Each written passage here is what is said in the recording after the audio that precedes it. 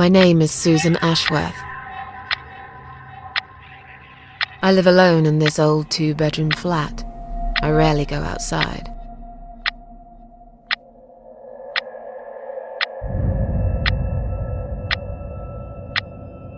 Some would say it's a lonely life, and I guess that's true, but I don't like people's company. Not lately, anyway.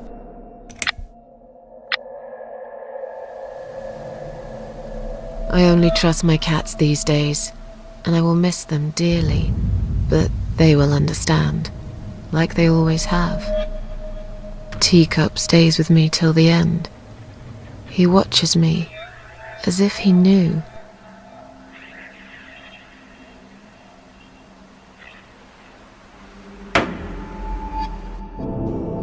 Because earlier tonight, I swallowed a whole bunch of pills. They're legal, of course, prescribed by my doctor for my sleeping problems.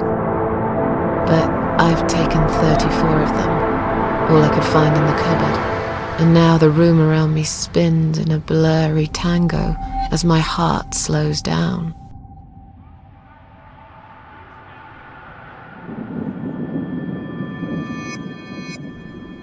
Any second now, I will be dead. I feel calm. I'm ready for it.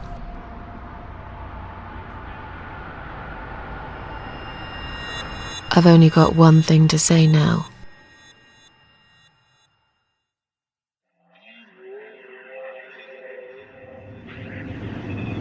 Thanks for nothing. Goodbye.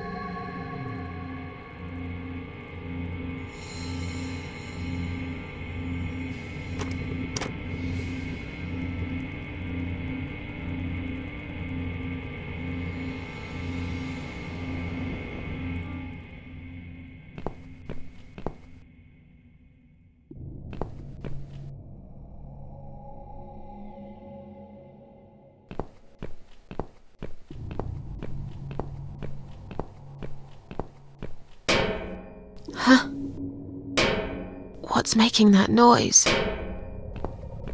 Hello? Who's there? Answer me!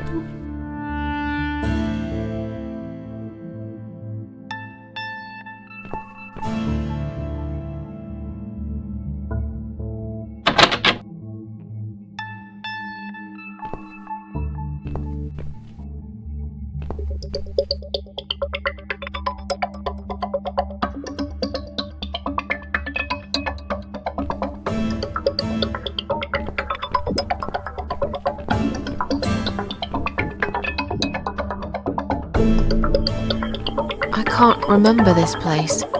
Am I lost?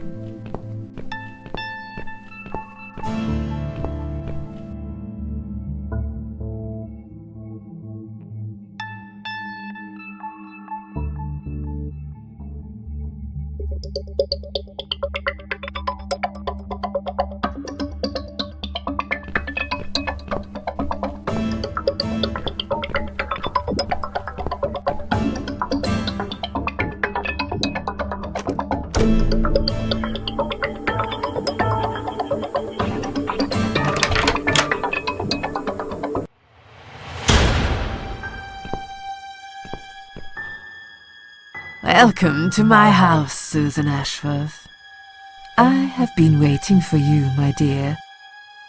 I knew you would turn up one fine day like this. Who are you? I have so many names, it's hard to pick one. But I'm curious, who do you think I am?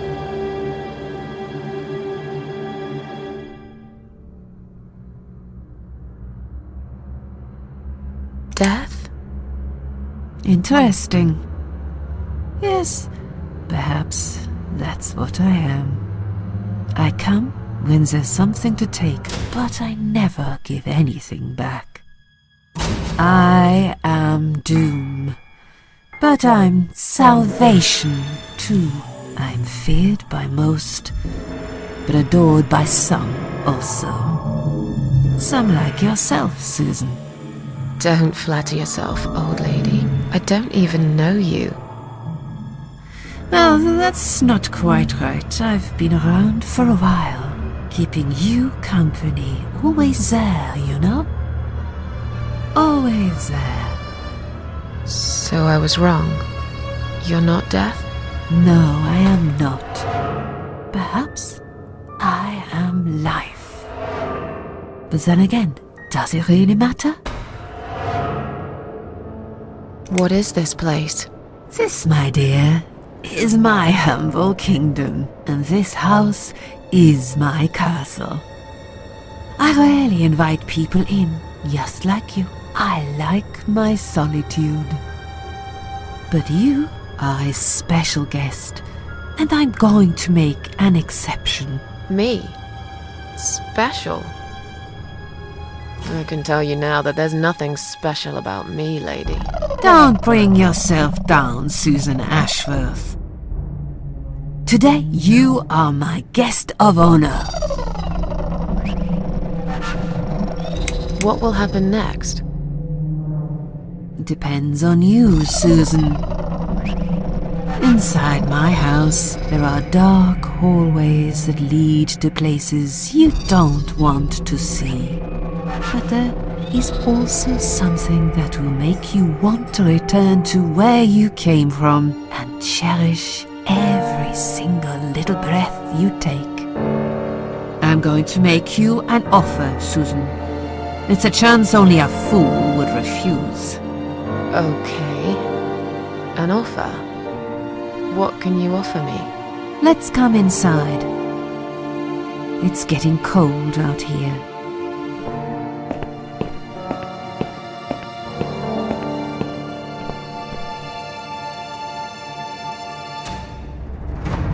Please don't touch anything, dear. I wasn't going to. You lied to the whole world, Susan. And you lied to yourself.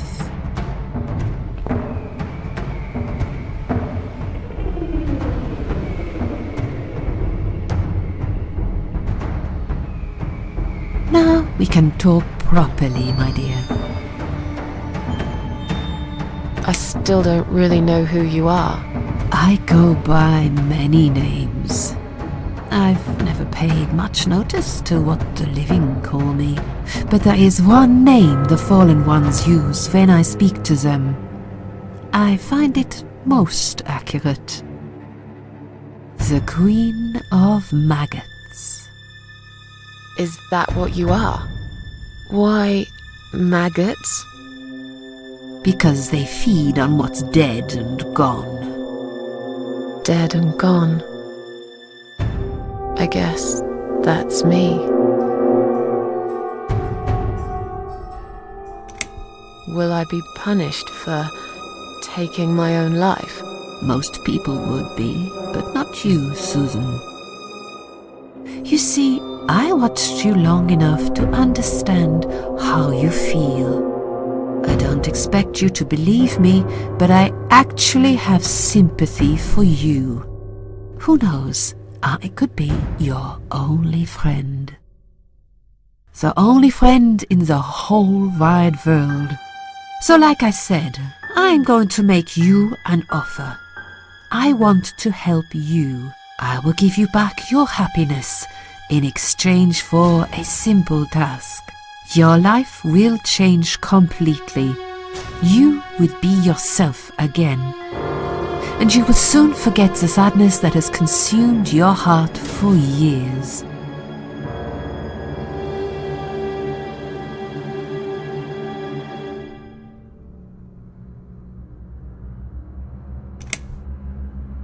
Is there anyone else here?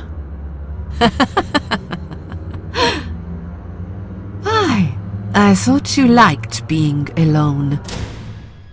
Isn't that why you ran away from everyone? It doesn't matter.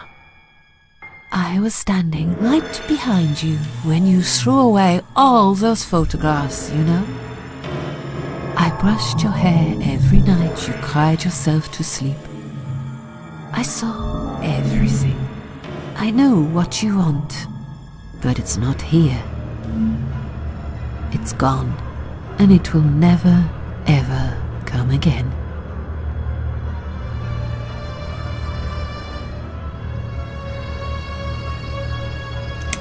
I have no reason to live. Please, just let me go.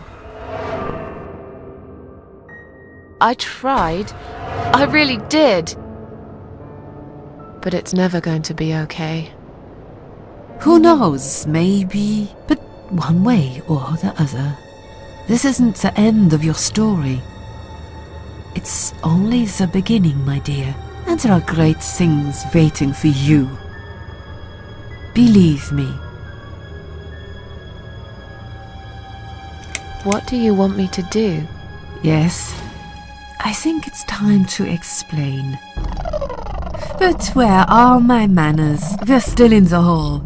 This is not a place for a serious talk. Follow me to the next room. I'll tell you everything you need to know.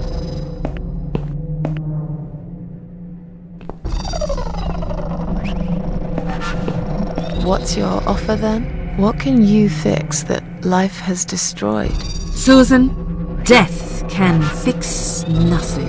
But though we are both dead, I am not death. I might seem just like a strange old woman to you, but I'm just as powerful as gods.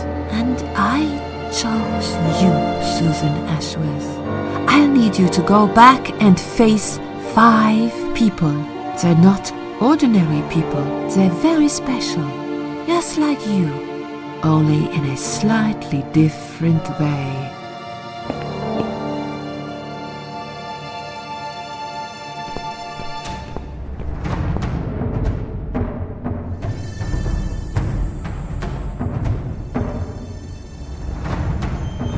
I'm a failure.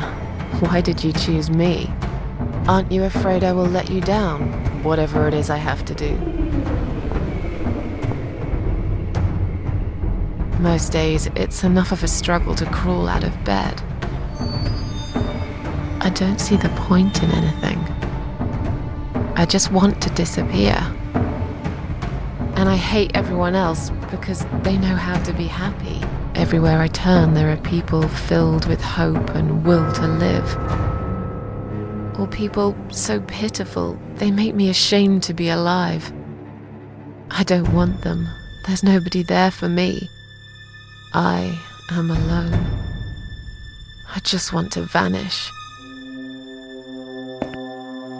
This is the very reason I chose you, Susan Ashworth.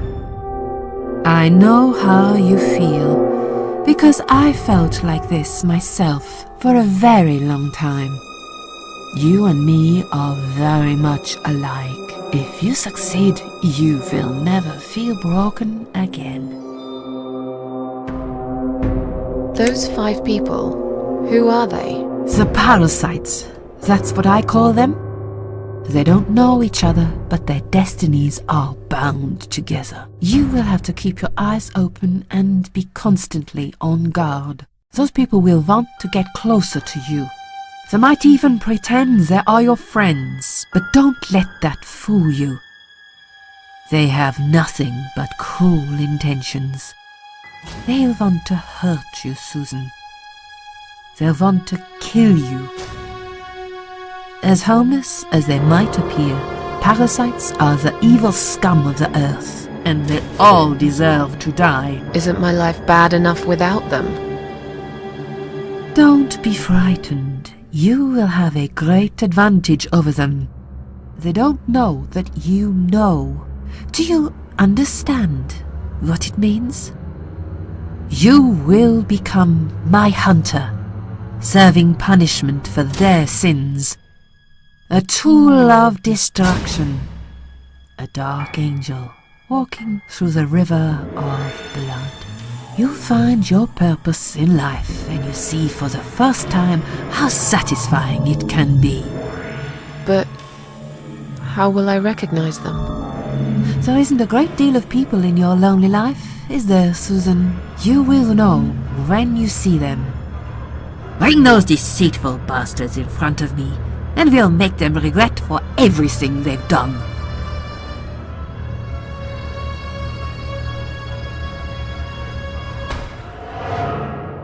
Are you expecting me to kill them? No, Susan, I'm expecting you to fight for survival. To do everything you can to defend yourself. I know you're not a murderer. Quite the opposite, actually. You're a good person. But I also know that you don't want to suffer.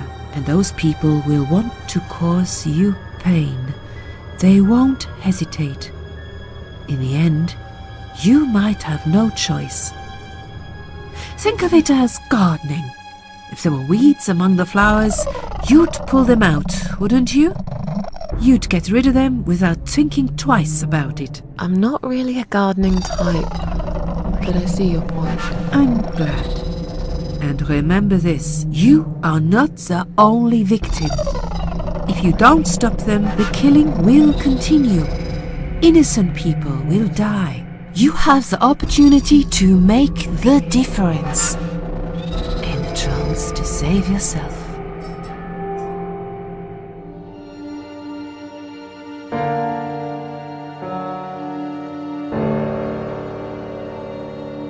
What makes you think I want to go back? I finally did it. I killed myself. That's all I ever wanted. And yet, it turns out to be just another failure. I want this suffering to stop. Dear Susan, you don't realize that the suffering never stops, do you? It only gets worse. This place is a passage between the world of the living and the world of the dead. You enter one of these corridors and you never come back. But you don't cease to exist. You remain.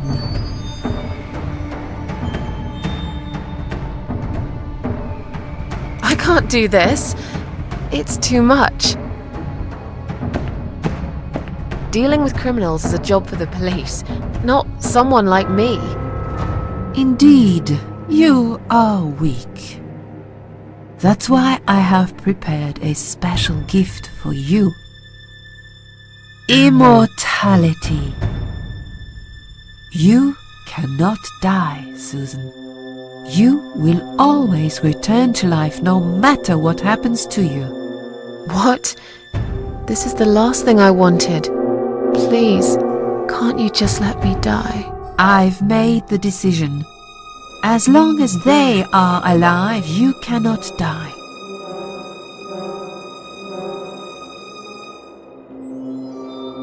It's blackmail. You can't do that. I'm doing it for your own good. Anyway, you are in no position to bargain with me. You will either go and do what you have to do, or suffer for eternity, forever unable to find your peace.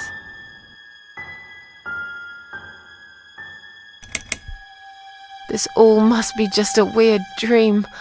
I don't believe you. Susan, see this door here?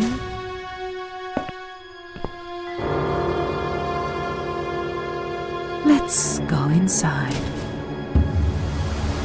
I want to show you something that will help you make up your mind. Follow me.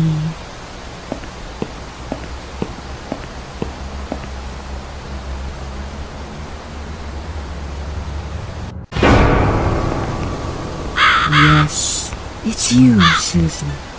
Come close. Say hello. I don't want to look at it. Haven't I had enough yet? That body in the ambulance. Then the forest. But this place is... This is exactly what I was trying to run away from. I don't want to be here. Make it go away.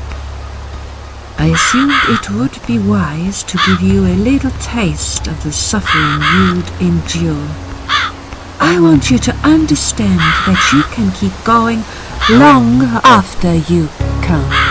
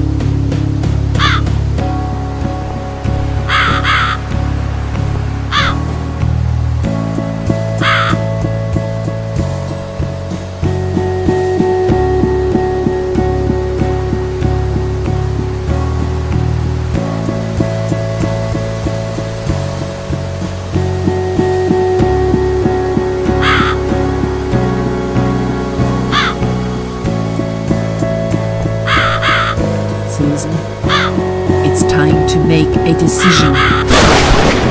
The parasites are coming, whether you want it or not. You haven't really got much choice. You must stand up for yourself.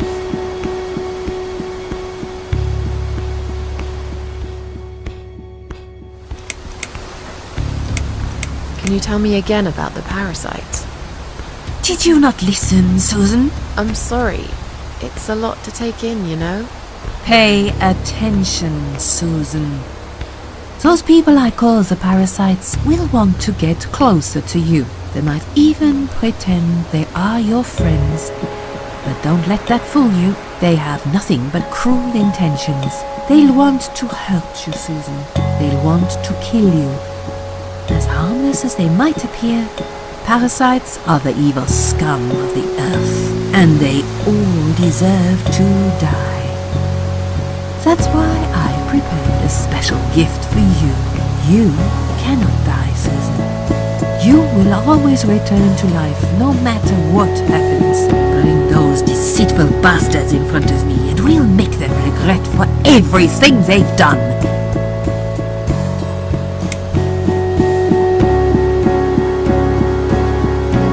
Take orders from nobody. I'll do it my way. Don't you understand? There is no other way. Well, I don't know that. Besides, you could be lying to me. How do I know you aren't? I'm no murderer. I don't want to be. I'll find another way without you. What? Look, I appreciate you giving me another chance.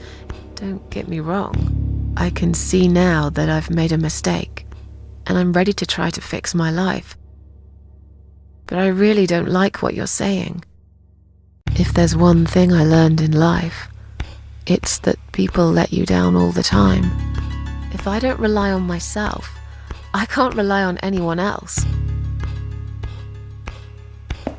You fool! You damned arrogant fool! You have no idea what you have just done. But fine, have it your way. In the end, I will be the one laughing at you. I always am.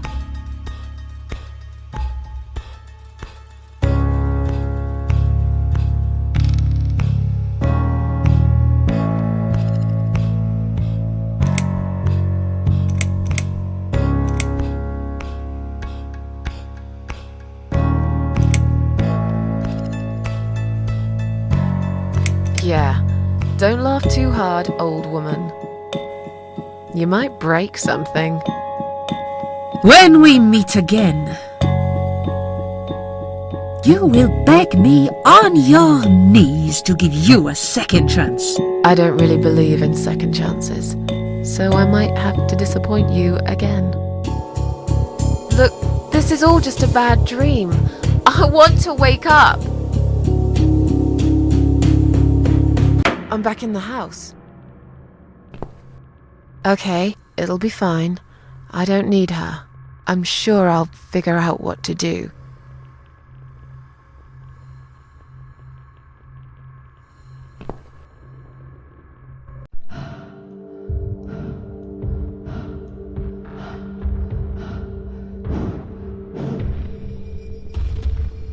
They left me no choice, Alice. Maybe one day you'll forgive me.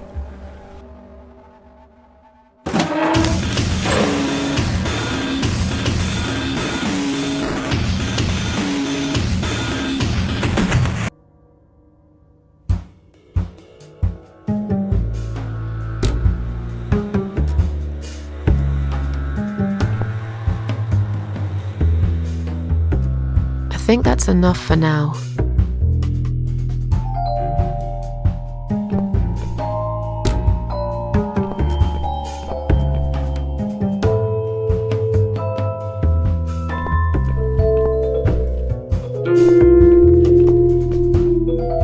I think that's enough for now.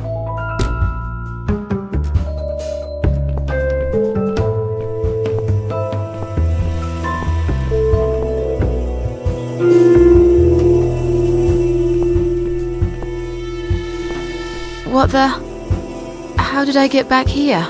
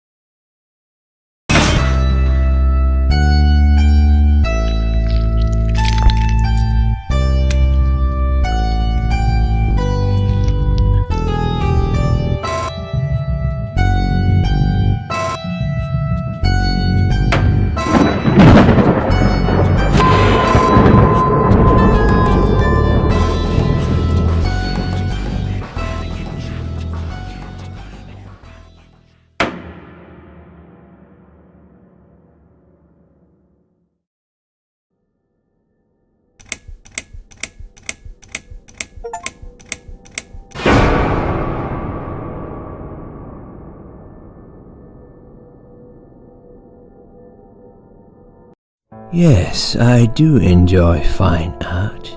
Thank you for noticing.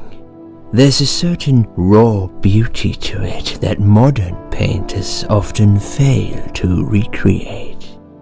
I always wanted to be an artist myself, but it'll be a long time before I can call myself that. I often say that patients are my canvas, but my job is more about restoration. Obviously, I look at the damaged human minds and bring them back to their former beauty. I'm sorry, I'm probably boring you. No, it's not that. It's just... It's been a difficult couple of days.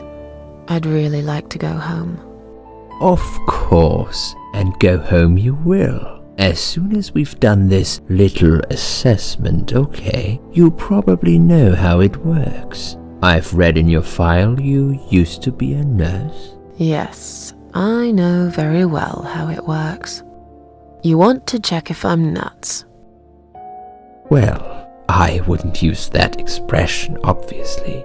But yes, we have to make sure you're safe and figure out how to help you. Also, as a nurse yourself, you know there's always paperwork involved. These forms won't fill themselves. Honestly, Susan, you have nothing to worry about. This is just a formality. I could tell straight away that you are not nuts. Fine. What would you like to know? I will answer all your questions. Then I'll go home, take a long shower, and catch up on sleep. Wonderful. Let's see then. Where do we begin?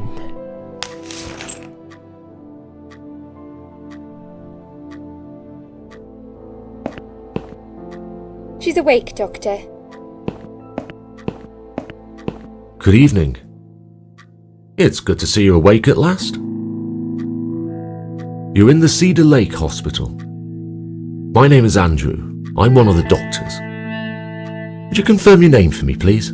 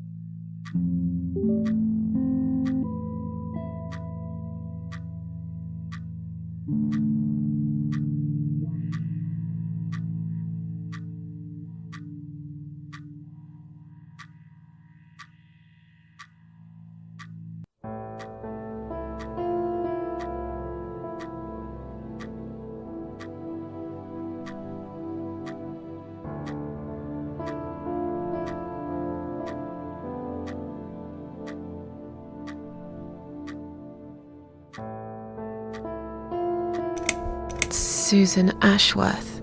Hello, Mrs. Ashworth. I'm glad to see you're all right. You're on the ward now. Your condition is stable. I can see your brain functions just fine and there's no permanent damage of any sort. We've checked your internal organs and they're fine too. You're a very lucky lady, Susan. You might experience extreme tiredness and lethargy for a couple of days, but that should soon pass. I would advise plenty of rest now. The nurses on this ward will take it from here. Please let them know if you need anything. Take care, Mrs. Ashworth. Please, don't try to speak. What did you say? Don't worry, Mrs. Ashworth. Your arm is fine. No. There was nothing wrong with your arm, darling. Now calm down. Would you like me to get you some water? Let me get you a drink. I'll be back in a second.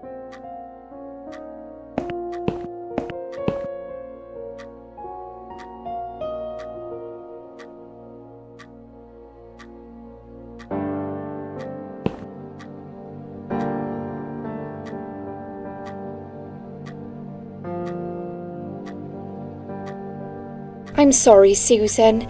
Did I wake you? I have to take your blood pressure. 2 seconds and I'm gone. My name is Liz, by the way. I'm sorry. I know this isn't very nice. Believe me, I hate waking people up just for this. But being a nuisance is part of my stupid job, unfortunately. Oof, I hate this place. Tell you what, Susan. Can I call you Susan? So anyway, I shouldn't say it, but you know I'm going to anyway. You are so lucky. It's crazy. You doing what you've done, and her walking in, seeing what she saw. That was a chance. 1 in a million. I'm not making any sense again, am I? I'm tired. They're working us to death here, you know. Modern day slavery. One day I'll tell them what I really think. I swear I will. Ah, and here it is. You've got the blood pressure of an 18-year-old. Just wanted to say you're lucky, I think. And that I hope you've changed your mind about some things. Got to go, but I'll see you later. You take care, sweetheart, yeah?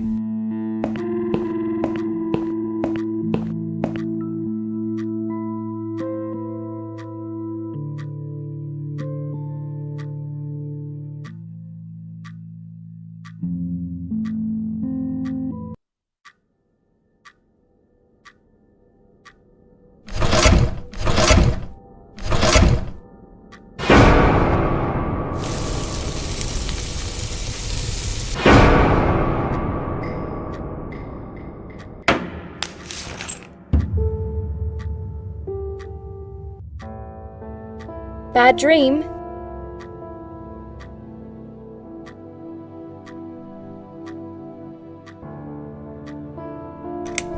Yeah, a really bad one.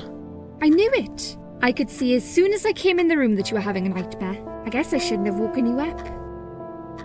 What was it about?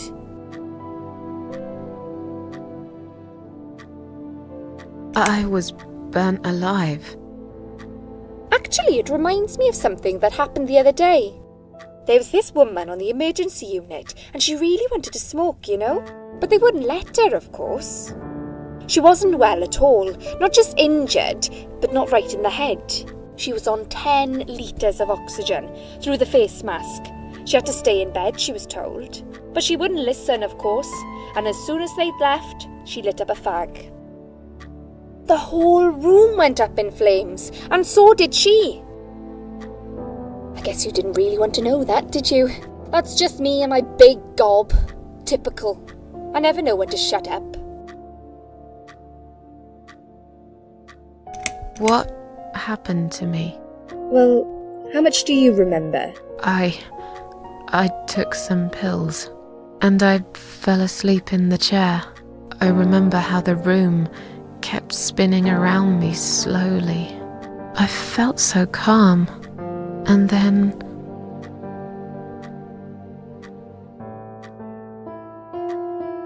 all of a sudden I was on the field of barley. It was great at first. I felt happy. I was free, but it soon got worse. There was this tunnel, but there was no light at the end of it, only darkness. Then I got lost in the woods. There was my dead body hanged on the tree, a burning car, and a crow, and a deer. I heard something behind the trees, but I didn't dare to look. Then I found the house. The old woman who lived there, I think she was Death.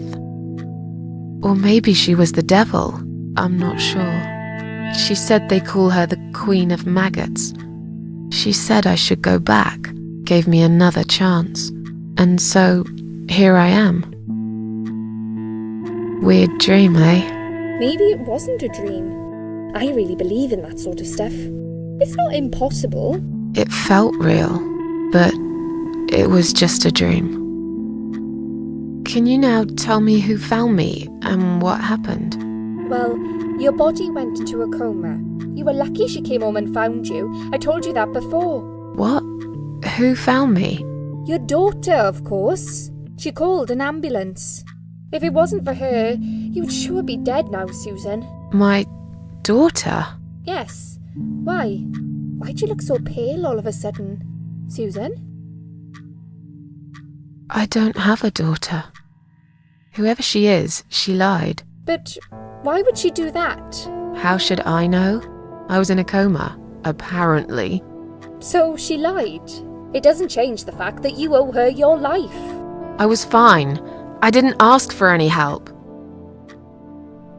Sorry. How long have I been here? I was told you arrived at the hospital at 7 in the evening. You had a cardiac arrest in the ambulance. They had to resuscitate you. Your heart stopped beating for nearly a minute, but they managed to bring you back. You went to the intensive care unit, where they gave you a dose of antidote and pumped your stomach. As soon as your condition was stable, they brought you on this ward. It's called Dime Ward.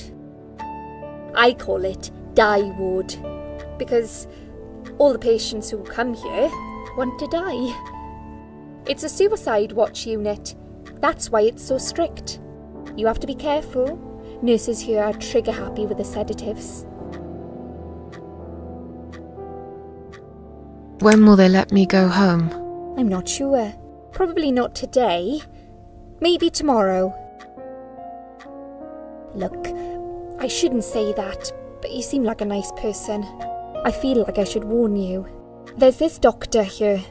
They call him Dr. X. He's a chief of psychiatry in this hospital. You won't be able to go home until he's talked to you, and he's really good at getting into your head. You know what I'm saying? He will ask you a lot of tricky questions. But he's a really great guy. You should trust him. Tell me more about this Dr. X. His name is Xavier Zellman, but everyone just calls him Dr. X. He comes on the ward often, usually late in the afternoon or in the evening. I personally really like him, but you hear all sorts of stories in a place like this, you know. I don't know what to believe anymore. All I know is he's been very friendly and supportive. Some doctors won't even say hello to you, but Dr. X usually stops and asks how I am. He knows I have some problems. He can see I'm not happy here. He actually offered me some free weekly sessions. I think I might take him up on his offer. What are they saying about him? Oh yeah, they say he's a big flirt. Nurses, cleaners, patients. He doesn't care, as long as they're wearing a skirt. One girl I knew, Linda, I heard they had an affair. Stupid girl. Well, she left, and I never saw her again. Now why do you think that is? Dr. X got her knocked up. They covered it up and quietly got rid of her. Probably paid her some money. I don't know how these things work, but it must have been enough to shut her up. I bet he'll be more careful now. But I can't really say a bad word about him, personally. Well, one thing. Maybe. Don't laugh, okay? He's got a weird smell. What do you mean? He smells funny. I don't know. Maybe it's just bad aftershave. Or maybe it's something he eats. Oh, thanks for the warning. I'll try not to get too close to him. Now that I think about it, there's something else too. I'll tell you this, Susan. He starts talking to you, and you just open up and tell him everything. It's very odd. I don't exactly hide things from people, but he got some really private stuff out of me. Really private. You know what I mean? Things I wouldn't tell my mother about. And we haven't even started those sessions yet. So, be prepared for that. Sure, but it's a bit too late for me to hide how I feel now anyway. I think I made it very clear when I swallowed those pills.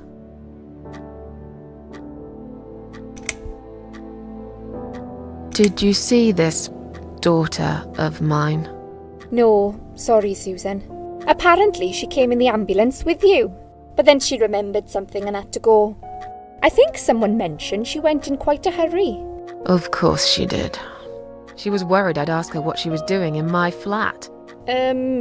Saving your life? Do I really have to give her a benefit of the doubt just because of that? One would assume so. That girl is a hero. Maybe real heroes always leave before their identity is revealed. Or she was a burglar, attempting to steal from me. That's a possibility too. Have you got anything very precious in your flat? Maybe. Tell me something more about yourself. Me? I'm a nobody. I'm just a hard-working girl. We all have to pay our bills somehow, right? I rent a room not far from here. There are 2 other girls living in the house. One is an auxiliary nurse, like me. She's always sick. The other one is a stripper. At least I think so. She's never home at night. Maybe she works at night, like you. Yeah, but I don't leave for work wearing red stockings and heels, do I? No, you're right. You're a real nurse, not some man's fantasy of one. I used to do all that for my boyfriend. You know, dress up as a sexy nurse and all. Well, I did it just once, really. He didn't like it that much. He didn't like me that much either. Broke up with me last Valentine's Day. Of all the days, he chose that one, eh? He never told me why, but I don't care anymore.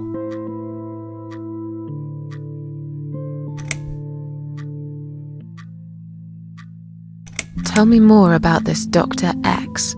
His name is Xavier Zellman, but everyone just calls him Dr. X. He comes on the ward often, usually late in the afternoon or in the evening. I personally really like him, but you hear all sorts of stories in a place like this, you know. I don't know what to believe anymore. All I know is he's been very friendly and supportive. Some doctors won't even say hello to you, but Dr. X usually stops and asks how I am. He knows I have some problems. He can see I'm not happy here. He actually offered me some free weekly sessions. I think I might take him up on his offer. What are they saying about him? Oh yeah, they say he's a big flirt. Nurses, cleaners, patients. He doesn't care, as long as they're wearing a skirt. One girl I knew, Linda, I heard they had an affair. Stupid girl. Well, she left, and I never saw her again.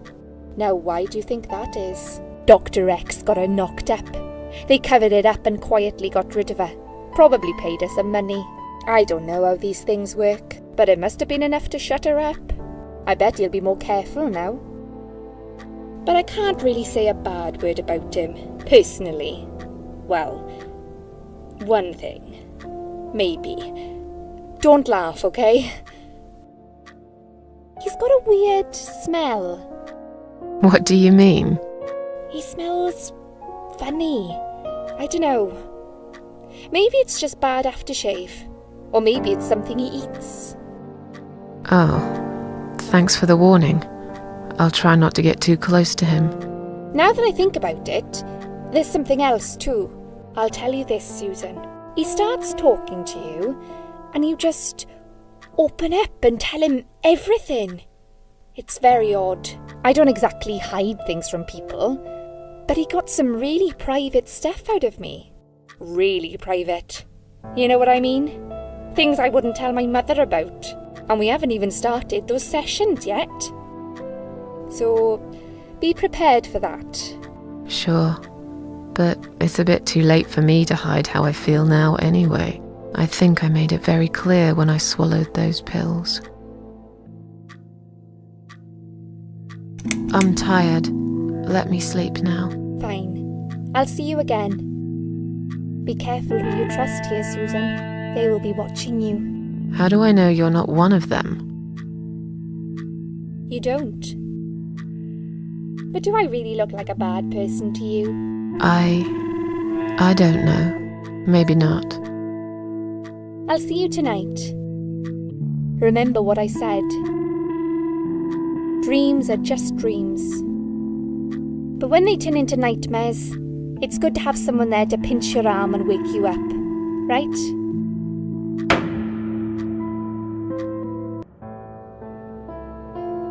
We'll start with a little chat about your childhood. I want you to be as honest as possible. It's important if we want to get to the bottom of your problem. Count to 10 and tell me when you're ready, Susan.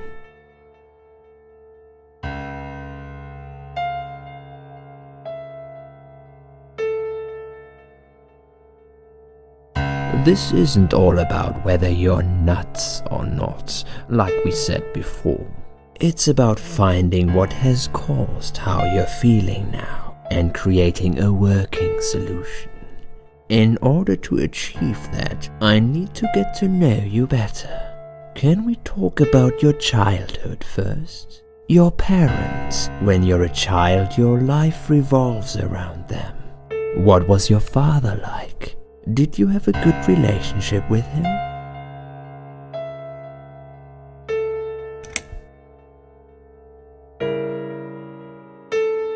No, he wasn't a good father to me. He was a cold, scary man, had this wall around him. I could never talk to him about anything. He wouldn't understand. He'd just punish me instead. Maybe it's his fault I got some wires crossed in my head, because he never loved me. I've always wondered what it feels like to have a loving dad. Maybe it's not too late to fix things between you two. It is. He's dead. Cancer. 6 years ago. I see. But it isn't too late for you to put things right in your heart. Have you forgiven him?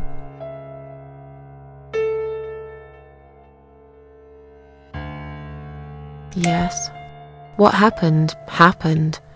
I see no point in blaming him forever. Good. Clearly you closed this chapter in your life.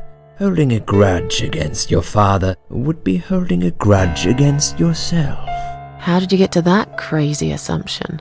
Your father is a part of you, whether you want it or not. Children subconsciously copy their parents' behavior and recreate it later in life. I'm sorry, but I have to disagree. Why does that upset you, Susan? This isn't something I just made up. These are scientific facts which have been tested and proven over the years. If you say so, fine. You haven't really forgiven your father, have you? That's what it's all about. I said fine. This is definitely something we have to work on in the future. Let's talk about your mother now. What was she like? Would you care to tell me about her?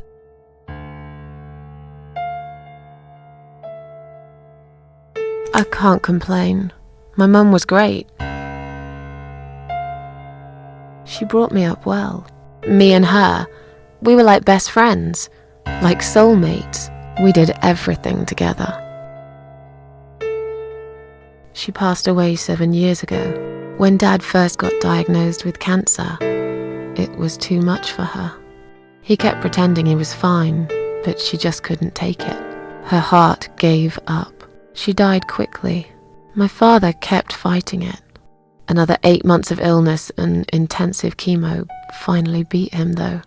He thought he was unbeatable, but he wasn't. Okay, I'm beginning to get a better picture. That's enough about your parents for now. Let's take 2 minutes, and we will talk about something else.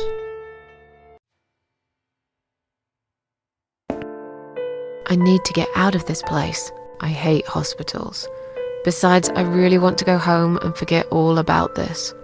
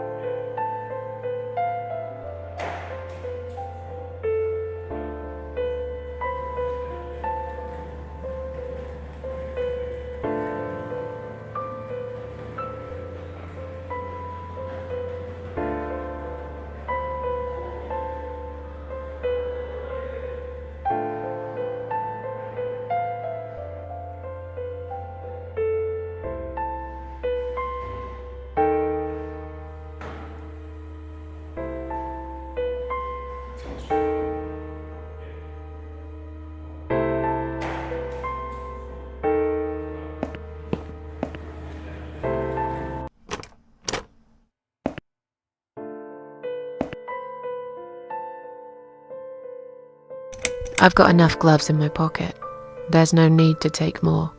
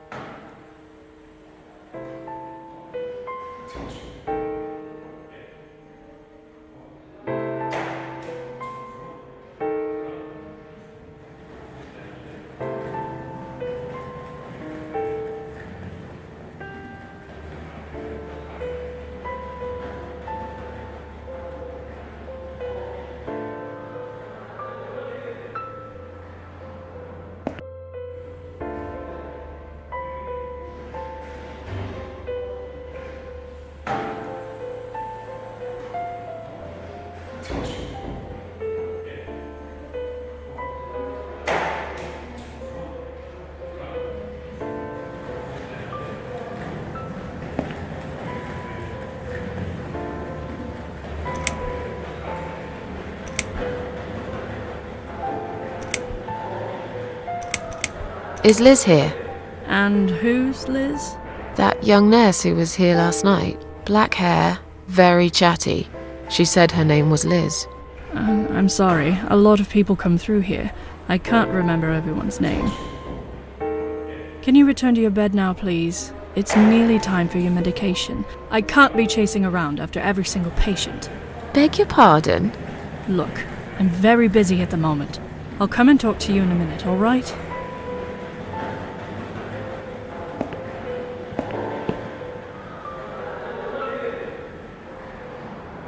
Please do not touch these. They are all confidential documents. Yeah? Well, maybe you shouldn't leave them out on the desk for everyone to see. If you are looking for something to read, we have some magazines for patients here. Thanks, but I think I'll pass.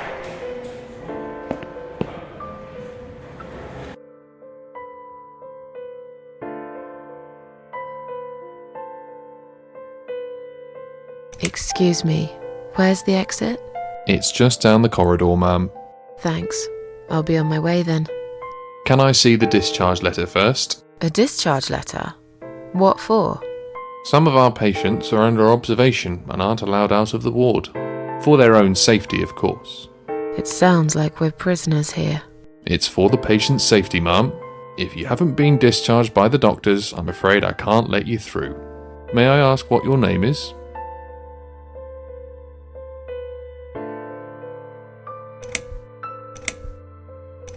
My name is Susan Ashworth. Can I go now? If you've not been discharged, I can't let you out, Mrs. Ashworth. I'm afraid there's nothing I can do for you, ma'am. You should talk to the doctor first and come back with a letter and some form of identification.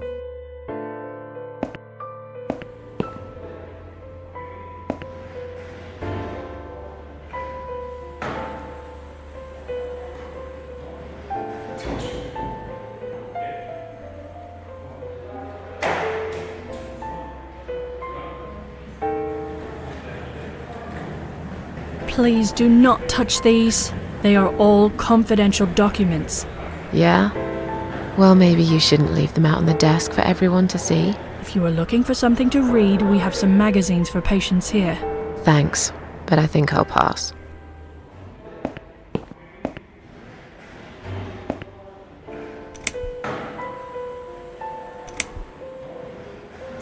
I feel much better now. Can you please discharge me? I'm glad to hear that. But I can't discharge you until Dr. X sees you. He should be doing his round very soon. Please return to your bed and wait for him, all right?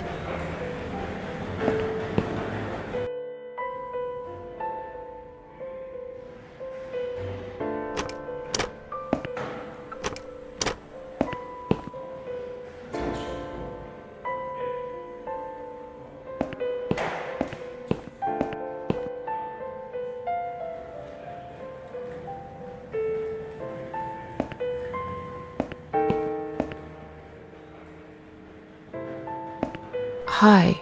Are you alright? Can we talk for a minute? I can't talk. Please, just leave me alone. Oh, I mean you no harm. I'm trapped here, just like you. Trapped? I don't know. It's just so hard to think without it. But you're a stranger. And you're not one of those lovely nurses either. They look after me so well.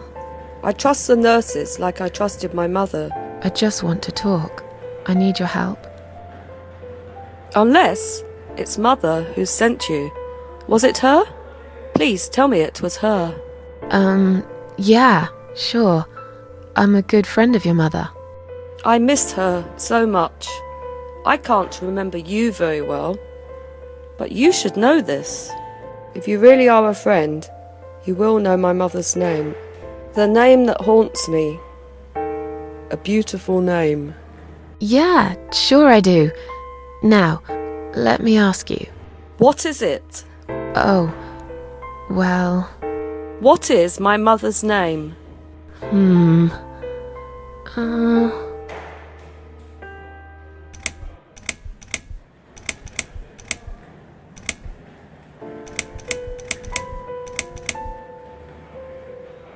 Mary?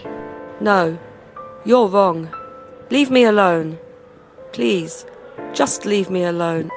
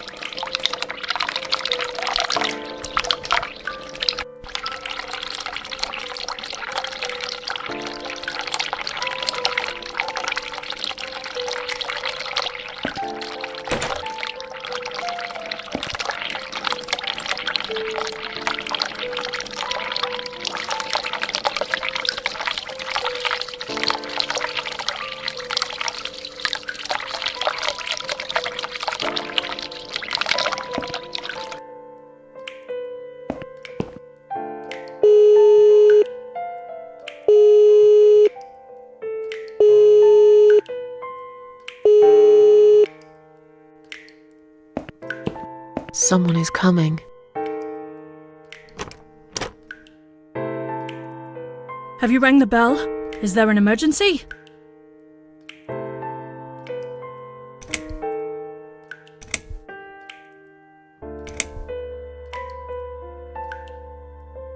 I pressed it by mistake. Sorry. Oh. Alright. It happens, I guess. I'll see you later.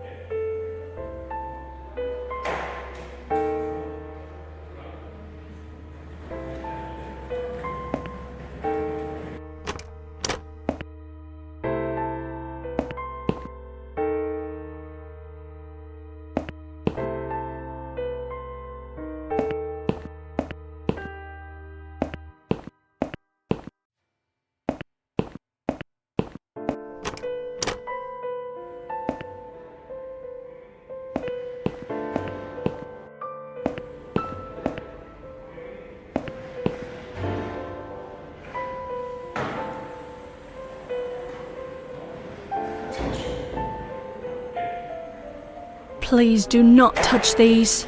They are all confidential documents. I was only going to tidy up. I'm sorry, are you one of the housekeepers? Why did you dress up as a patient? I just can't stand mess, that's all. And there's no need to be sarcastic. Who's being sarcastic?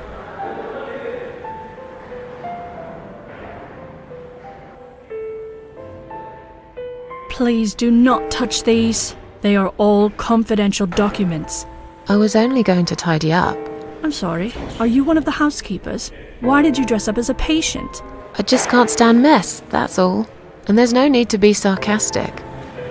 Who's being sarcastic?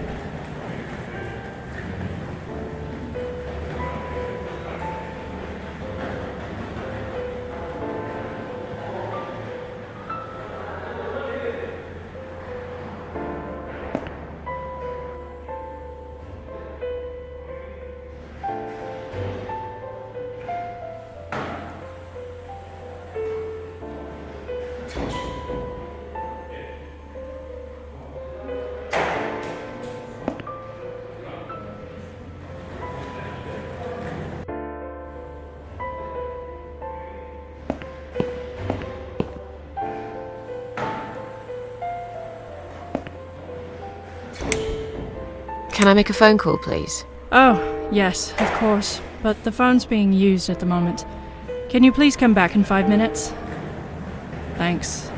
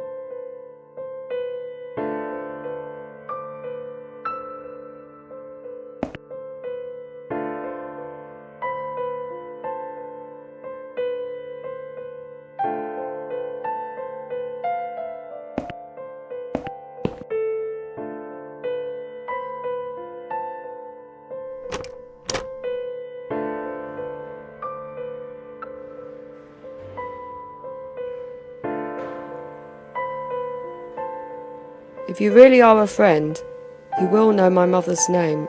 The name that haunts me. A beautiful name. But I know it. Let me just think for a second.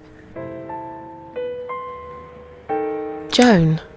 No, you're wrong. Leave me alone. Please, just leave me alone.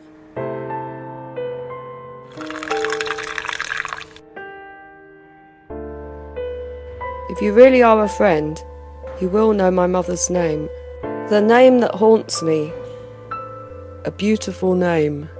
But I know it. Let me just think for a second. Elizabeth. No, you're wrong. Leave me alone. Please, just leave me alone.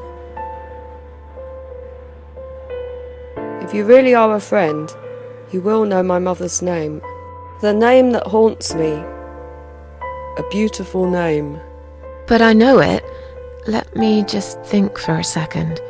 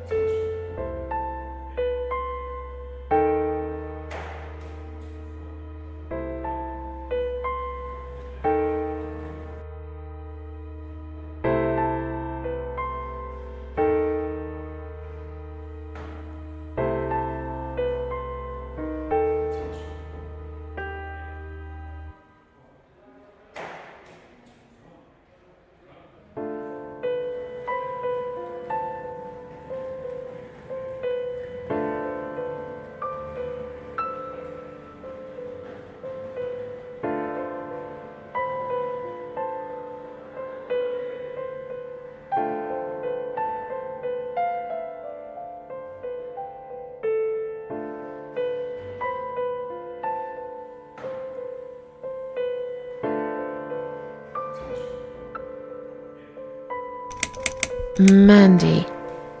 No, you're wrong. Leave me alone. Please, just leave me alone.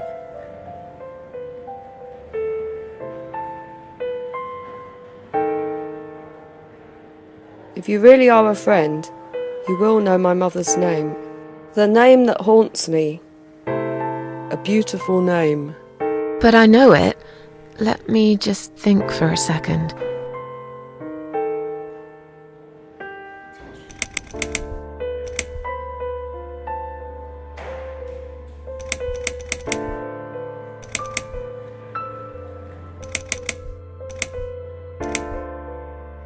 I don't know. No, of course you don't. Leave me alone. Please, just leave me alone.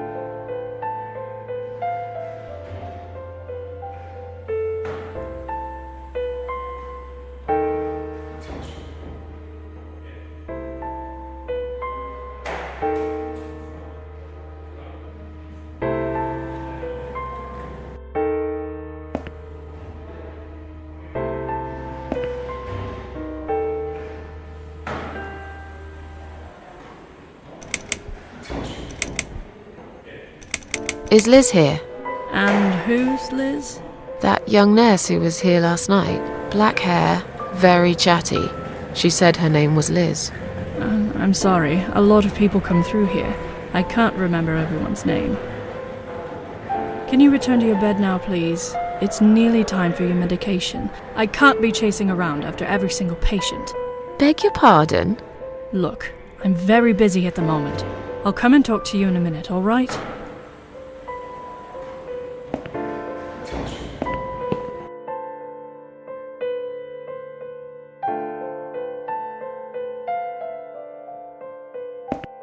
Sorry, Ma'am, can't let you through. We'll need to see a discharge letter from your doctor first. Right. It seems that a discharge letter is the only ticket out of here.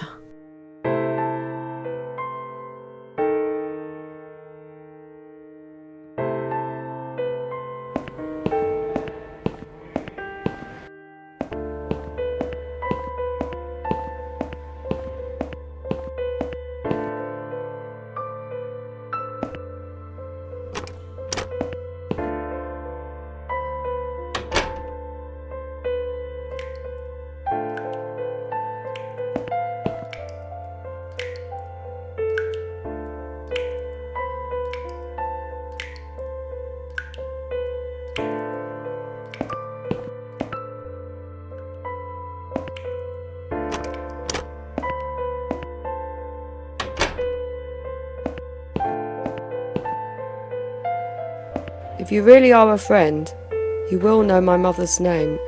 The name that haunts me. A beautiful name. But I know it. Let me just think for a second. Sarah.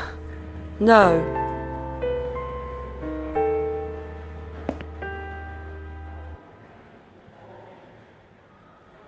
If you really are a friend, you will know my mother's name.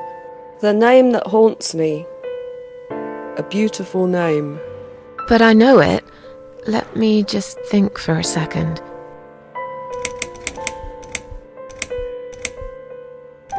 Alice. No, you're wrong. Leave me alone. Please, just leave me alone.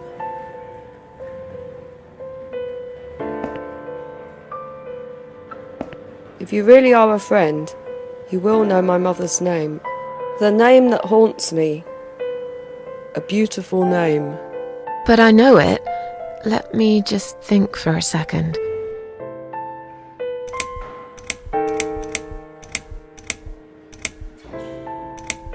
Anne Burton. No, that's my name. You don't know my mother. You little liar. Leave me alone. Please, just leave me alone.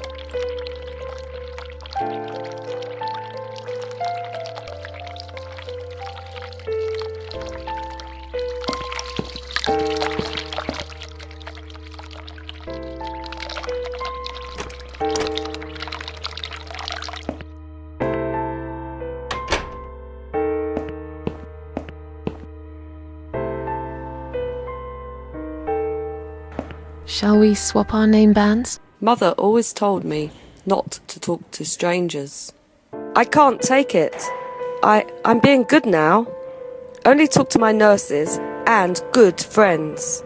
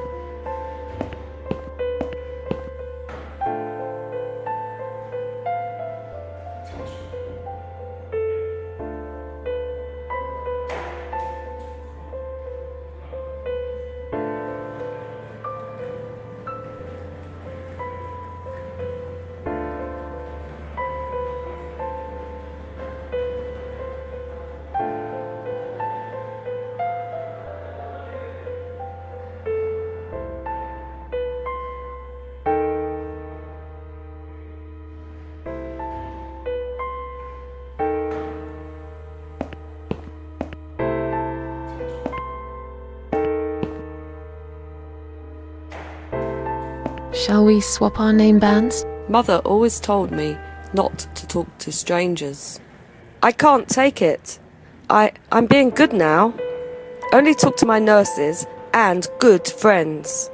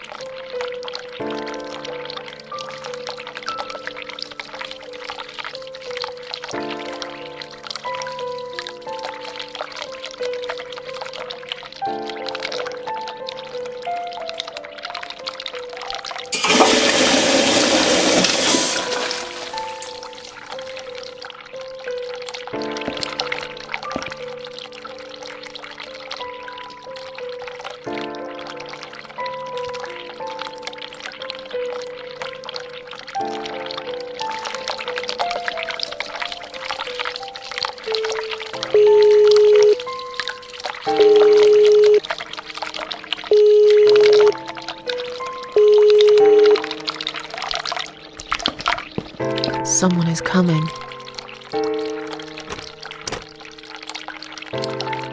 Have you rang the bell? Is there an emergency? The toilet's blocked. What? Well, that's hardly an emergency. It is when you need to use it urgently, like I do. I see. Fine, I'll sort it out. Just give me a minute.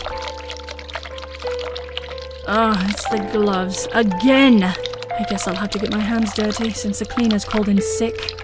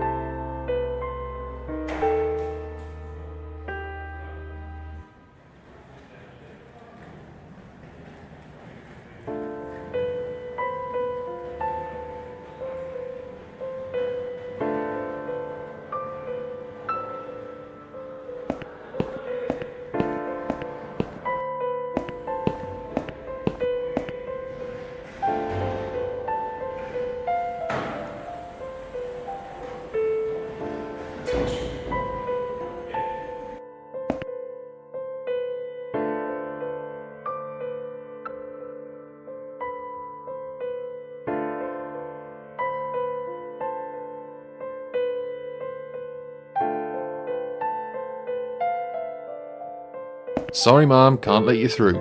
We'll need to see a discharge letter from your doctor first. Here. Are you happy now? Yes, that seems fine. Can I just check your name band to confirm that you are indeed Anne Burton? Oh, right. Name band. I think I left it in my room. I'll go and get it, shall I?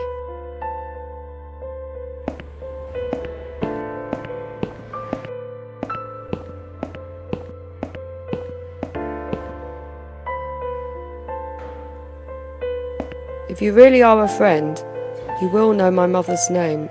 The name that haunts me. A beautiful name. But I know it. Let me just think for a second.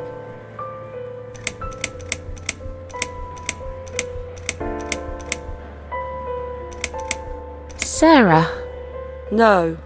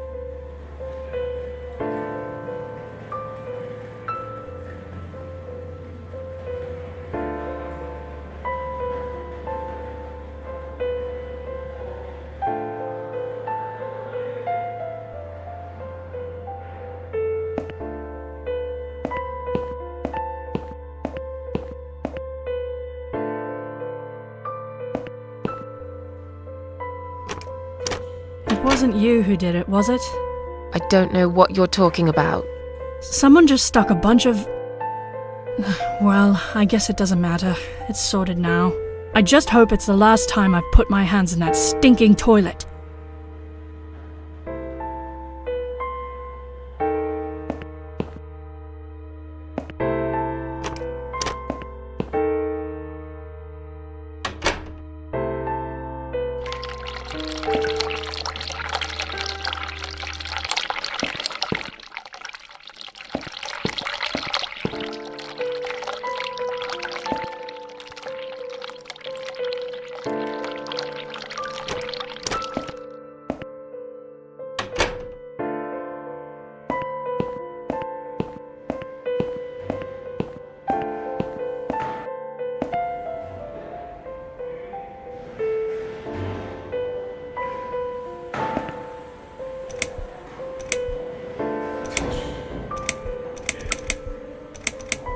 Can I make a phone call, please? Oh, yes, of course. But the phone's being used at the moment.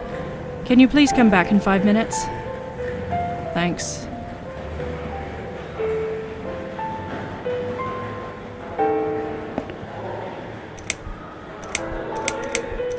I'd like to go home now. Well, so would I. But there are procedures and a system in place.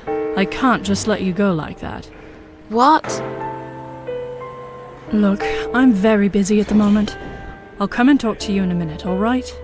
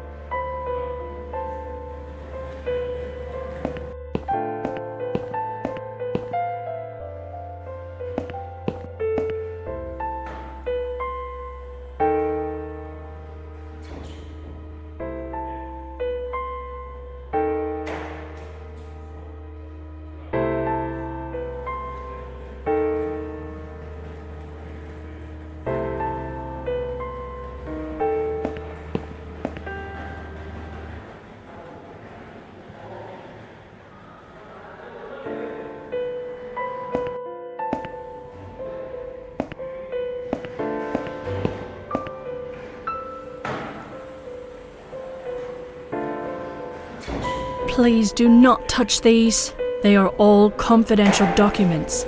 I was only going to tidy up. I'm sorry, are you one of the housekeepers? Why did you dress up as a patient? I just can't stand mess, that's all. And there's no need to be sarcastic. Who's being sarcastic?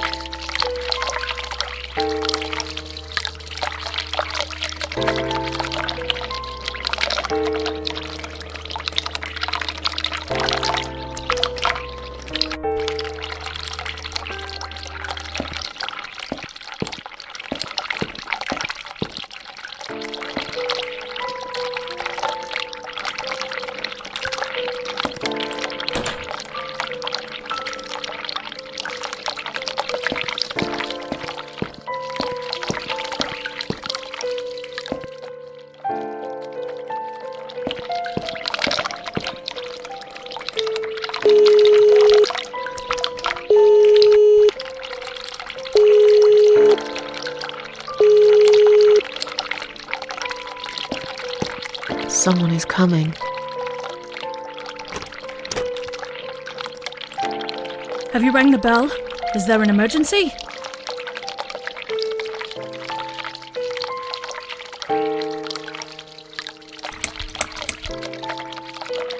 I'm feeling a bit woozy. Are you really? You look fine to me.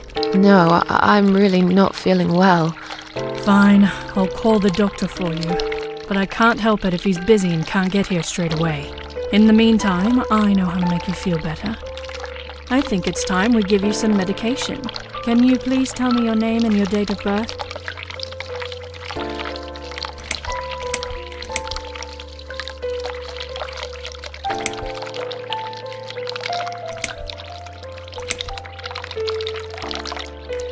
Susan Ashworth, 24th of May, 1970.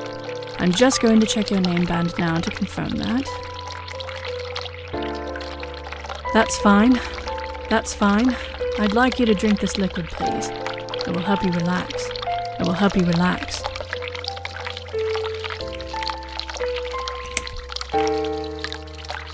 That's a good girl. Now, drink it down. You'll feel much better.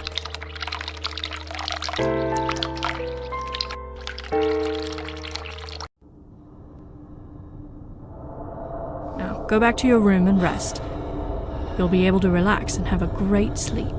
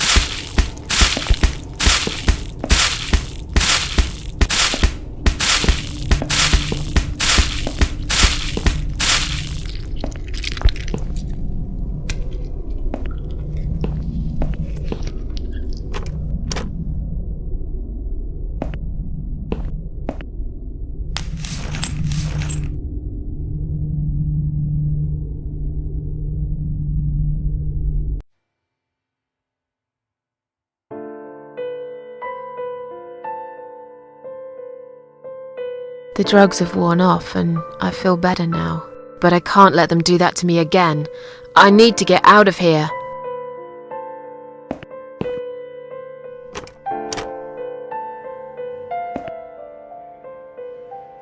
If you really are a friend, you will know my mother's name.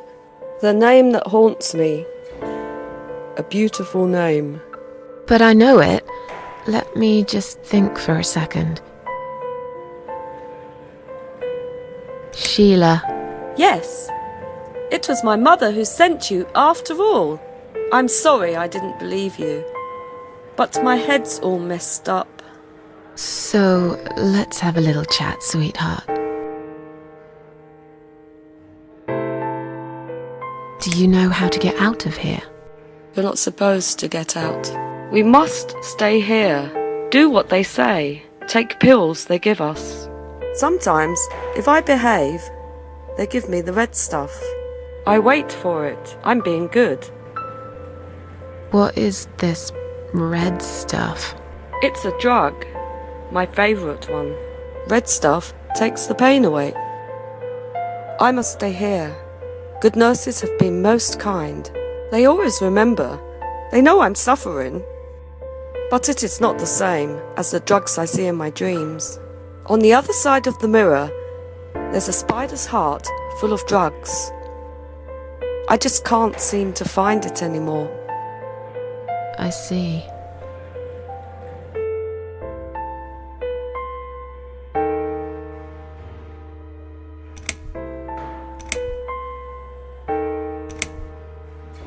How about we swap our name bands?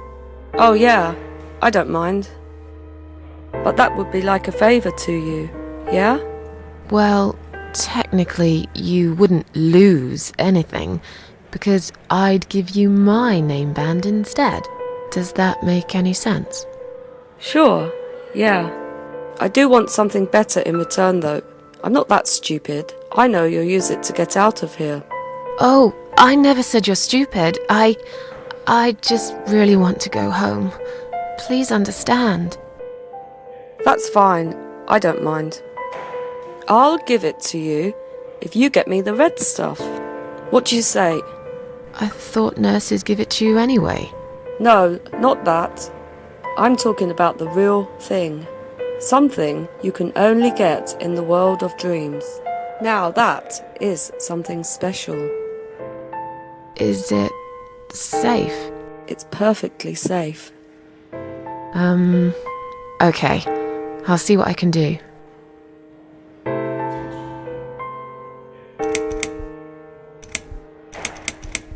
What exactly is this little treat you mentioned?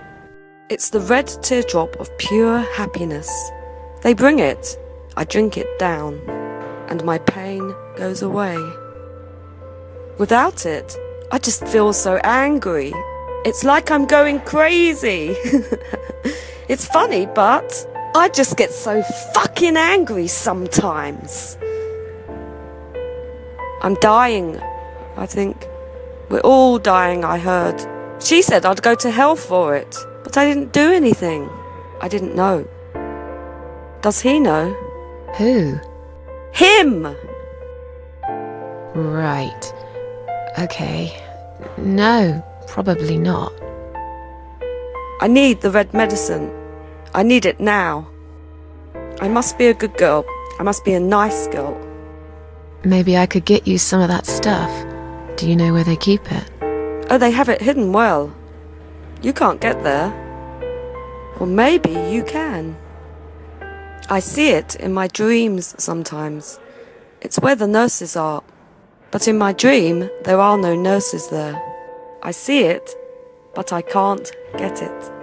It's so near, and yet so far. I can still hear the broken heartbeat of the spider's heart.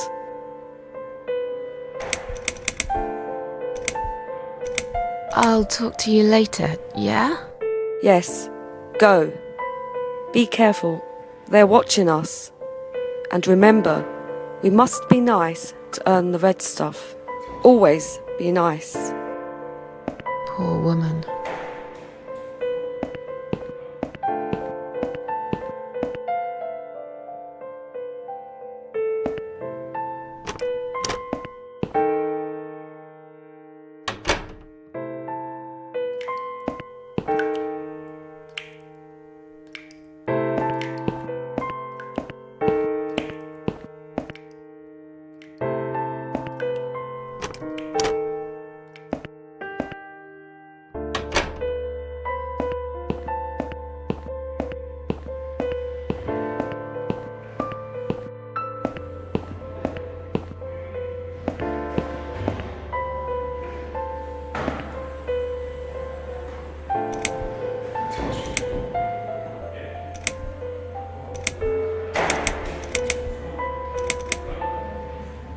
Can I make a phone call, please? Oh, yes, of course. But the phone's being used at the moment. Can you please come back in 5 minutes? Thanks.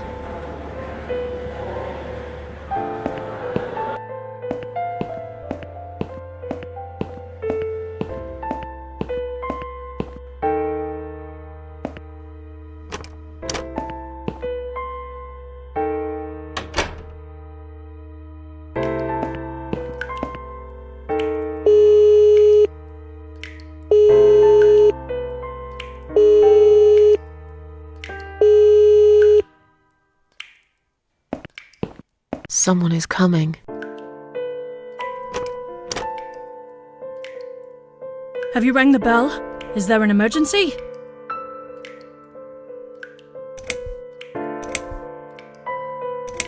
I'm feeling a bit woozy.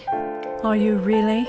You look fine to me. No, I'm really not feeling well. Fine, I'll call the doctor for you. But I can't help it if he's busy and can't get here straight away. In the meantime, I know how to make you feel better.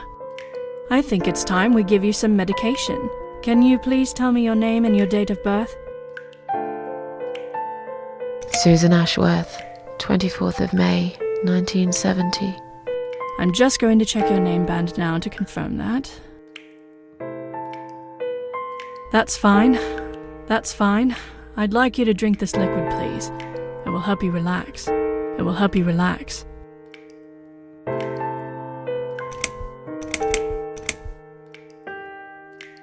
That's a good girl. Now, drink it down. You'll feel much better.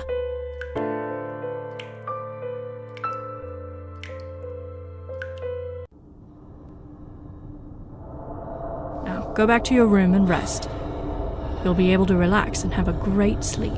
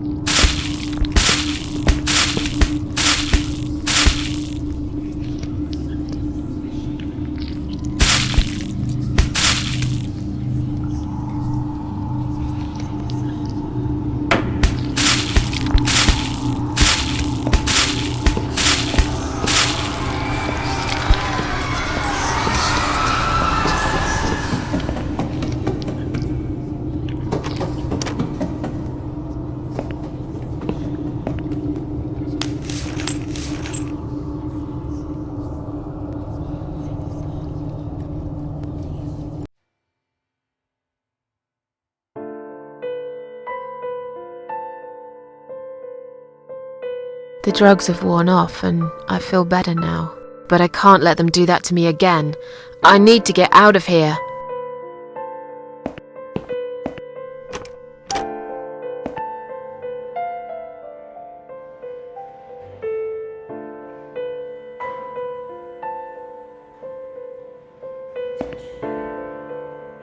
I've found the thing you asked me for, but are you absolutely certain it won't harm you? Don't be silly. Of course it won't. Fine. I hope you know what you're doing. Can I have your name band now, please? Yes. No matter what they say, I do keep my promises. What do they... You know what? It doesn't matter. Thank you for your help.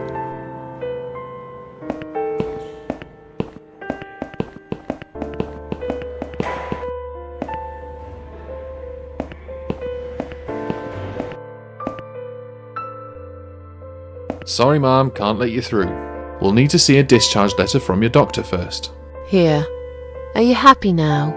Yes, that seems fine. Can I just check your name band to confirm that you are indeed Anne Burton? Oh, all right. I didn't realize you knew how to read. There you go. Can I go now? Of course. Thank you, Mom. We'll see you soon. No, you won't. Now get out of my way.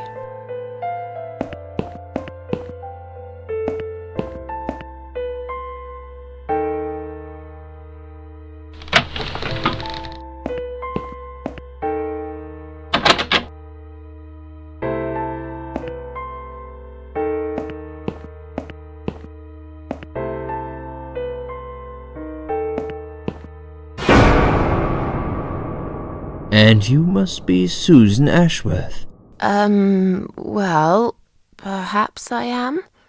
Do you mind if I ask you where you're heading to? I was just going for a little walk, stretch my legs, get some fresh air.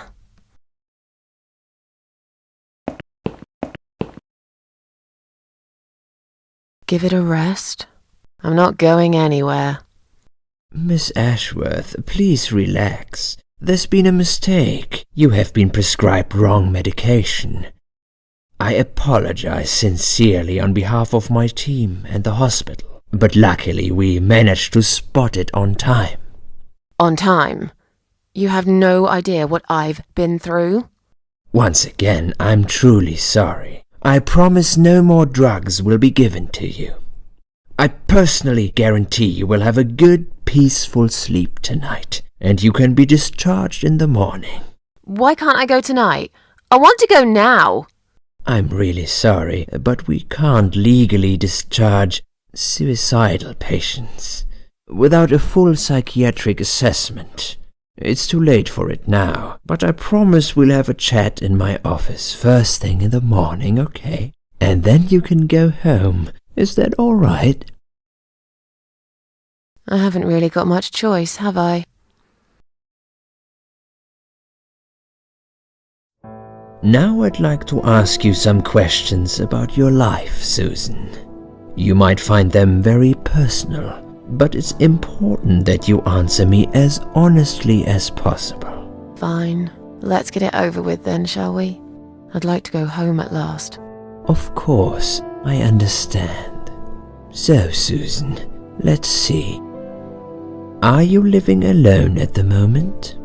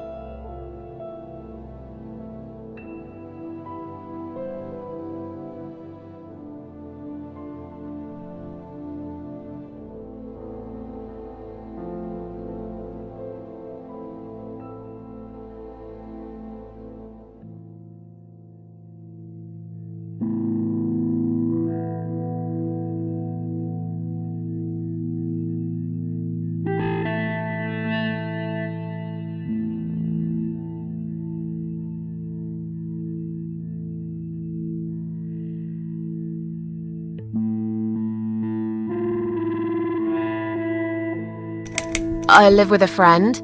She must be worried sick about me. A friend? Really? I'm confused. In your suicide note, you said you live alone. Okay, I lied. You shouldn't be afraid of opening up, Susan. No, I know. Please, it's for your own good that we're doing this. We need to figure out where things have gone wrong and how to fix them. I'm afraid you'll need a time machine for that, Doctor. A human mind is the best time machine you can get, Susan. All we need is for you to relax and be honest with me. Can we do that? Yes, Doctor. What do you do for a living? I'm between jobs at the moment. I'll find something soon. But it's been difficult. I didn't feel that great. I felt weak and powerless and tired most of the time. I felt really awfully tired. typical depression symptoms, we can give you something for that.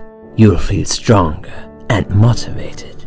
I admire your faith in modern medication, Doctor. I hope you're right. Describe to me what your mornings look like. What is the first thing you do each day?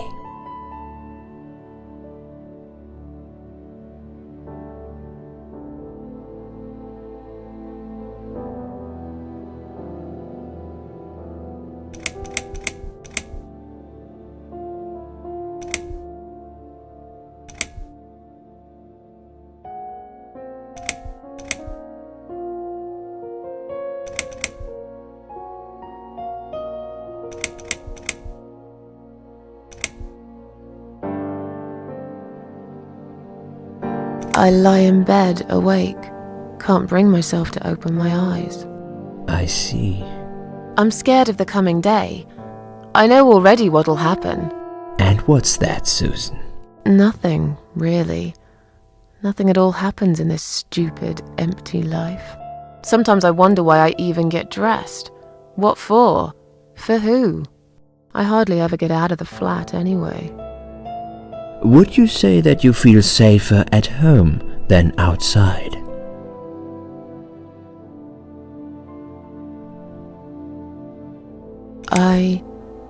Yeah, I suppose. It's not really about safety. I've just felt sad for a long time now. Really sad, you know? Somehow it brings me down even more when I go out and see all those happy, successful people. It makes me feel more like a failure. If I don't see it, it doesn't hurt that much.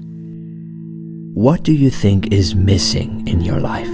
Or rather, what is one thing that you think would make your life better?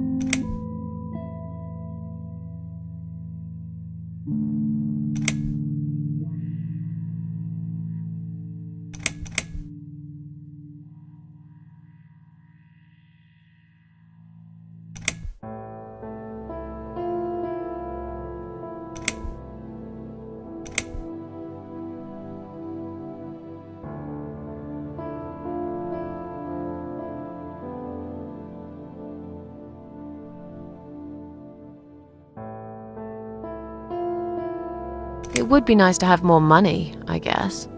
Sure, of course. Don't we all? Have you ever attended group therapy for depression or some other form of counseling?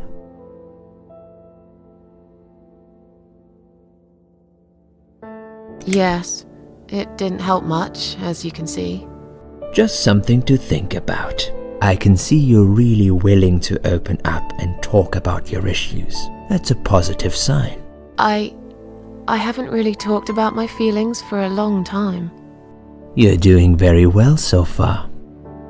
Do you have problems sleeping? Every night. I take pills for that. There aren't any left now, though. In the light of recent events, I think you should stay off those pills for a while. I suggest you drink some hot milk before bed instead. Would you describe for me how you feel at the moment?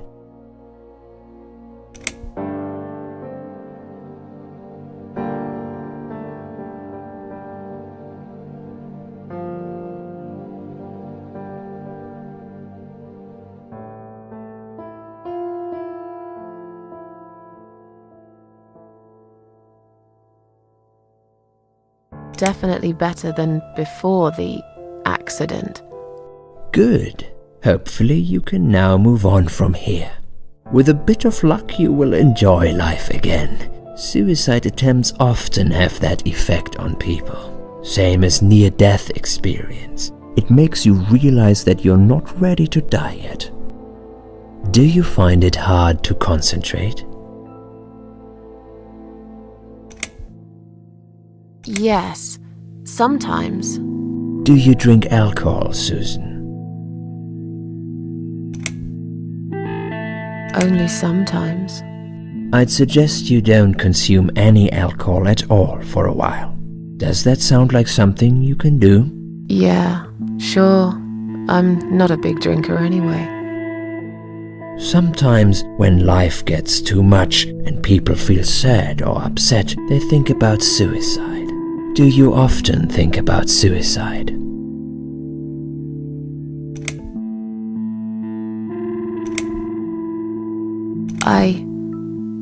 Yes, I think about it often. But now, I know I can't do it. Still, it won't just go away that easily. I need more time. I need to think it through. I need to find my peace with the world, I guess. Please, in your own words, try to explain to me, why did you really try to take your own life, Susan?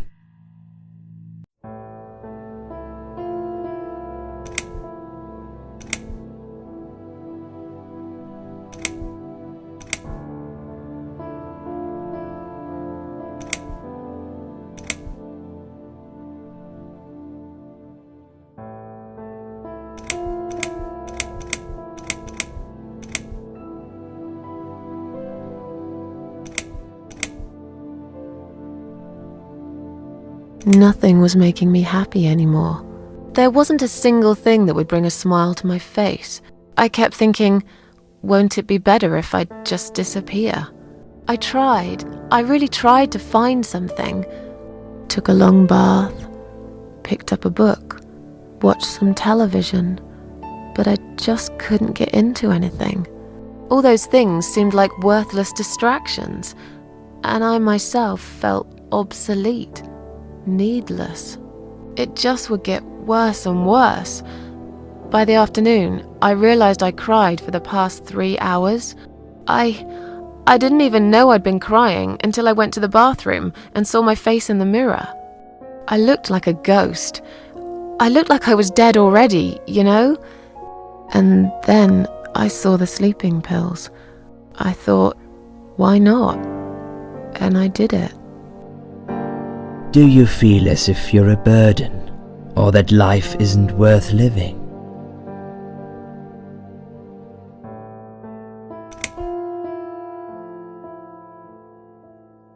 Sometimes, when I feel really low, I used to think everyone would be happier without me. But I guess people don't really care. Besides, I live alone. Who could I be a burden to? What makes you feel better? My cats. I always put out a bowl of food for the stray cats. They're ever so grateful. I like their company. What makes you feel worse?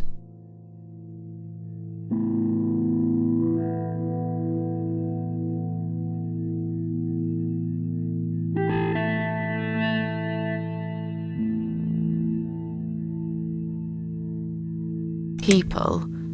They've let me down too many times. I don't know who to trust anymore. I only trust my cats these days. So you say in the suicide note. Because that's true. I've been stabbed in the back more times than I could count. Have you imagined your funeral and how people will react to your death?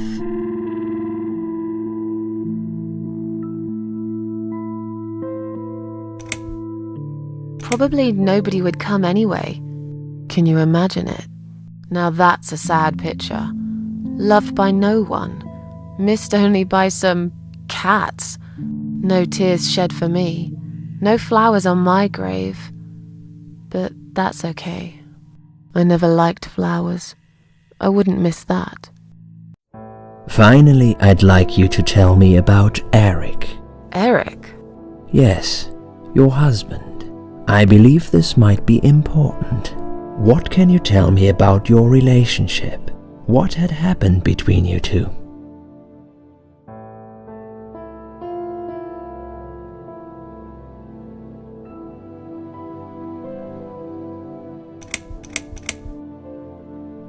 It's getting late. Can we talk about it some other time? Fine. I suppose you've opened enough for one day. Okay, one more question. This is just a formality, but I have to ask, are you going to do it again? That's a hard one. I don't know. But hey, I've got it! The answer is no, I'm not. Thank you very much. Excellent. We're nearly done here. There's just one more thing I must clear with you.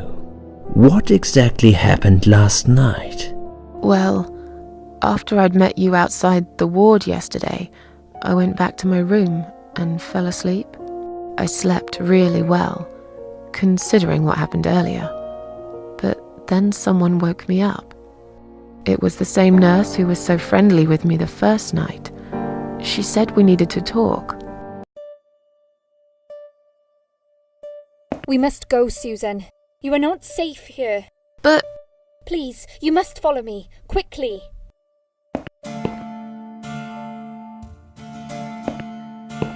I went after her. The ward seemed very quiet. It must have been late at night. Hurry! Wait for me. Tell me what's going on here.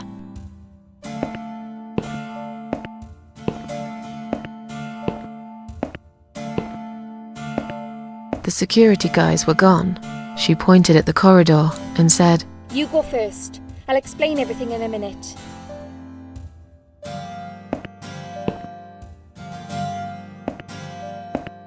Susan, if we don't escape now, they're going to hurt you. Please trust me. I know a way out of here. I'll help you escape. Let's go down this corridor. I'll be right behind you.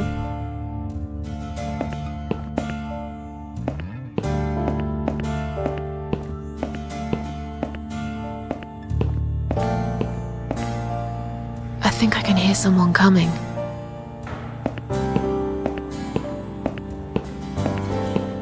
Damn it! We can't go through there. Let's turn back, Susan. I know another way.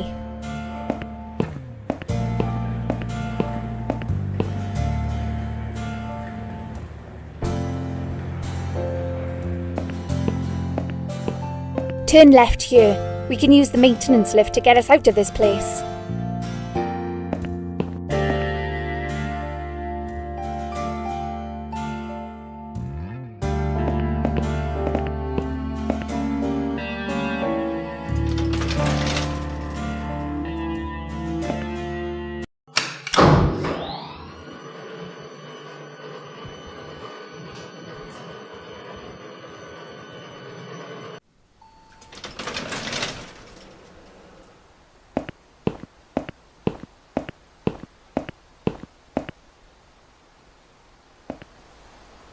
What are we doing on the roof? Liz! What the hell are you doing? And why is there blood on your clothes? Liz! It's quicker than the stairs. And besides, all the doors are locked anyway. This is the only way out of here. The only escape. Let's both jump. It won't hurt, you'll see.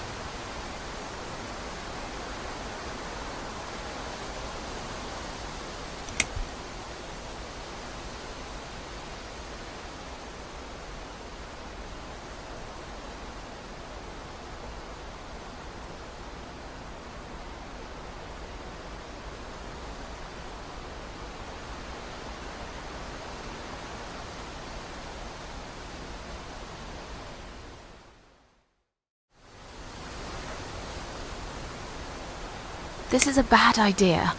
Come down and we'll talk. I've made up my mind. I need to end this suffering now. Besides, I have no one to live for anyway.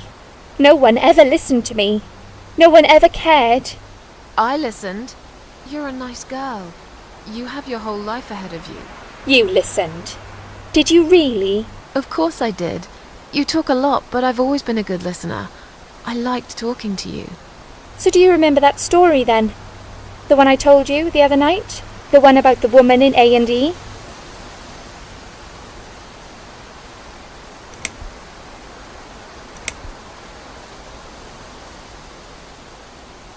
Yeah, she smoked a cigarette and burned in bed.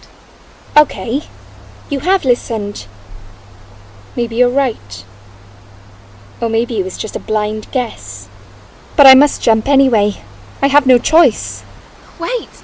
Please stop and think for a second. Did you not hear what I said? I have no choice. Yes, you do! You can choose to come back inside with me, and we'll just forget this like it never happened, okay? Do you remember that other thing I told you? I'm sure I told you about my flatmates. Did I tell you what one of them does for a living? I bet you don't remember that. She's a stripper. Yes. Or at least that's what I think she is. You've listened. I just wish other people did. I'm sure they do. It can't be that bad. What do you know? Why do you care anyway? I don't want you to make the same mistake I did. I thought you of all people knew how it feels when you're trapped and you can't trust anyone. Look, I'm sure there must be someone who cares about you. My colleagues don't care, my family don't care, even my fucking boyfriend never cared. He said he needed to go find himself. Did I tell you when he broke up with me? On Valentine's Day. Yes. Valentine's Day. You and I could have been good friends, you know. You really listened to everything I said after all. I'll be back. When you need help, I'll be there, Susan. But right now, it's time for me to let go. No!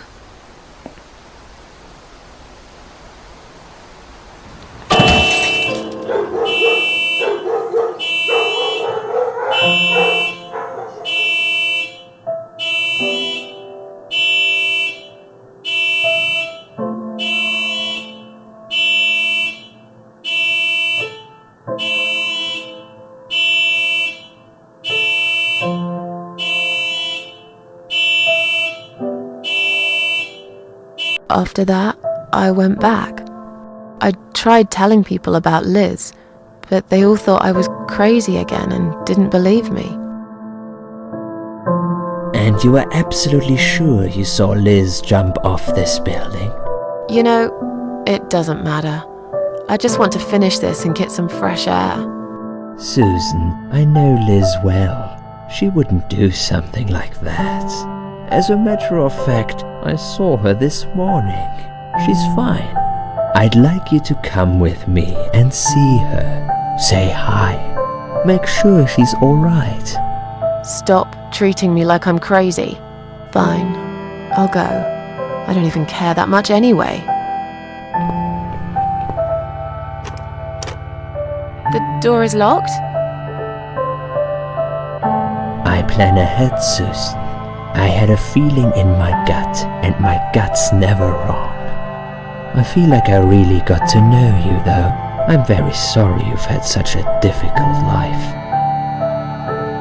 I like your green eyes and your sleek cheekbones. You're a clever girl, Susan, but the sadness has poisoned you for too long. There is no coming back from it.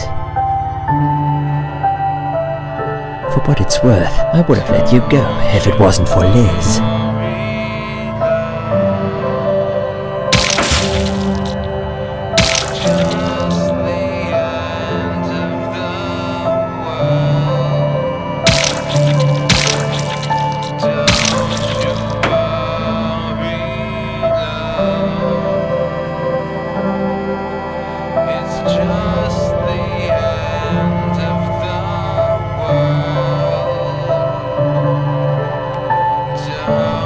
Where am I?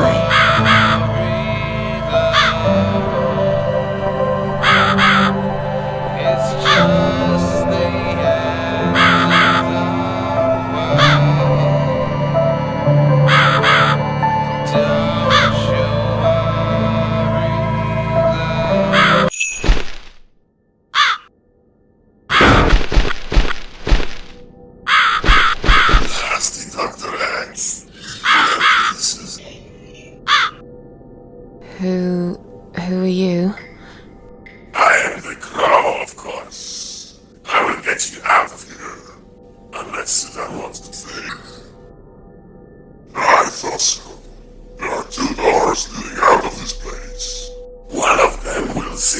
take Susan back to where she belongs. But behind the other one, there is a great reward for her. It's something she always wanted.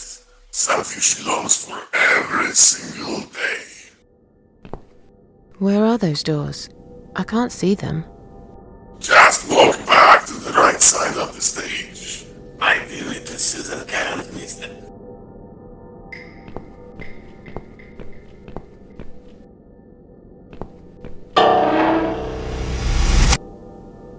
That's Susan like my girls. I knew she would.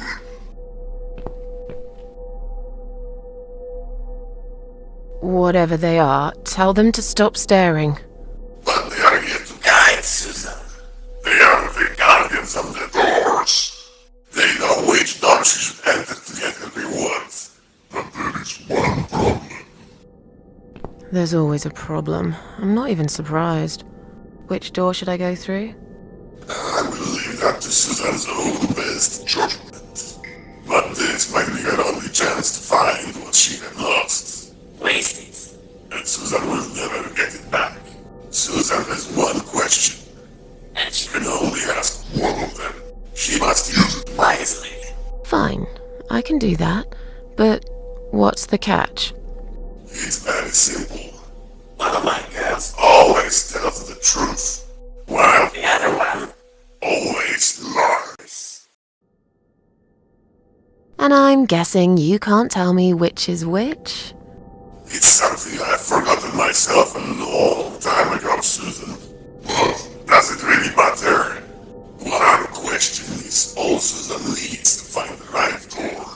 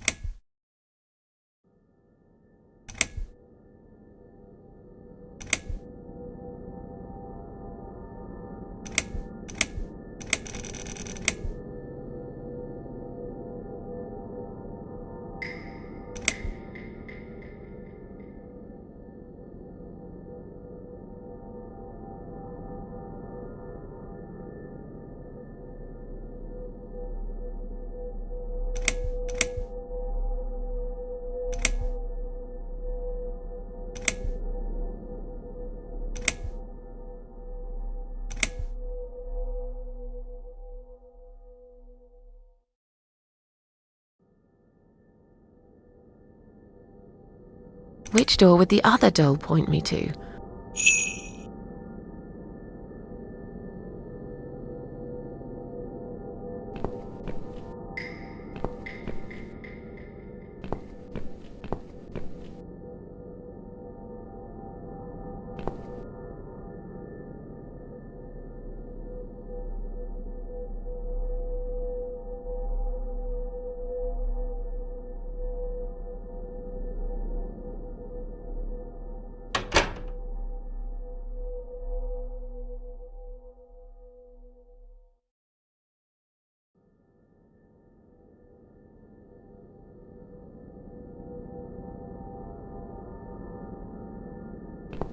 Is this supposed to be my reward? Flowers? I hate flowers! You lied to me! You lied.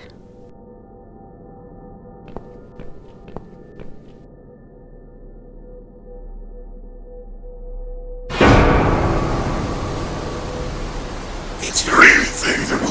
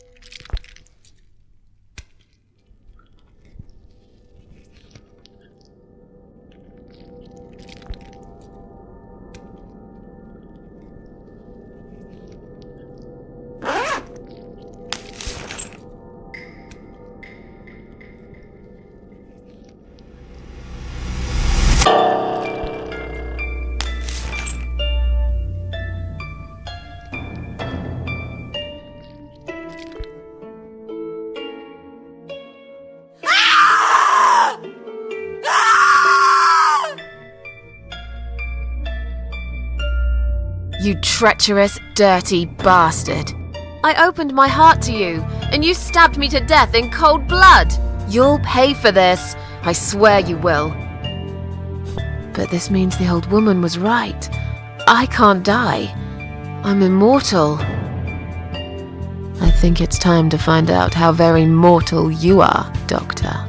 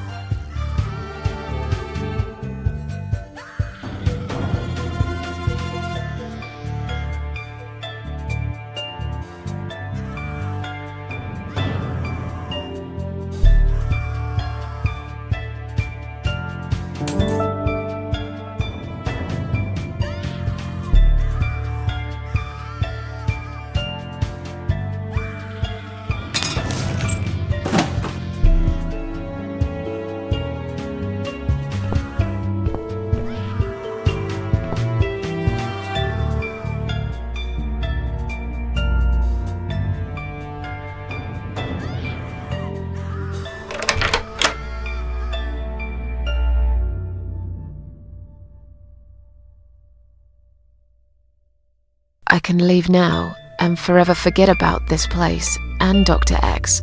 I have my own problems. I'm not cut out to bring murderers to justice. I've got the key.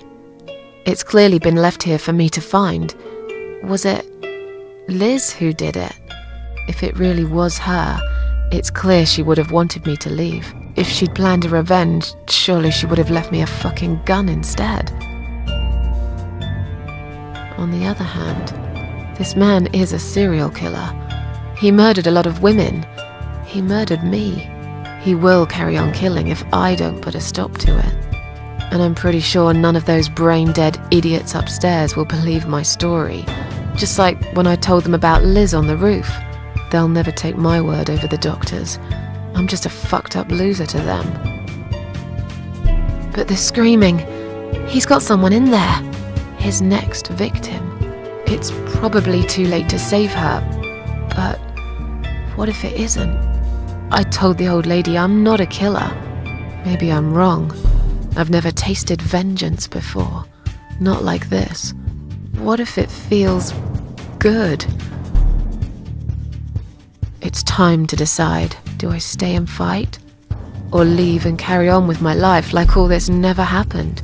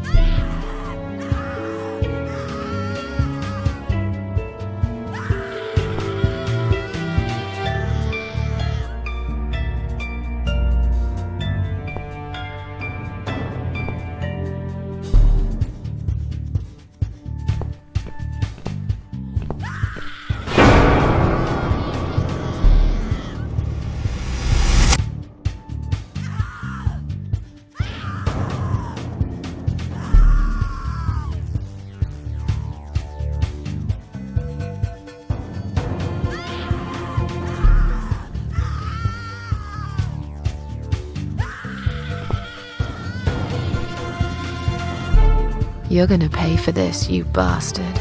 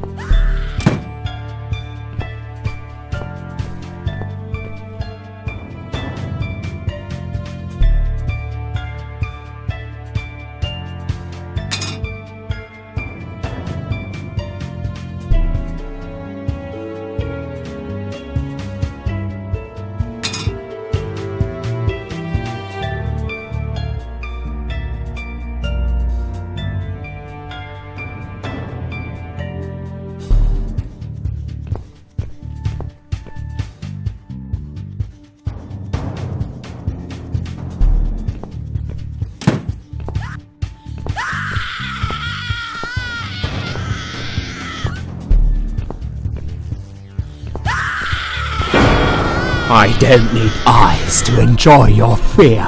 Scream louder, little bitch! Scream your lungs out! Louder, I said!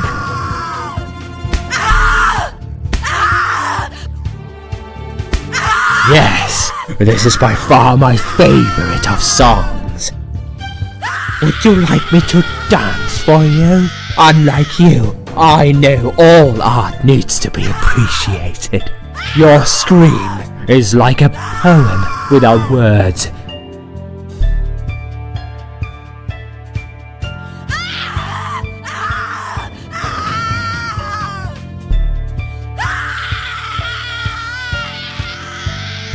Your body, an instrument. I never thought you had it in you, and yet you make every fiber in my body tremble with excitement. Your body will forever be admired by those like me, who understand the only pure and true form of art.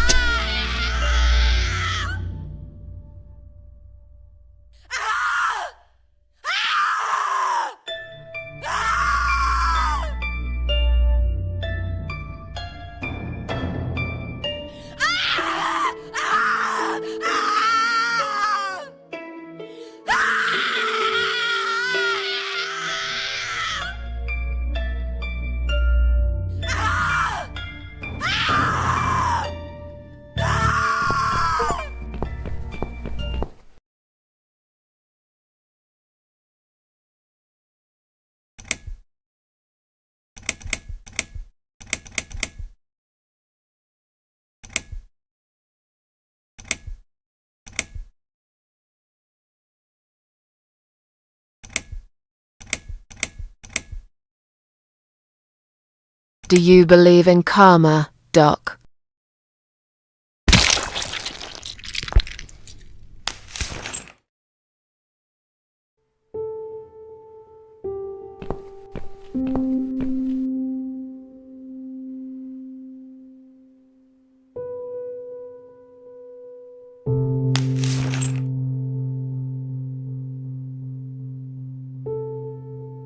Thank you. Thank you so much. He would have killed me, like the others. The animal. You gave him what he deserved. Who are you?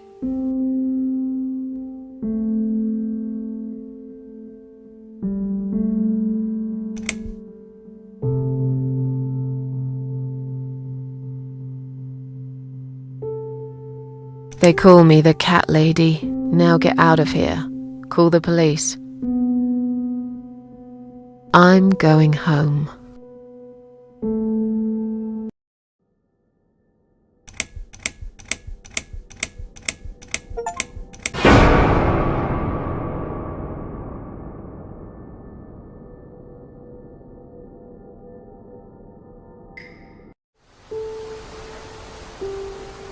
Standing by the river, I wonder, do I need a stone? No. My heart is heavy enough. It will drag me down for sure.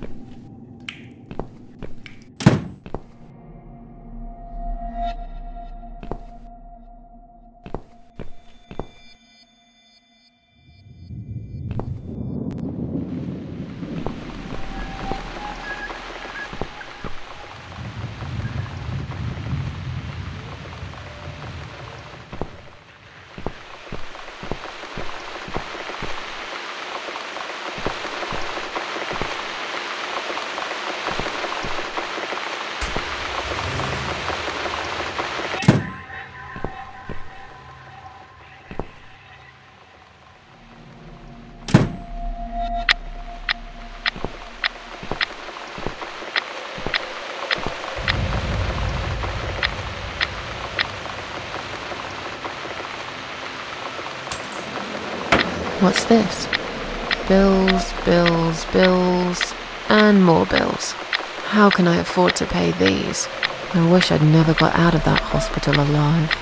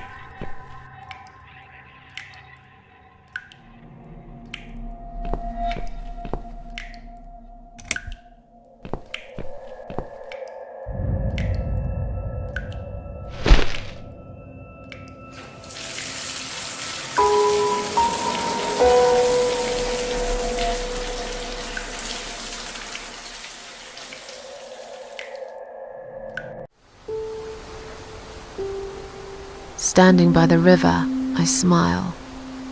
Will I miss it all? No. I'll be glad to leave it behind and never come back.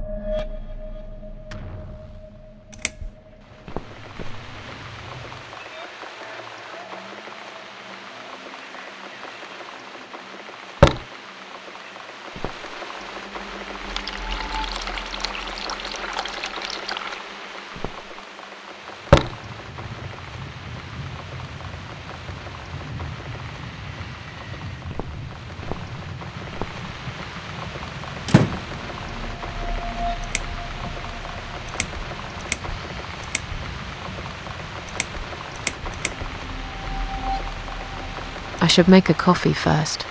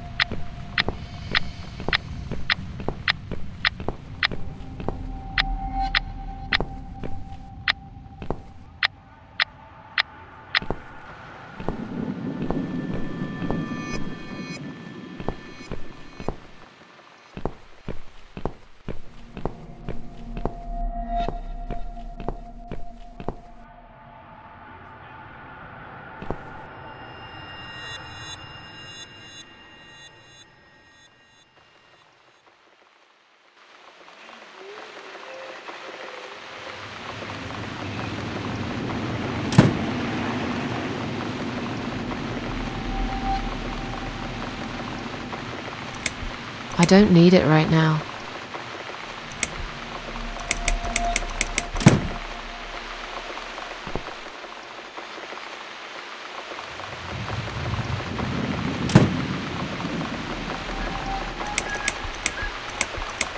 I need a mug of coffee first.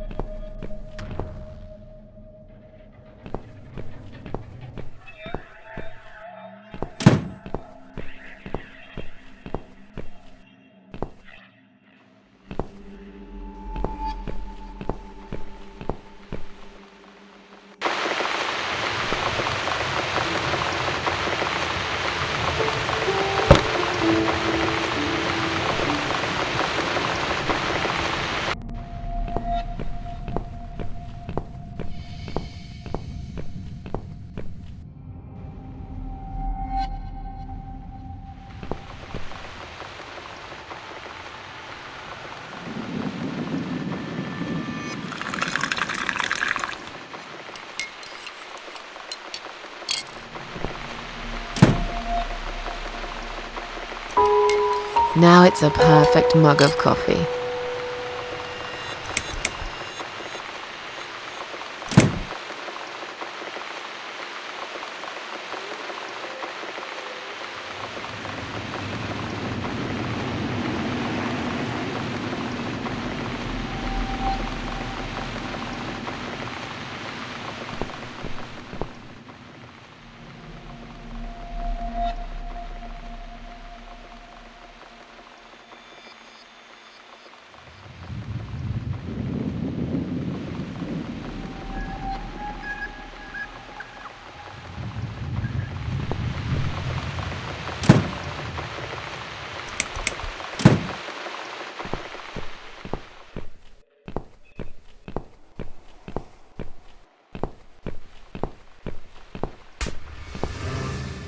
This damn bird again. Go away! Shoo!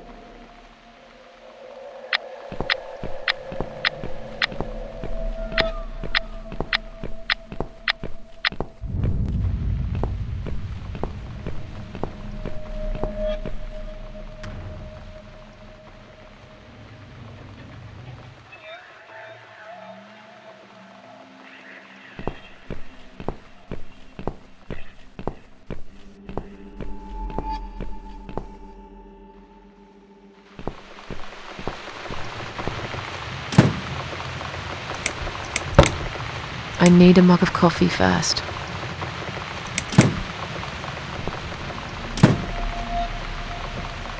I don't need it right now.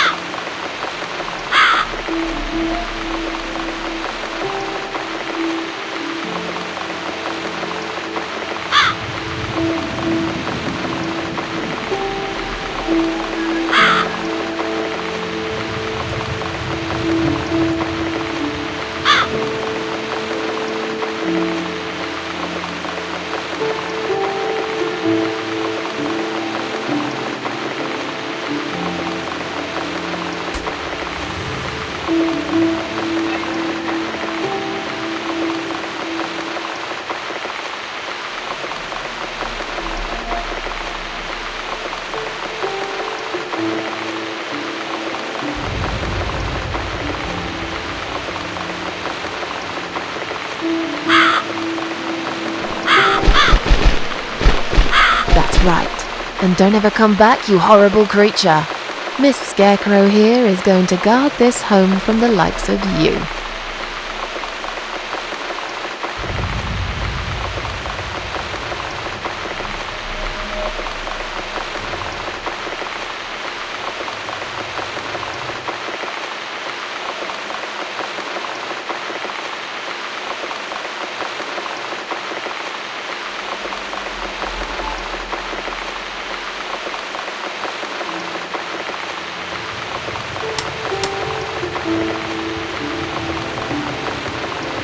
I'm back in my old life. But how can I restore what's been broken for years? So far, nothing seems to go right. Every little thing is against me. Maybe it's my destiny to lose after all. And now those parasites? Like if it wasn't enough. But I killed Dr. X. And I saved somebody's life. That felt good. It's getting late. I should summon the cats now. I want to see them tonight.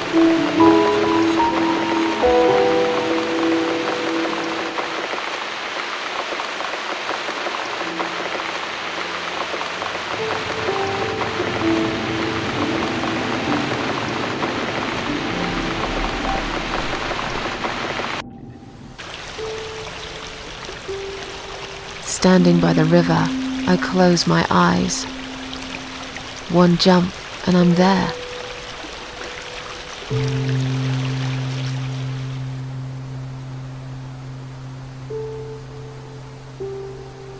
No. Someone jumped after me. He will never be my friend.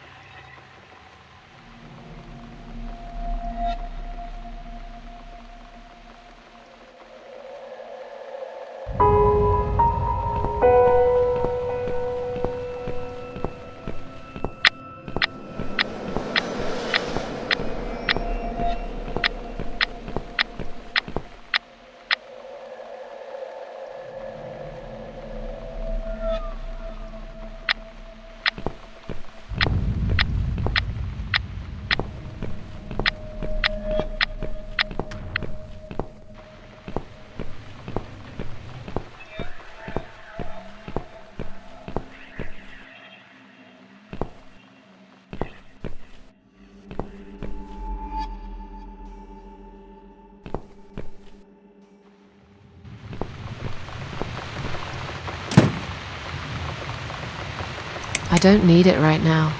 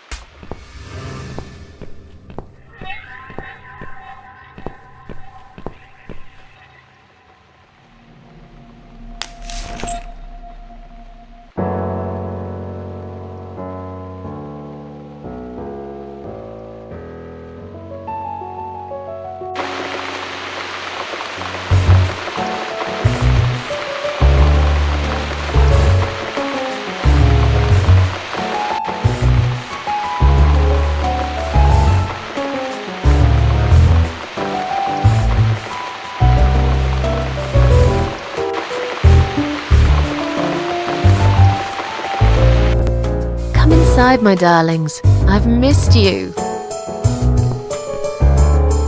And who's that? Teacup!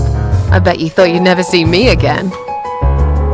Well, make yourselves at home. Dinner is ready to be served.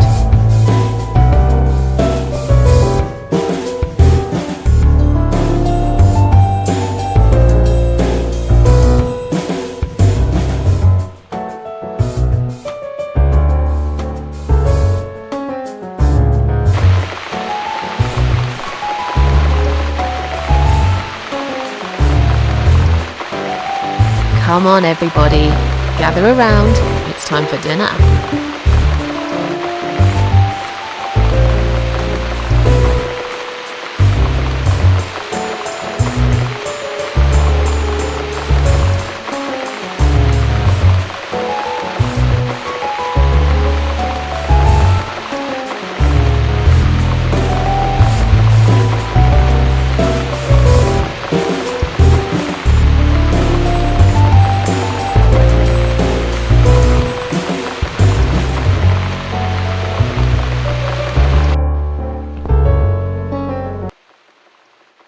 You never eat my food, Teacup. Already had your dinner, have you? No, I get it. I know. You're a good friend. The best friend I have, really.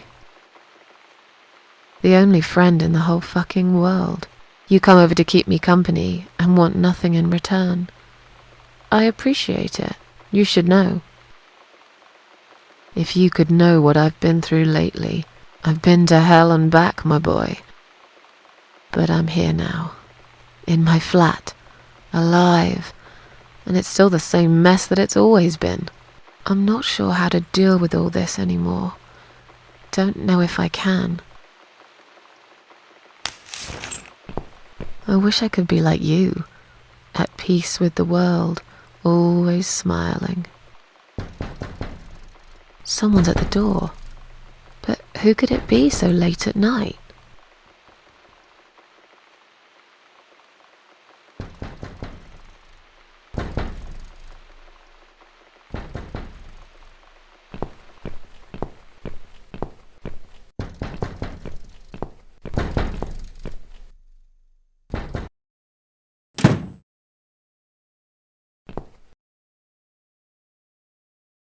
Are you out of your mind? Do you know what time it is? We've all had it with you and your bloody cats!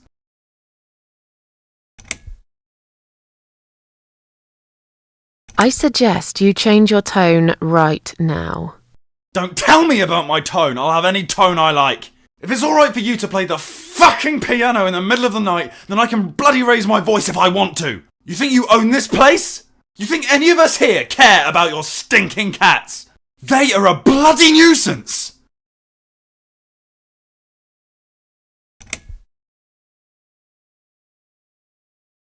Get lost, you bald, ugly man. I'm done talking to you. What? How dare you? This is going to stop, one way or the other, you crazy cat lady. If this happens again, you'll see pest control stepping in, and it won't be pretty. Hell, I'll poison your fucking cats myself if I have to. Point that finger at me again, and I will break it. I'm done talking to you. Go fuck yourself.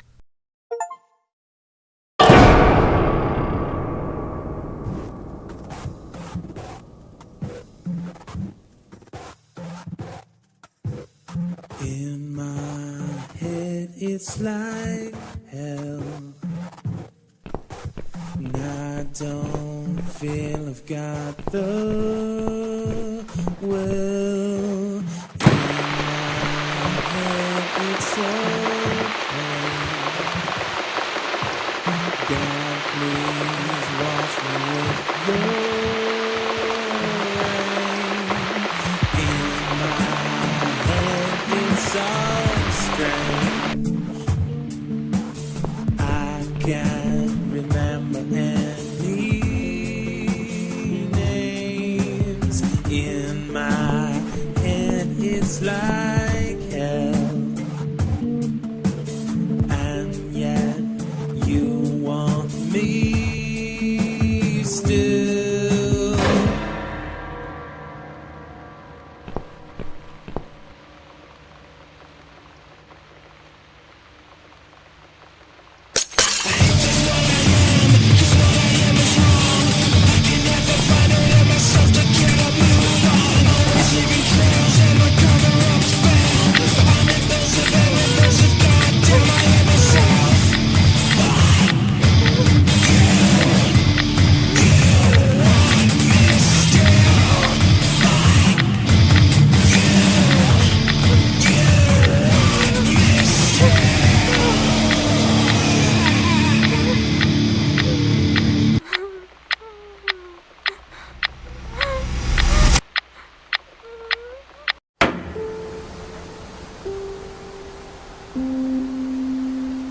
standing by the river, I'm thinking,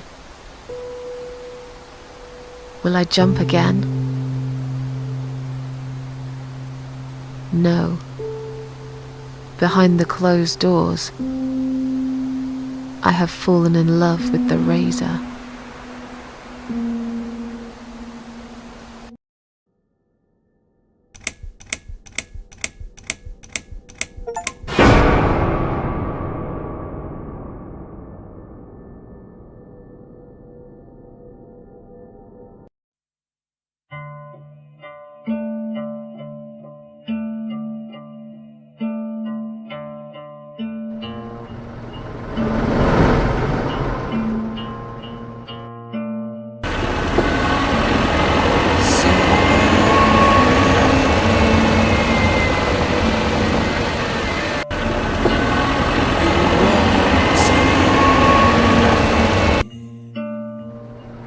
Cause I'm going somewhere and you're not coming.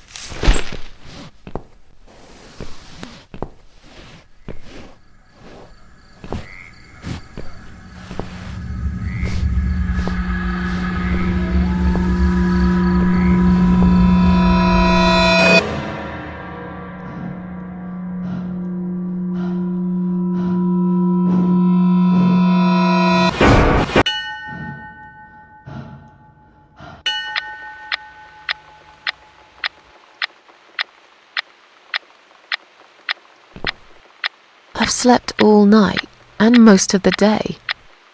Why am I still feeling tired? Someone's at the door. I really hope it's not him again.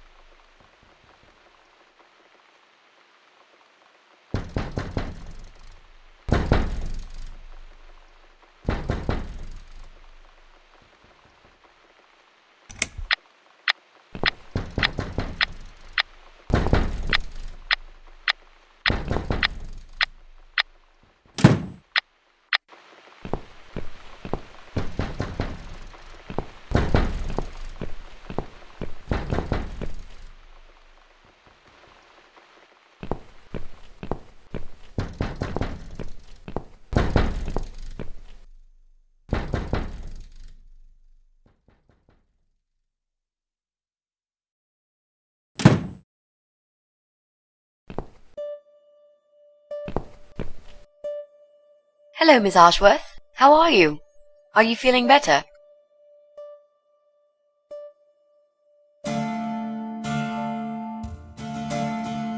Do I know you? Of course. You don't remember me. My name is Mitzi Hunt. We met a few days ago. You were out cold at the time. Those pills you had worked real good. You probably had one too many, mind you.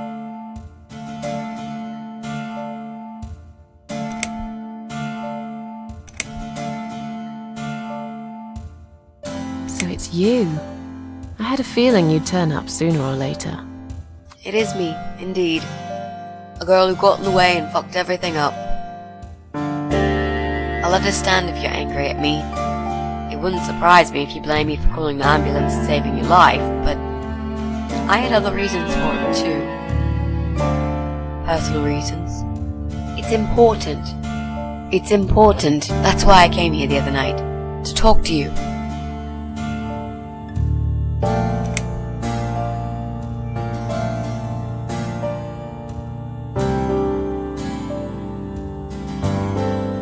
Why would you want to talk to me? It makes no sense. I saw the ad you'd put in the paper. It seems you have a room to rent?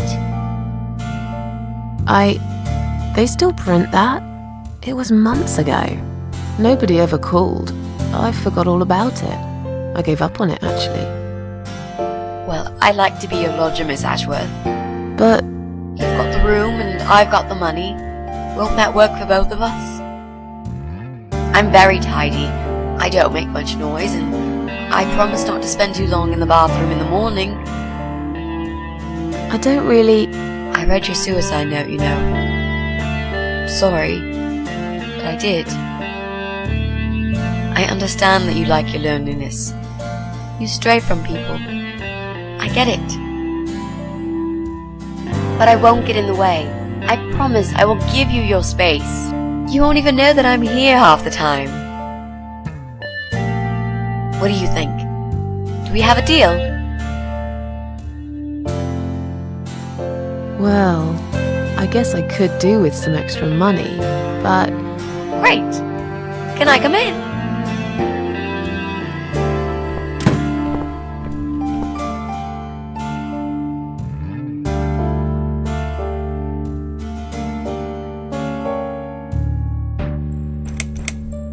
How did you get in that night? I'm sure I locked the door. Well... Okay, I'll tell you. You won't like it probably, but I'll tell you. I picked the lock. You did what? Look, I know it sounds like I'm some sort of criminal, but believe me, I'm not. My dad was a master locksmith. He knew everything there was to know about locks.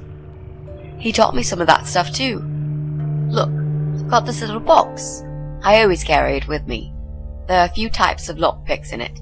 They're very expensive, custom made. It's now the only thing that reminds me of him. I see. But you know, it does sound like your father was really a burglar, not a locksmith. It's not important anymore. I guess it isn't. But what gave you an idea that you can pick the lock on my front door and just barge in uninvited? I heard the cats. They were going crazy. It was like if all hell broke loose inside. The noise they made. It was incredible. Like ghosts howling. Then for a while, it turned into an almost human cry. Well, anyway, I kept banging on the door, but you were already asleep. In a coma or whatever. So I pulled out a sea rake and got the door open. You could say I had a hunch. A hunch. Great. I had a hunch that something was very wrong. And I made no mistake, did I?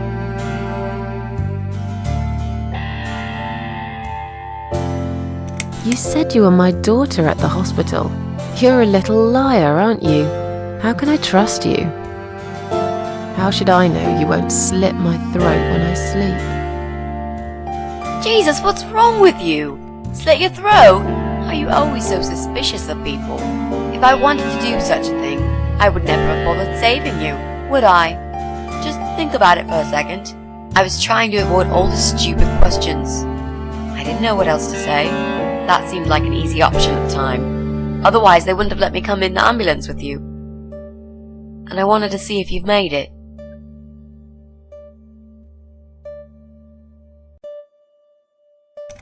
Well, I died in that hospital, if you must know.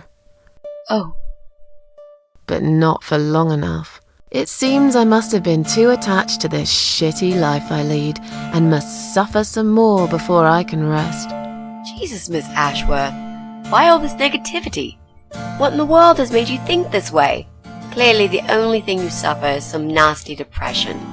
Not that it's any of my business. But have you tried talking about it to a doctor? Yes, I have. Did it help? Not at first, but yeah, it did.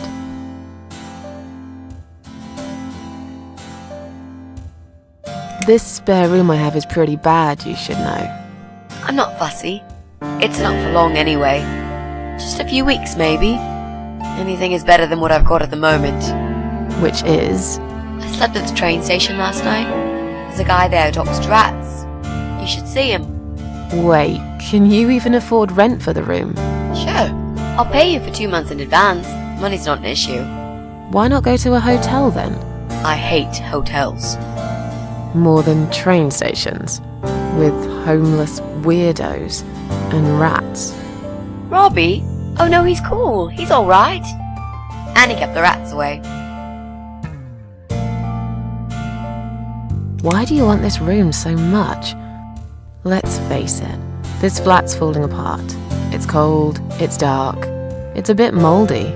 This is the old part of town where nothing ever happens. It's far from the city centre, and there are only 2 buses going through here, and that's if you're lucky. And I'm known around here as a fucked up, wicked cat lady. They'd burn me at the stake if they could. They'd put me in a bag and drown me in the river like a litter of kittens. I'm not exactly great company for a young girl like yourself. Who are they? People, just people. I don't give a fuck about people, Miss Ashworth. But I do like cats. Do you think they'll smell the rats on me? I'd really use a shower. I'm sure you'll change your mind when you see it. I'd love to see it. And I'm sure it isn't as bad as you picture it. The window is stuck, and it doesn't shut properly. It's alright, I like fresh air. There's clutter everywhere. I'll tidy up. It's got a funny smell. I'll burn some joss sticks to cover it up. I love joss sticks. Fine. I give up. Follow me. You can see it for yourself, if you're so stubborn.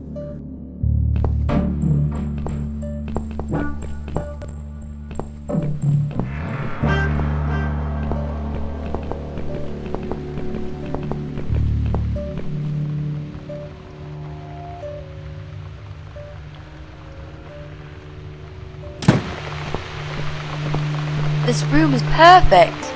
Really? What about all this clutter?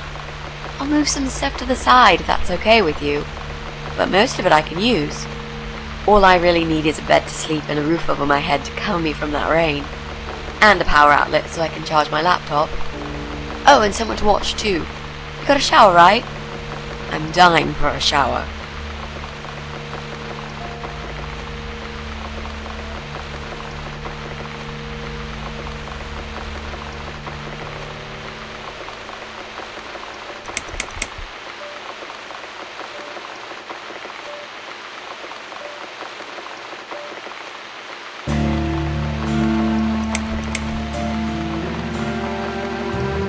You're not in some kind of trouble, are you? Do I really look like some kind of serial murderer to you, Miss Ashworth? I don't know. What do serial murderers look like anyway? A scar across the face, an eye patch, rough stubble. Those sort of things, I guess. That's a pirate you've just described. Just add a wooden peg leg and we've got a full picture. But who knows? I'm no expert on murderers. Not yet, anyway. Is there anyone I can contact? For references? Well, I've never really rented a room before, so not really. I've lived with my mum all my life. Until recently, that is. I could give her a call. Oh, that would be a perfect spot for my poster up there. Yeah, sure, that'd be okay. You mentioned some personal reasons for staying here. Yes. It's a long story, though. I don't really want to bore you with all that personal crap. Okay. In that case, could you give me the short version? Yeah, alright. I'm looking for someone. I don't really know this person, but it's a friend of a friend. I only ever talk to this guy online, so I don't know what he looks like. I love this lamp. Does it work? What was I talking about? Oh, yes. I don't know what he looks like, but I know my way around computers. I managed to track him down. Turns out he lives here, in this building somewhere. What I don't know is which flat he lives in. There are 8 flats here altogether. He's in one of them, and I must just figure out which one. It shouldn't be too hard.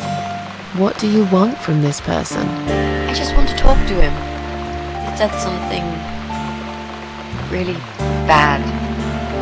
Something horrible. I need to talk to him to get closure, you know? Just talk. Are you sure? Yep. I want to meet face to face with him. That's all. Are you a part of that emo subculture? Please don't say that word ever again. No, this is just how I dress. I grew up listening to real rock and roll, not that emo crap. I'd hate to be a part of that generic bandwagon. Okay. Clearly a sensitive subject for you. You know, people seem to think that just because someone dresses in black, they're goth or emo. You can't generalize like that. It's more complicated. I dress in black too. Of course! That's because black is the best color. Period. You know, you've been asking me all these questions and I never had a chance to ask about how you're feeling. I mean, you've just gone through a terrible experience. You barely survived.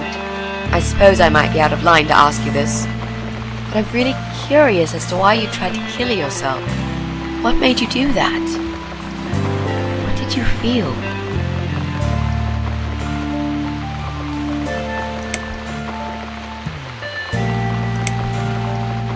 Long story. Won't bore you with this personal crap. Ha ha ha.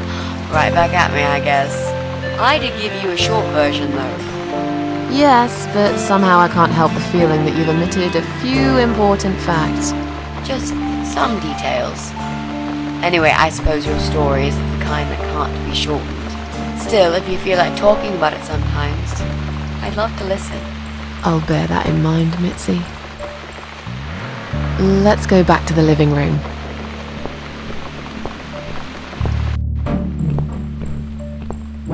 Room's great. So what do you say, Miss Ashworth? I hope you're not going to change your mind about this. Miss Ashworth?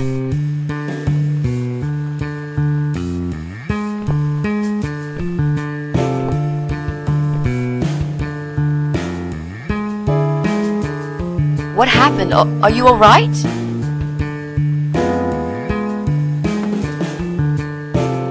Go away! You have to go away right now. But why? Miss Ashworth, what's wrong?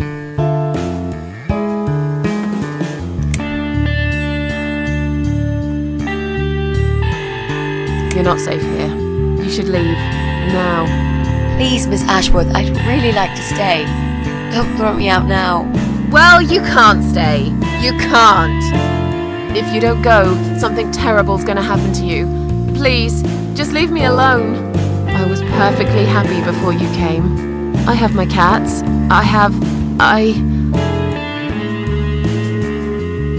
Just stay away from me. What? Are you deaf? Did I not make myself clear? This is not a good place for you. Why am I gonna go? It's late and it's pouring down with rain. I don't give a damn where you go. You can go back to the bloody train station for all I care. Anywhere. Anywhere but here. I knew you were one of them. I knew it. What are you talking about? Look, just try to relax. Everything's okay. But why you? Why would you want to do this to me? You have no reason. Calm down. I'm not gonna do anything to you, alright? I just want to rent a room. Nothing else. I promise. Damn, I even swear. I won't cause you any trouble. Okay? Just take a deep breath. And please explain to me what's happened. I'm a little confused here. Then... maybe... Oh, no. No. No. You're going to die.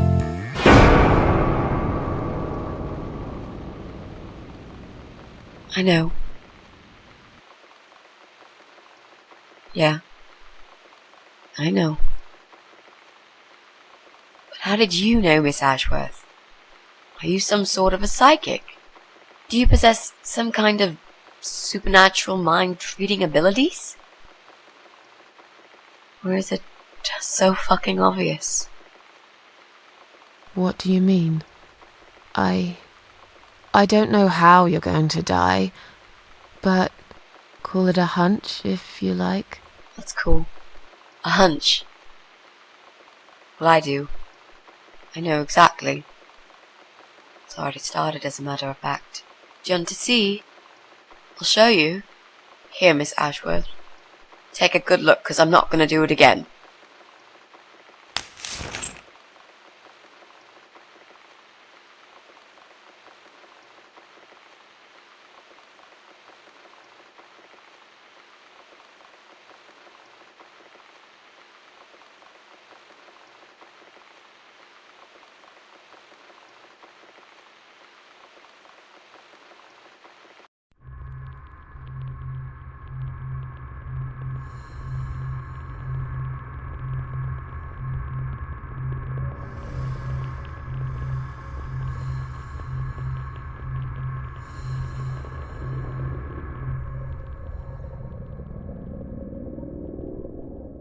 It's time to wake up, my little pussycat.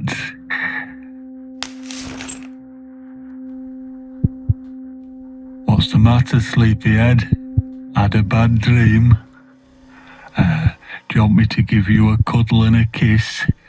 Take the nightmares away? What's the matter? Cat got your tongue? Well, don't you worry, my sweetest. I know a thing or two about pussycats.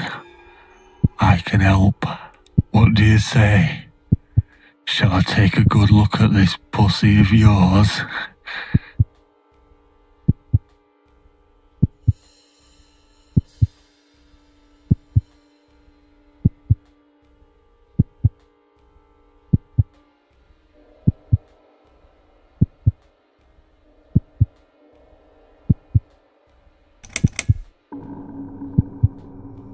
You're a dead man. You just don't know it yet. I'll cut your throat open and watch you bleed to death.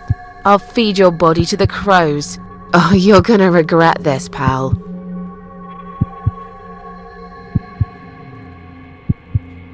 What's going on in there?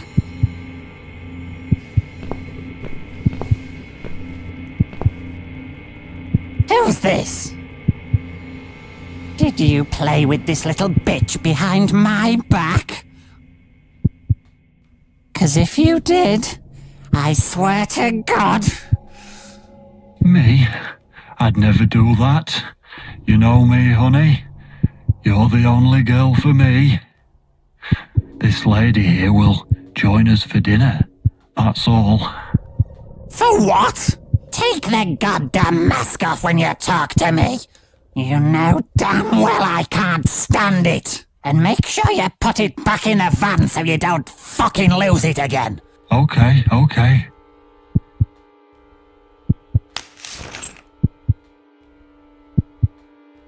I was just saying, she's here for dinner. Good. Dinner. I'm starving.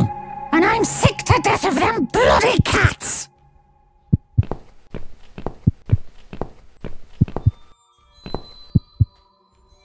You nasty little whore. Trying to seduce my husband in my own home?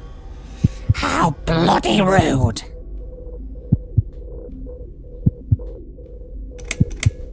Who the fuck are you? Shut up, you stupid bitch! I know what you're up to. You kept staring at him with these big green eyes. You want him, don't you? You think you can take him from me? Well, I've got just the thing. I always keep this bottle handy. It's bleach, the strongest you can get. You give me no choice. I can't risk losing him. I have to make sure he won't be attracted to you anymore. You won't need these eyes and this face much longer anyway.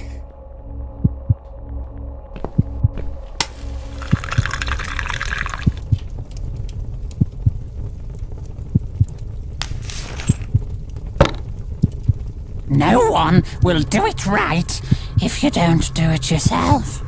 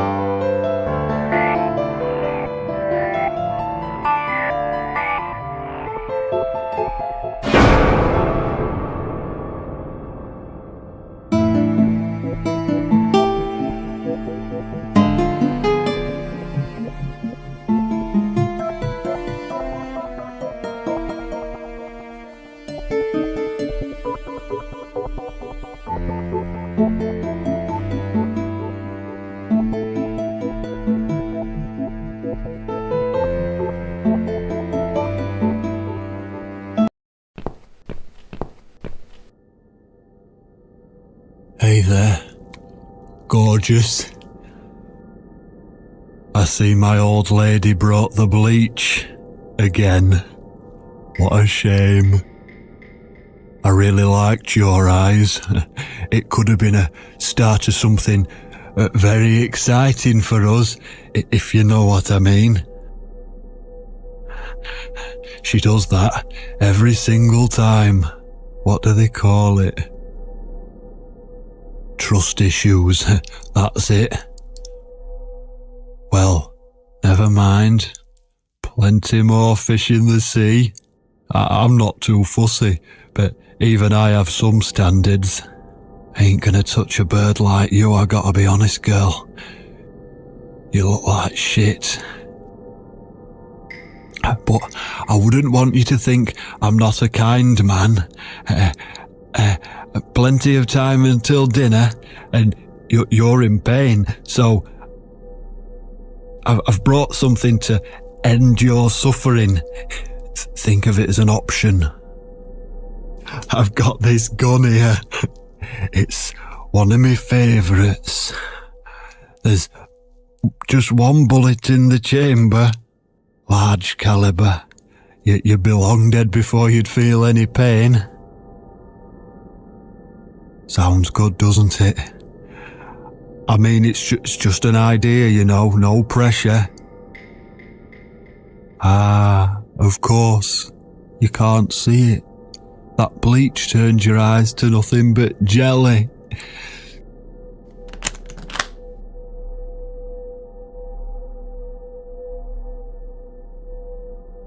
So I'll just leave it for you here. Feel free to use it. That bullet's meant for you anyway. I'd better go now. We won't want to get caught red-handed again, would we? You naughty minx.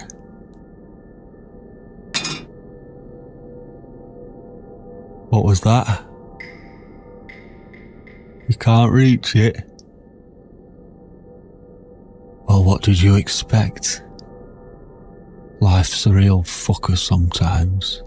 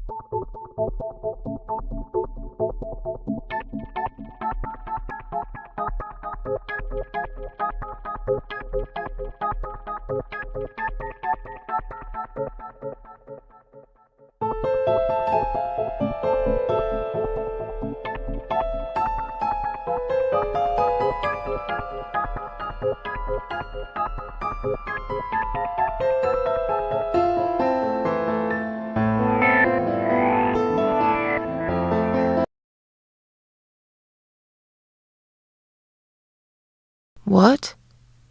Who's this? My eyes. I can't see a thing. That bitch. A key? Who are you? Say something. Anything. I should be able to unlock the handcuffs now.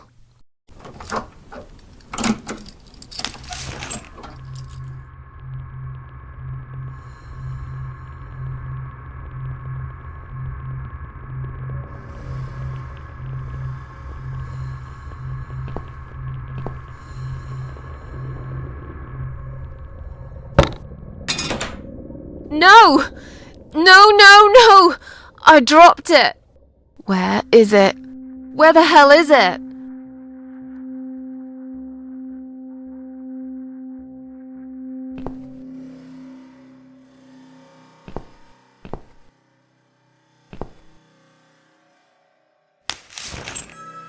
I've got it.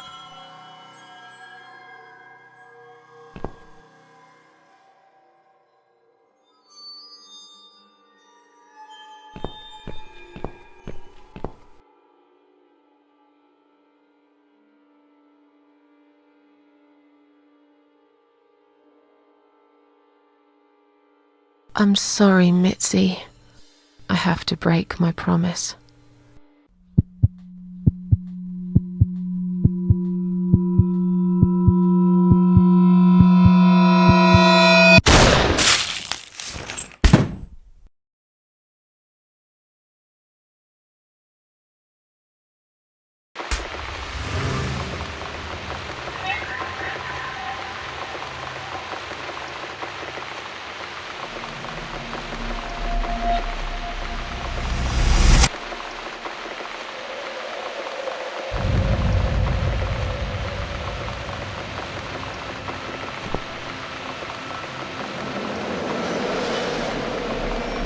Hope you don't mind creepy posters. It's your room. You can do what you like with it. But I definitely prefer this to fairies, rainbows, and pink unicorns. Did you make these? No. My boyfriend made them. Some of them, anyway.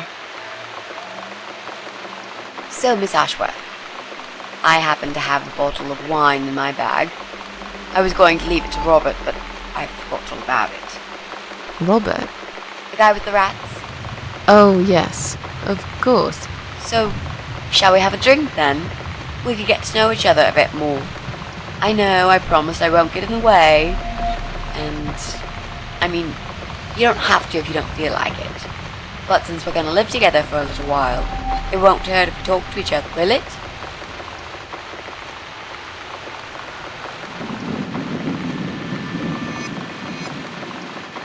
Yeah, that's okay, I guess. Great! I'll bring the wine. Oh, damn. It's one of those bottles with a cork. Have you got a bottle opener, Miss Ashworth? In the kitchen. I'll go get it, shall I? Yes, please. And while you're there, could you get a couple of glasses too?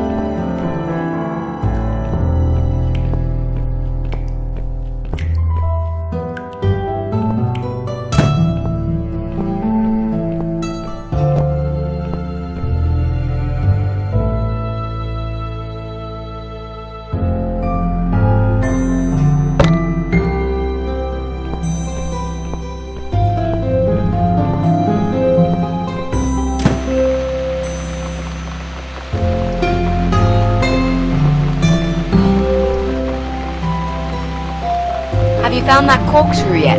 You also need some wine glasses.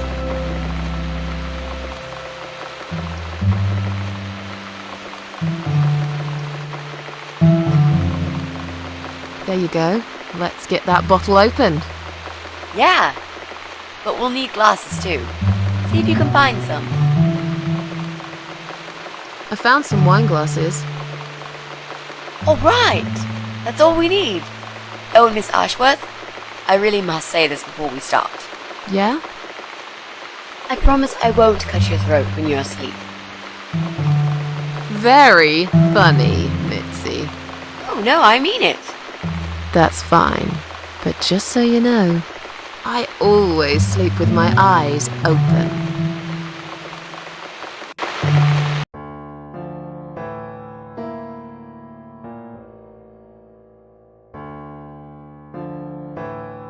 So, the big C.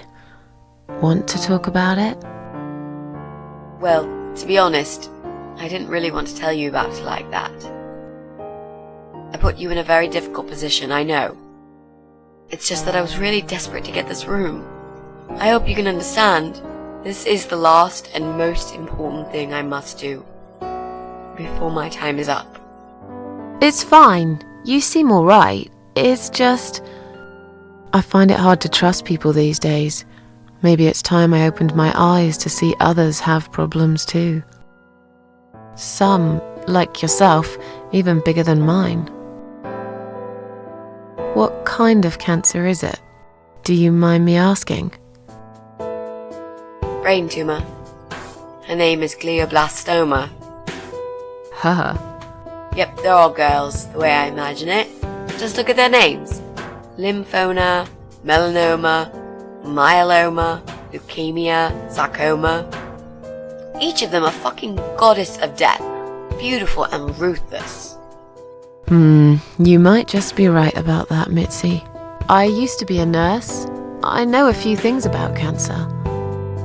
And I know glioblastoma. She's a real bitch. Yeah, and yet she gets to be the prom queen before night ends, while I disappear down the back exit. How long? They said I had a year. But that was 6 months ago, so... yeah. Not awfully long. Is there anything... They've tried. I'm sorry. Yeah. So am I. Do you want to talk about something else? Oh, it's not raining anymore. Oh well, I don't mind rain. Sometimes I even like it. But according to weather forecast, there's a nasty fog coming. Now that I'm actually scared of. I got lost in a fog once, when I was just 9 or 10. I remember I sat under a tree crying, thinking some monster would appear right in front of me and drag me away. But now that you're a big girl, you know there are no monsters. Yeah? How do you know?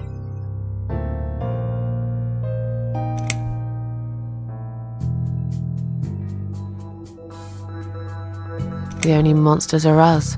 Murderers, rapists, arsonists. They're the real beasts. So far from humanity, they're no longer capable of feeling compassion or guilt. They're the ones we should really be afraid of.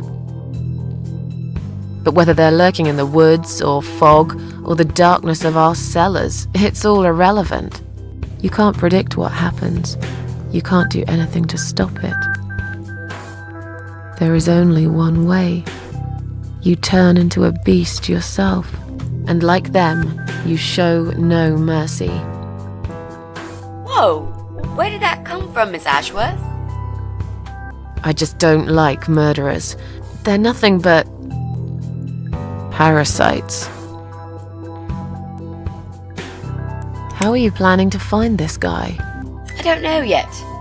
A bit of detective work, perhaps. It shouldn't be that hard, really. There are only 8 apartments here. One is yours. That leaves us with 7.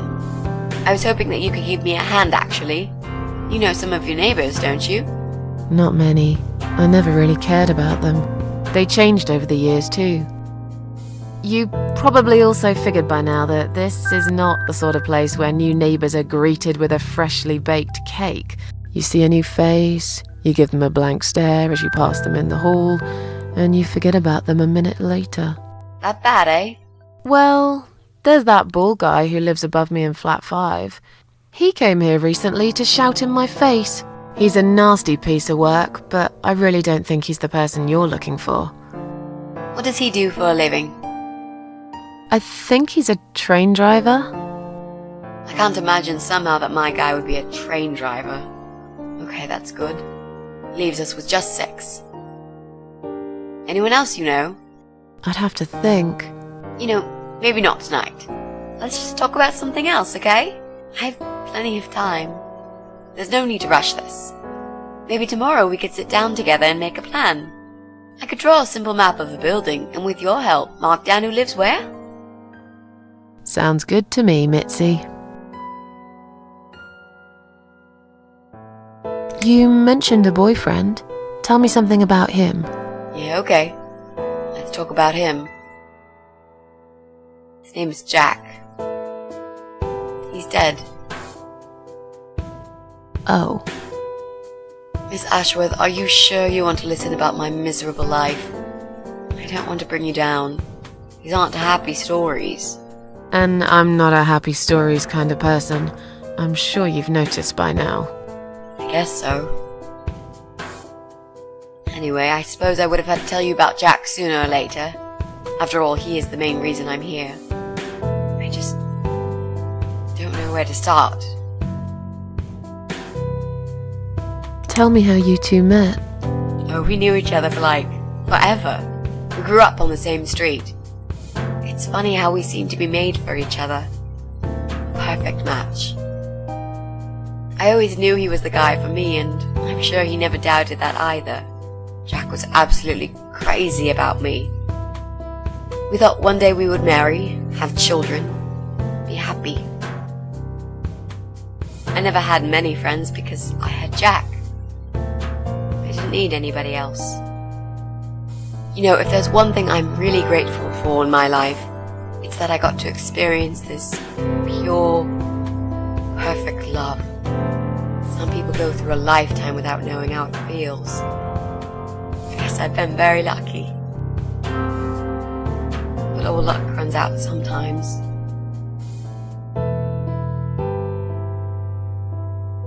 How did he take the news about your cancer? He thought I was joking at first. He laughed. Then he got really angry. I swore to him I was serious, but he still wouldn't believe me. We had a big fight that night. It was our first and only fight. But it was awful. He smashed some stuff. His guitar, of all things, was the worst. He loved that guitar. Why did he break it? He was absolutely furious. He walked out on me that night, and when he came back the next day, he was different. He begged me to try surgery and chemotherapy. I didn't really want those things, but I did the chemo for him. It didn't help. It just made me feel sick all the time. I felt trapped in this strange place where nothing that happened around me seemed real. Maybe that's why I didn't see what my cancer was doing to Jack, and it was destroying him as well. He changed. He became obsessed with death. It seemed death was all he ever thought about, even though it was me, not him, who was supposed to die.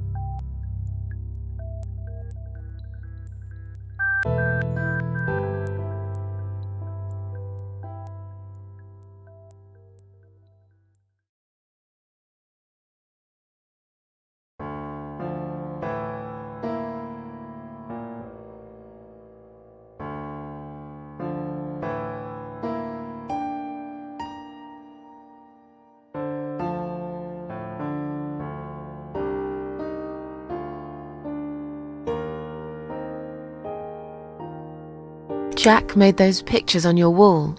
Was he an artist? He always liked all kinds of morbid stuff, whether it was music, movies, paintings. So do I, really. We had that in common, amongst other things. People say it's depressing to listen to sad songs or watch sad films, but I never felt that way. And yet, you are scared of fog? Oh, that's different. I might be scared of fog, but I like spiders. They're beautiful. You must be out of your mind, Mitzi. No, honestly, there is a certain indescribable beauty in sadness. Just like there's beauty in the grey and ugly winter morning when you look past the obvious and notice what others can't see. You must love my apartment then. It's like Ugly took a vacation here and never went home again.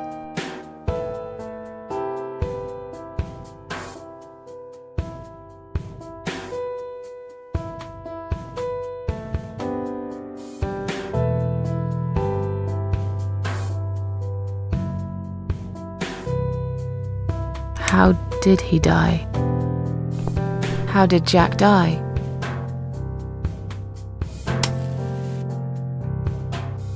It was so distant the last few weeks before he died. What I didn't know was that he kept looking for something. I don't think he even knew what exactly. But it eventually found him. Or rather, he found him. There are those forums online, you know, about all sorts of stuff. Fishing, computer games, horses, gambling, addictions. Everything, really. Accidentally, Jack stumbled upon one about suicide. There's a guy there. Calls himself the Eye of Adam. He's a fucking god on that forum. It's like a failed suicide club. People mostly try to help each other and offer support. Sometimes it just helps to know there are others like you, to listen to their stories and how they cope with their lives. But the Eye of Adam is an advocate of death. He dwells on human weakness. His job is to plant an idea, to give them a reason to die and tell them how to do it, once and for good. Jack took the bait. Before he knew, he was completely brainwashed. One day he sat down with me and tried to explain his perfect solution. It was the Romeo and Juliet kind of scenario. We were both to die together in each other's arms. It was supposed to be a quick and foolproof death. There was no chance we would have been saved. All thanks to the Eye of Adam, who created a tool for perfect suicide. He told me it was very simple. All we needed were 2 easily accessible household chemicals, which combined together create a gas called hydrogen sulfide that kills you within a couple of minutes. I told him he was fucking nuts, of course, but he just wouldn't give up. He reasoned with me, then he begged, and eventually just kept screaming at me. I figured it was his crazy idea of a modern romance, but it was downright tacky and just wrong. Finally, he said he would get everything ready and wait for me in our special place at dawn, 5 in the morning. Don't be late. Those were his last words he said to me. Then he stormed out. I cried for hours, thinking I didn't deserve all that from the person I loved most in the whole world. A few times I even tried to persuade myself that maybe he was right and I should do it. I just couldn't. I eventually fell asleep. I didn't plan it. My head was killing me. I was so tired. I woke up suddenly. I could see the sun rising out my window. It was nearly 5. In utter panic, I threw myself off the bed and ran out the door. I needed to stop him. I needed to get there before it was too late. But right there in my bedroom, before I even left, I already knew it was. When I arrived at our special place, it was already bright. We used to go there in the past, drink wine, sometimes smoke weed and listen to Pink Floyd, sometimes make love in Jack's car. There wasn't really anything special about that old parking lot. But to us there was. It was completely abandoned. It was quiet.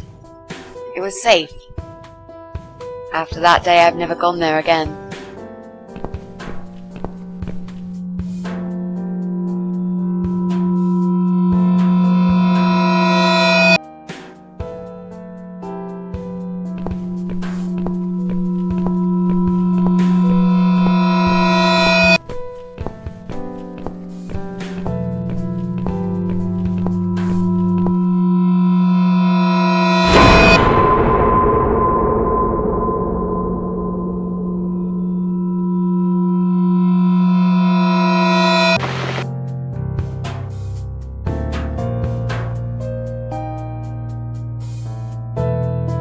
I'm so sorry.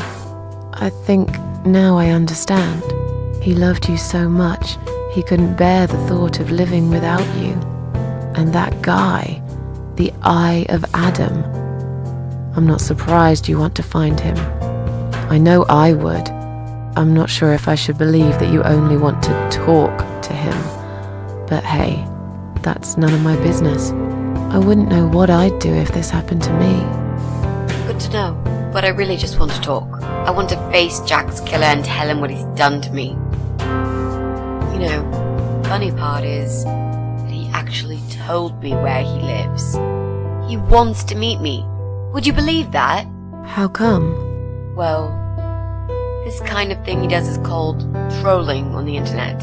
It's usually a form of extreme bullying and psychological cruelty. Those who are clever enough say, don't feed the troll. Don't talk to them. It only makes it worse if you show any interest in them at all. And Eye of Adam is no exception. He craves attention. He's a hungry troll who wants to devour as many hearts as he can get a hold of. I emailed him and told him I was a massive fan who loves his work.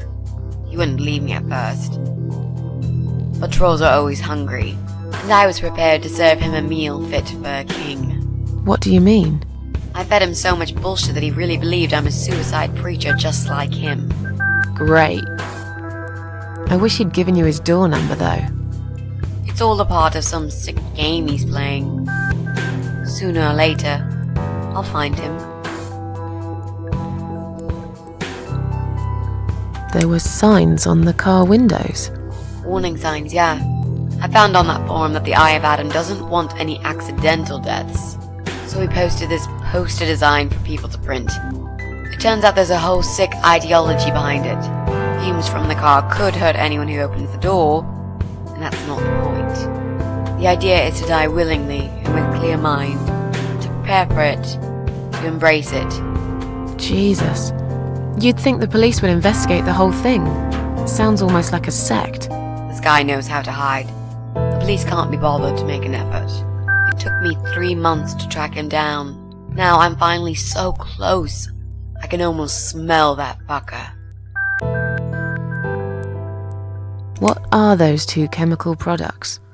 Well, I'm not sure if you want to know that. I get it.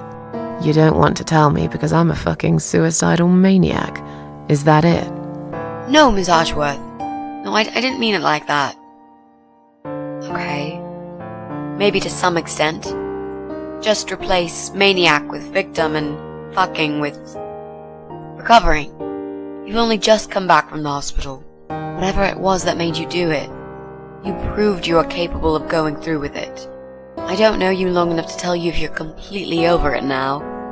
And the last thing I want is to give you stupid ideas.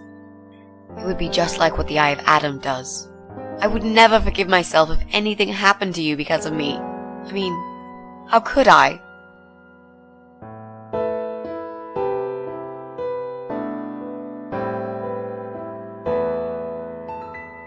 What if I promise to you I will never do it again?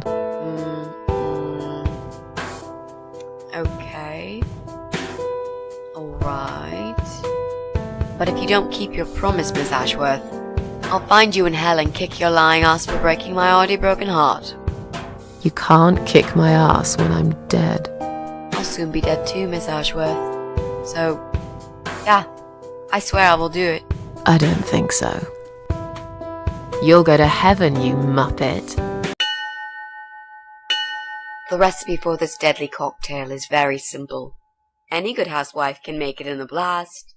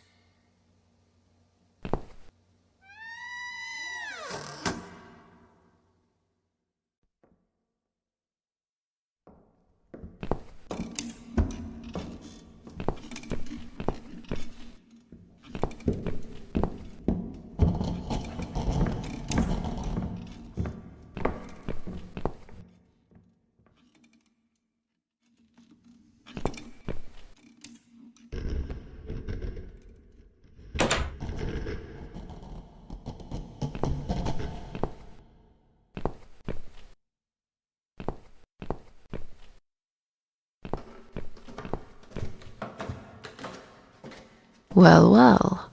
Boxes full of bleach. I suppose I deserve a bottle. I've worked hard for it. This reminds me of something. The first thing you need is a strong toilet bleach. You know the kind. Not just a regular bleach, but one that makes your eyes all watery and skin itchy.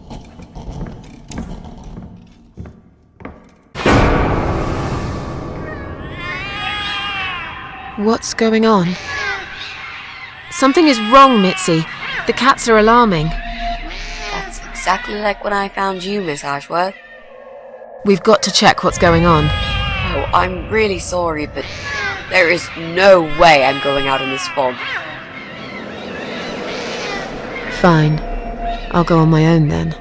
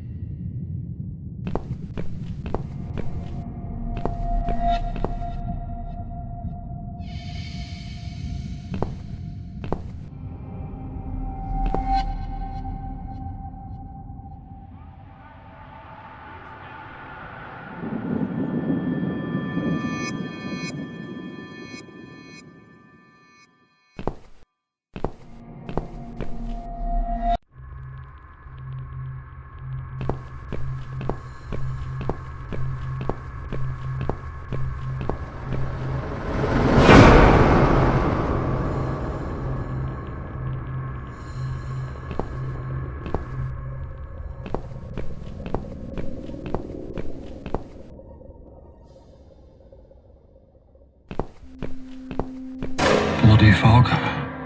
Can't see a thing. Someone could be getting murdered 2 feet away, and not a soul would notice. But still, it could be worse. At least it's not raining, eh? Always look on the bright side, they say, and I always do. Not a talkative type, are you? What's your name, sweetheart?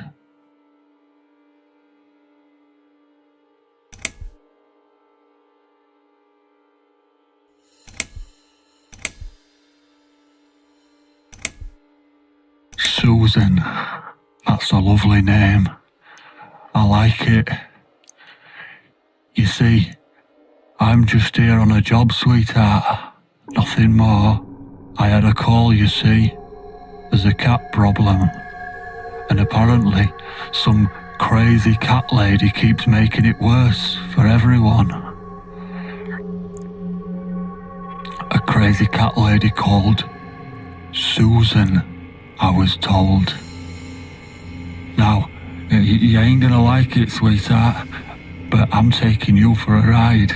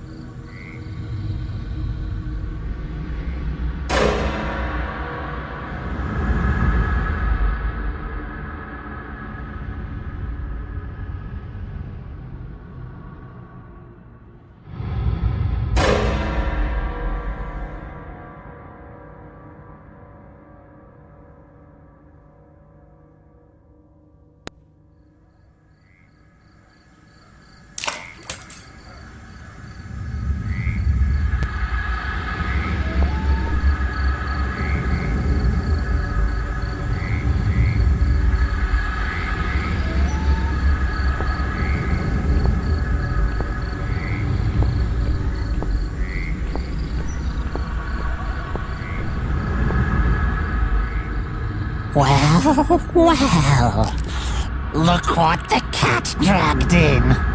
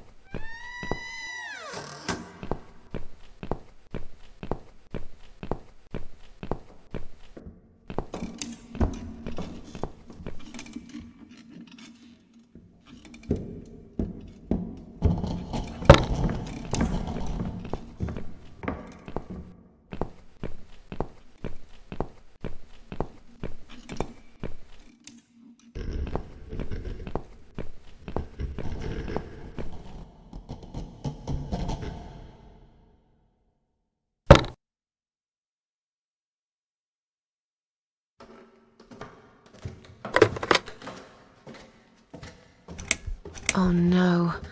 No. Damn it. I can't remember my own number. I've got it written down somewhere at home, but I hardly ever use it.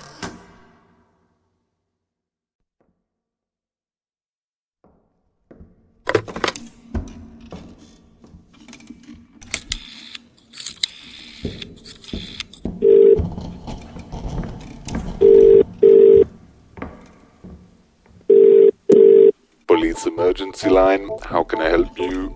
My name is Susan Ashworth. I've been kidnapped. These people are crazy! They're going to eat me alive! I don't know what to do. Please, you've got to help me. Please. What's your home address and postcode, ma'am? What? It's irrelevant. I've been kidnapped. I'm not there.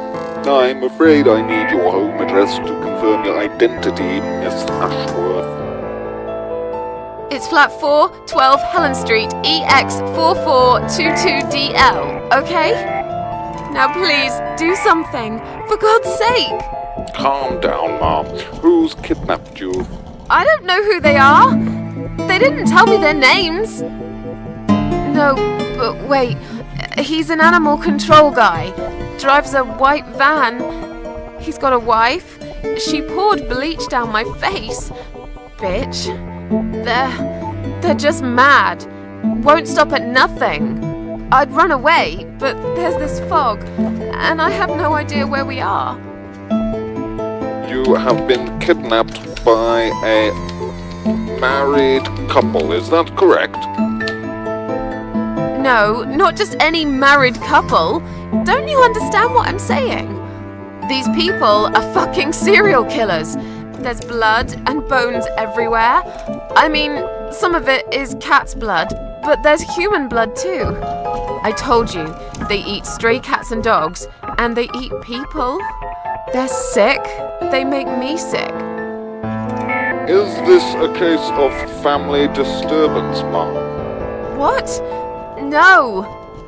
Did you know this married couple prior to the incident? Are you related? Jesus, did I say anything at all that would make you think that? Calm down, please. I'm only trying to help you, ma'am. I need to establish some facts first before a police car can be dispatched. Look, just track this number and you'll find where I am. You can do that, yeah? They always do it on films.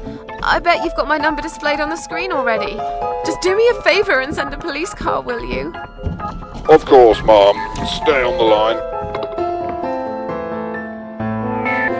Did you witness cruelty to animals?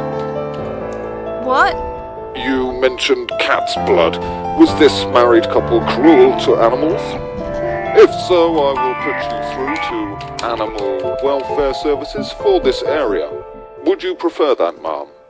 Are you joking? No, I would not. Okay, please hold the line.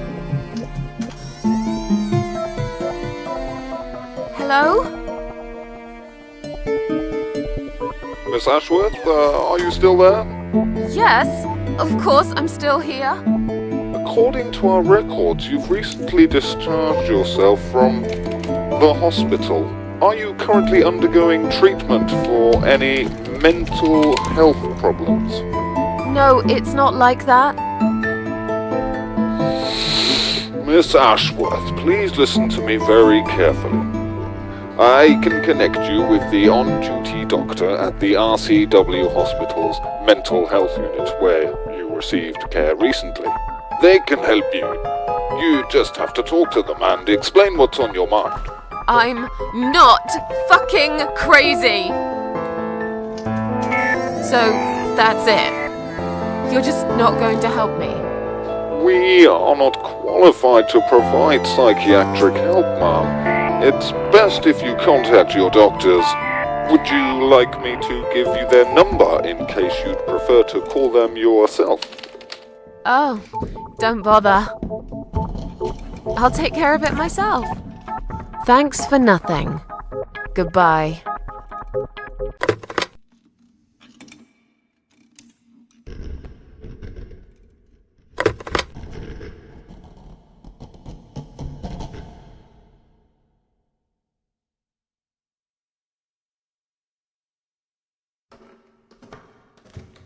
Oh no. No. Damn it. I can't remember my own number. I've got it written down somewhere at home, but I hardly ever use it.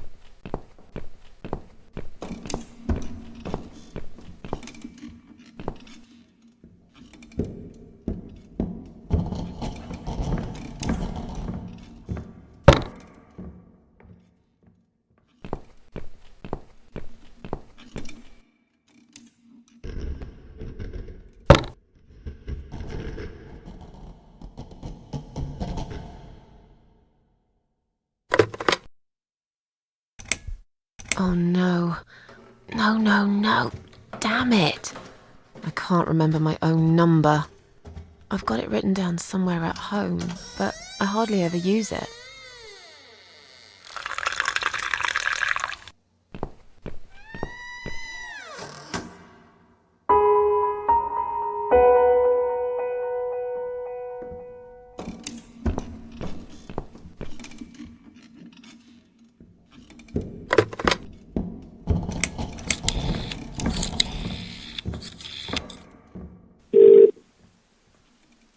Come on, Mitzi. Answer the phone.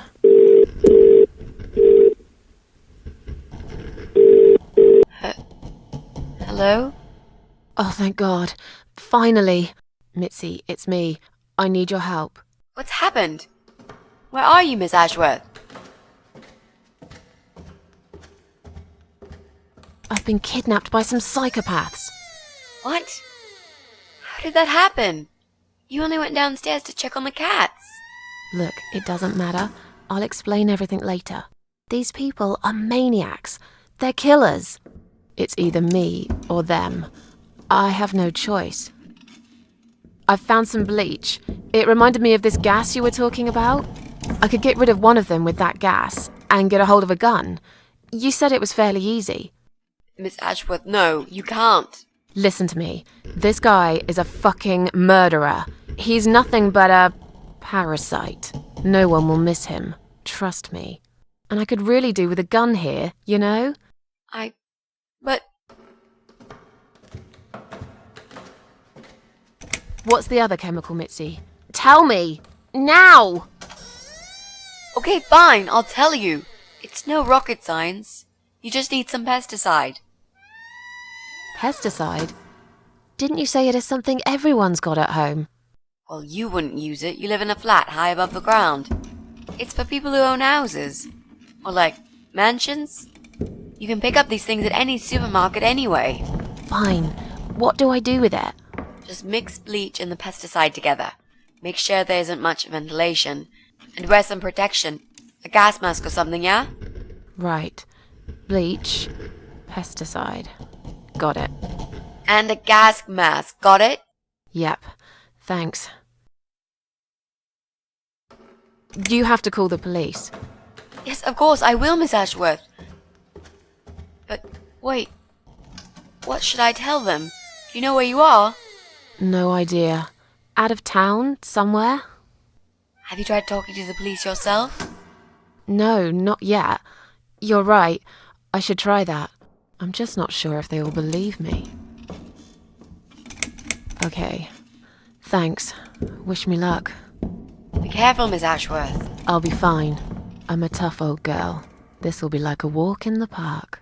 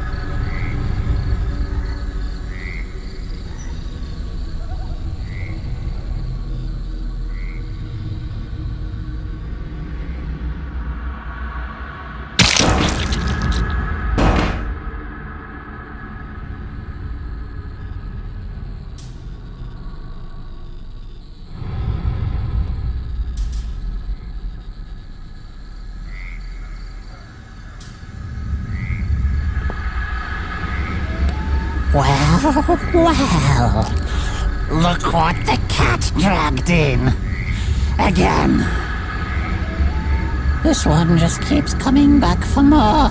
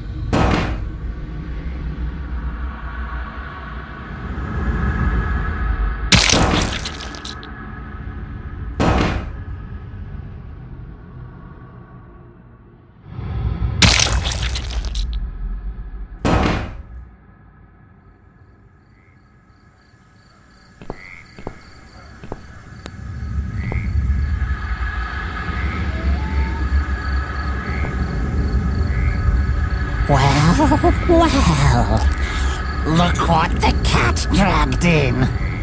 Again. This one just keeps coming back for more.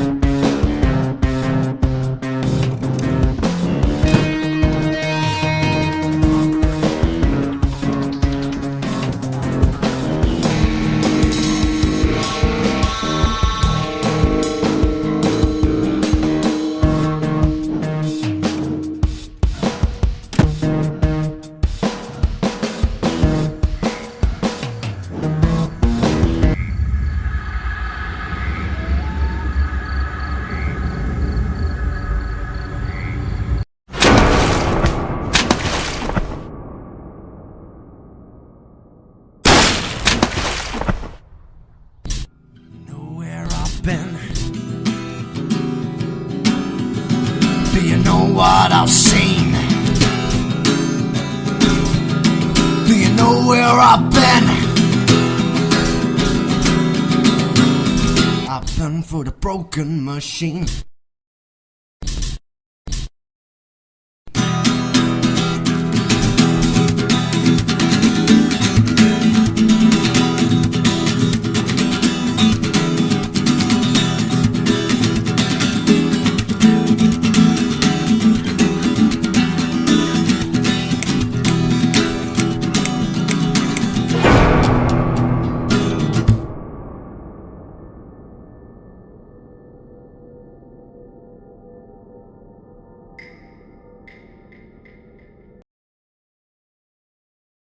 Miss Ashworth, I was worried sick about you. Are you alright? How did you get back? I walked. You saw something terrible in that fog, didn't you? I saw a monster.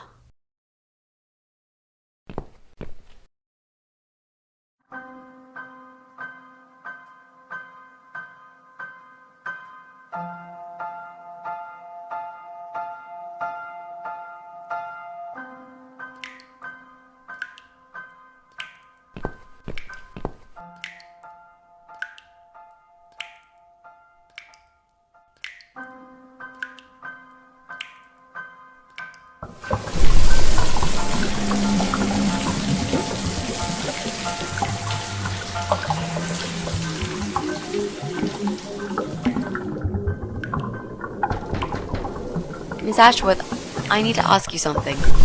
Can I come in? I'm in the bath. Is it something important? Yes, very important. The fate of the world depends on it.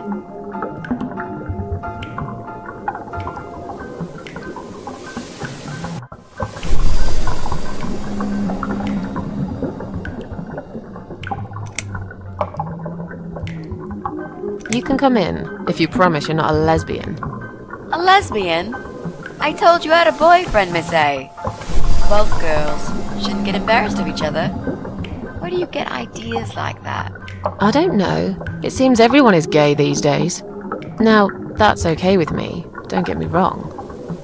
But I don't necessarily want a lesbian to stare at my boobs, if you know what I mean. Miss A, if I want to stare at some boobs, I'll take my top off and look in the mirror. Right. Come in then. I'm cooking up some pancakes. What do you like on yours? We've got strawberry jam, maple syrup, and chocolate spread.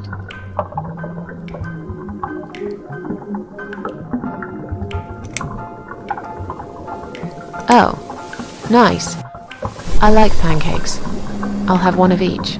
Oh no, you'll have 2 of each. I made so many that'd be enough for an army. I don't really eat much. That's because you haven't tried my pancakes yet. And if you don't leave me alone now, I never will. Really? Why? I can smell something funny. I think your pancakes are burning. I'm so full up. Where did you learn to cook like that? My dad taught me. He was the king of pancakes. I'll wash up, if you like. I can do that. I like washing up. You do? Really? Really. I'm a good girl. And this is my treat for you, after all. Looks like we've got the rain back. I almost felt like something was missing. Do you think it will ever stop? I mean, what if it doesn't? Then it will rain for 1,000,000 years. I'm not sure I get it. What's the point of that? What did you say it was called again? For the 3rd time. Social network. Why is it so difficult to remember? I just find the whole idea really stupid. Why would I want to tell people that I'm having a shit day? So maybe you would feel better for sharing it with your friends. But I don't have any friends. No, you wouldn't with this attitude. You, on the other hand, seem to have 274 of them. How is that even possible? Well, what can I say? I'm very likable. Wow, that's pretty cool. So, they come every time you play the piano? Yeah, I don't really play that often. Mostly when I feel really sad. Maybe I actually play more often than I thought. You saddo. I know a song written just for you. Remind me to play it to you sometimes. It'll cheer you up. It's called All Flowers in Time Bend Towards the Sun. Flowers, yeah. Of course they do. Do you know it? It's written by Jeff Buckley. He would have been bigger than Cobain, you know. I never heard of him. You probably didn't. He drowned in Mississippi when he was only young.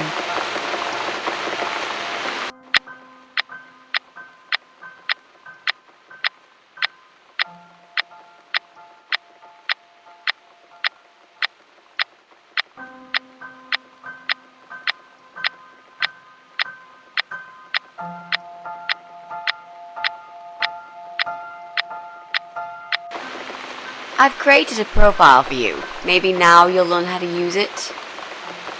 What am I gonna do with it? Just look for people you know. Invite them, talk to them. It's a good way to keep in touch. Maybe you could refresh some old friendships? I don't know. I can't think of any names. I probably never really cared enough about anybody. How about people you went to school with? Your old colleagues from work? Nope. Friends. 0. At least they're right about one thing. I'll add you later. That'll be a start.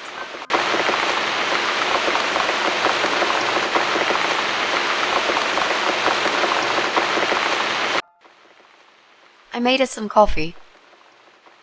Sit down and talk to me for a moment. I'm having a bad day. Could do with some company. Sure.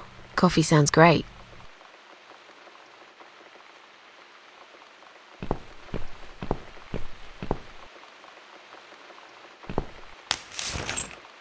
What's wrong, Mitzi?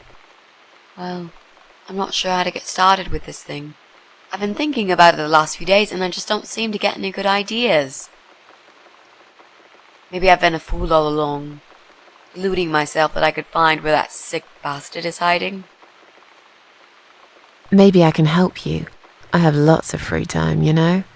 Last night, I made this, well, map.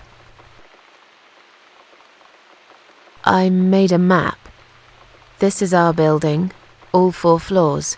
There are 2 flats on each floor. You really want to help me? That's so great, Miss A. How will I ever pay you back for this? I'll think about it later. But we haven't found him yet, have we? No, but I feel that together we stand a chance. So, let's talk about it. What do we know already? I know that rude, bald guy lives in flat 6. I told you about him, didn't I? I think so. It's that guy who came complaining about the noise, right? Right. That's Brian Palmer. Let's mark him on the map. What else do you know about him? Not much. Wait. I remember some woman lived there with him. I've not seen her for ages. They must have split up. Could he be our potential suspect? Yeah, I suppose so. I think so. Okay. Let's take a closer look at him then.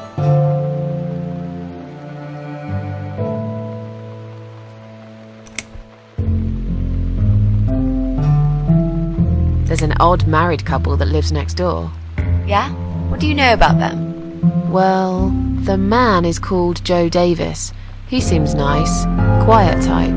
But I heard him shouting a couple of times, and he sounded almost like a different person. Like a madman, you know? I gather they must have some serious relationship problems, and they're trying to sort them out behind closed doors. It's impossible to hide this personal dirt from your neighbours. I know it's none of my business. but I can't just plug my ears and pretend I don't hear what's going on there. And the wife? Ivy Davis.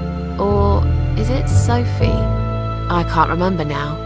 Anyway, she's very polite, always says hello when we pass by each other in the hall. She's one of those size 00 ladies, so skinny you could easily take her for a coat rack.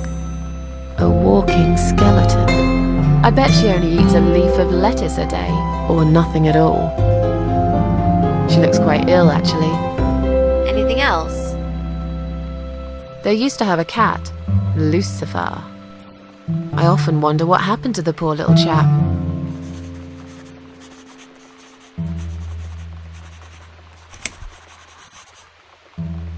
We can cross off our flat, of course. Yep, good. That leaves us with only 7 flats. Also, there's an old man in flat 5, right opposite the Bryans' place. I'm pretty sure one of the flats is empty. Which one? I think it's the one on the first floor. There are strange noises coming from flat 7. Interesting. What kind of noises?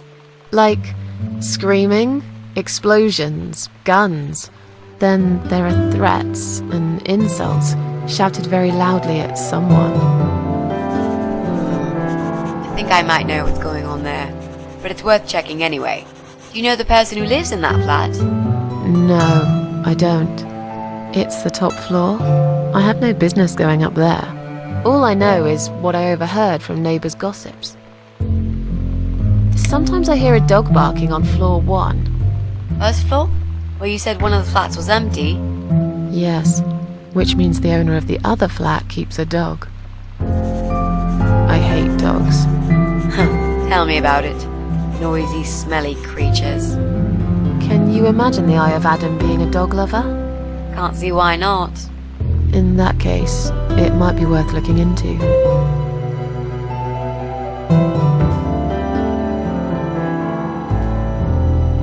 There's a woman with a baby living upstairs.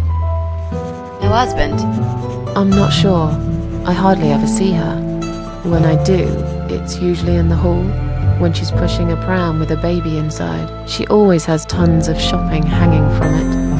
I nearly asked her once if she needed help to carry it upstairs. And? I hesitated for a moment, and by the time I offered, she grabbed the baby and the shopping bags and marched off upstairs.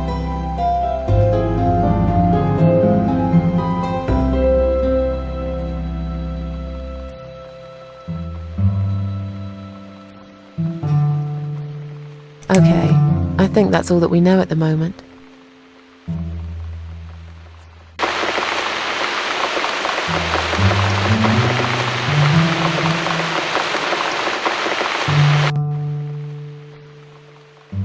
You mentioned a pram.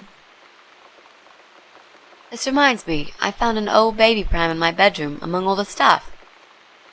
Do you have kids, Miss Ashworth? You never talk about it.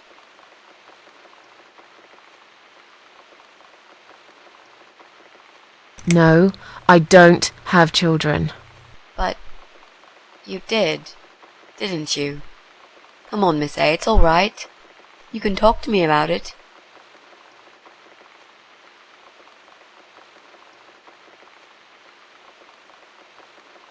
Do you see any kids here? I must have gone blind, because I can't see any myself, and you're acting like this place turned into a fucking preschool. Why don't you just leave it alone? Oh, please, you can't do that. I'm feeling really guilty now. I didn't mean to upset you. I just really want us to be friends. I swear to God I could do with one. I'm not very good at friendships. I thought that was rather obvious. Friends should trust each other, you know. I told you about Jack and everything else.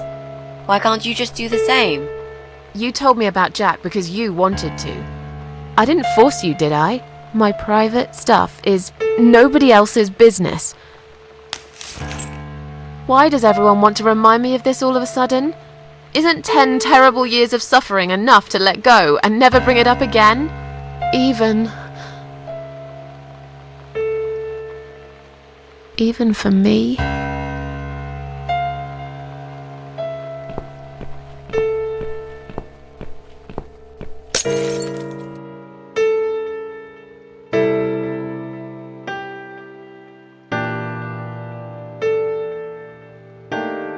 Miss Ashworth, I'm so sorry. Your mug, it was an accident.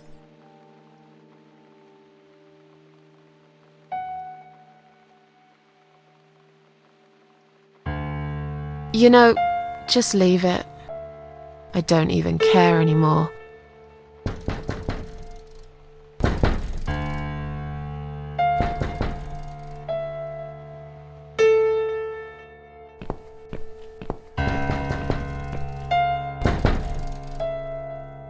Who is it?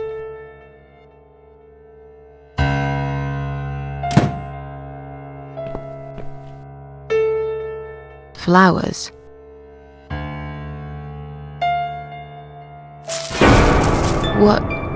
What's that in your other hand? Go away. Leave me alone.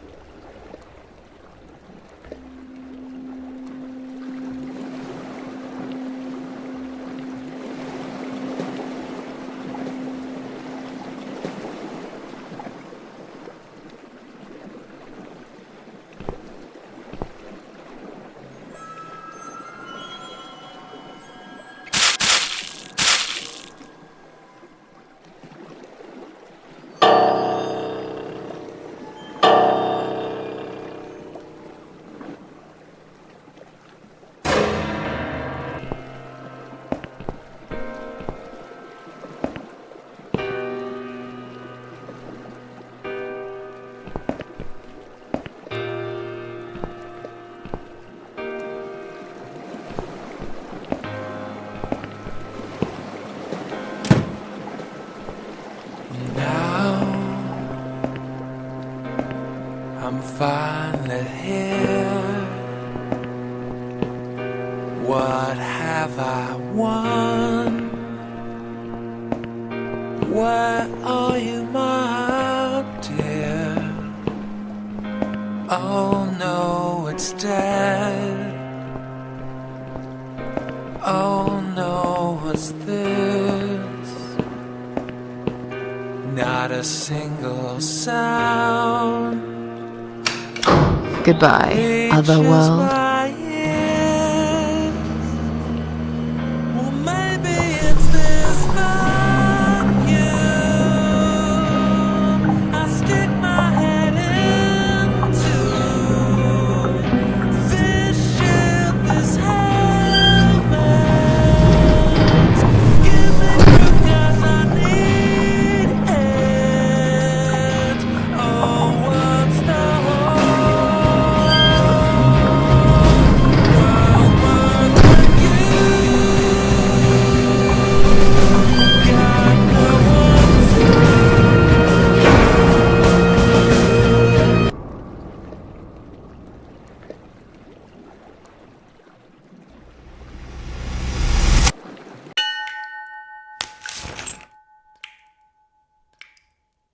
Is that you behind my back, Mitzi?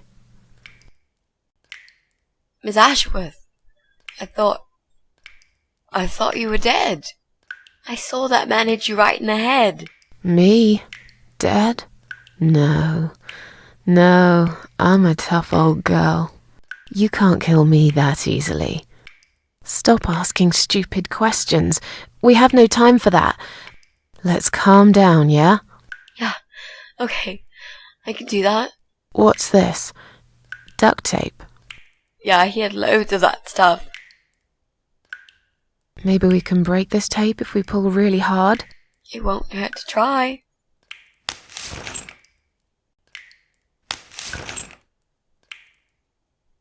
It's pointless. We're completely wrapped in this damn tape. We're cocoons, stuck in a web, waiting to be eaten. But where's the spider? He's gonna play with us first, isn't he? Pull yourself together and stop talking shit. I can't think properly.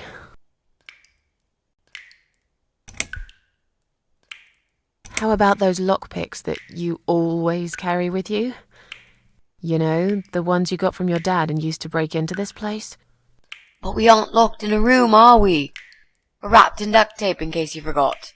How is a lockpick gonna help here? I don't know. It's probably sharp. You could use it to cut this tape. Well, even if that was the case, I can't reach it anyway. So let's forget the lockpicks and think of something else, alright? Did he hurt you? That bastard packs a hell of a punch. I've got a bit of a headache, but I think I'm alright. What about you, Mrs. A? Me? Fresh as a daisy. But I'll feel better after we've dealt with this unpleasant guest of ours. Do you think he's going to rape us? No, he is not. Don't worry, I'll figure something out. Let's just wait for him to come back. Sooner or later, they always make a mistake.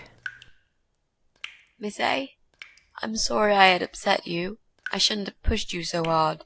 And I'm sorry about the mug, too. It's all right. Water under the bridge.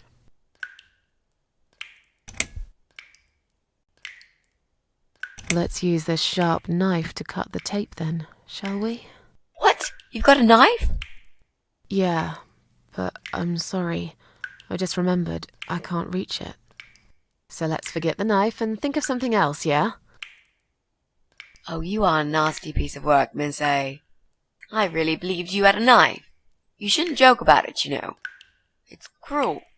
It wasn't a joke. I lied to you. And you lied about the lockpicks, didn't you? You don't really have them. Who are you to call me a liar? I can't reach the damn lockpicks. It's the truth. Really? Yes, but clearly my word isn't enough. You know what? I'll show you when this is over. If we're not chopped into little pieces, packed in plastic shopping bags and dumped in the trash, that is. Maybe it won't come to that.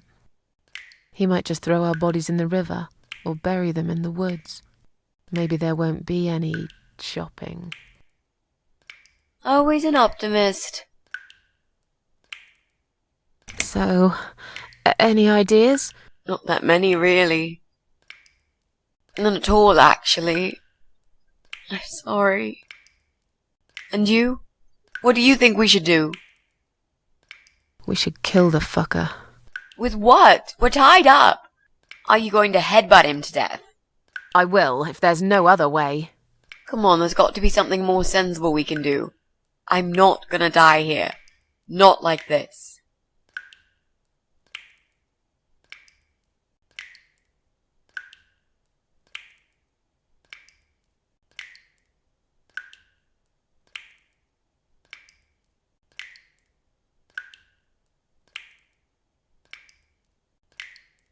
Maybe together we can pull this pipe off the wall? How is that exactly going to help us? Stop asking stupid questions and pull with me.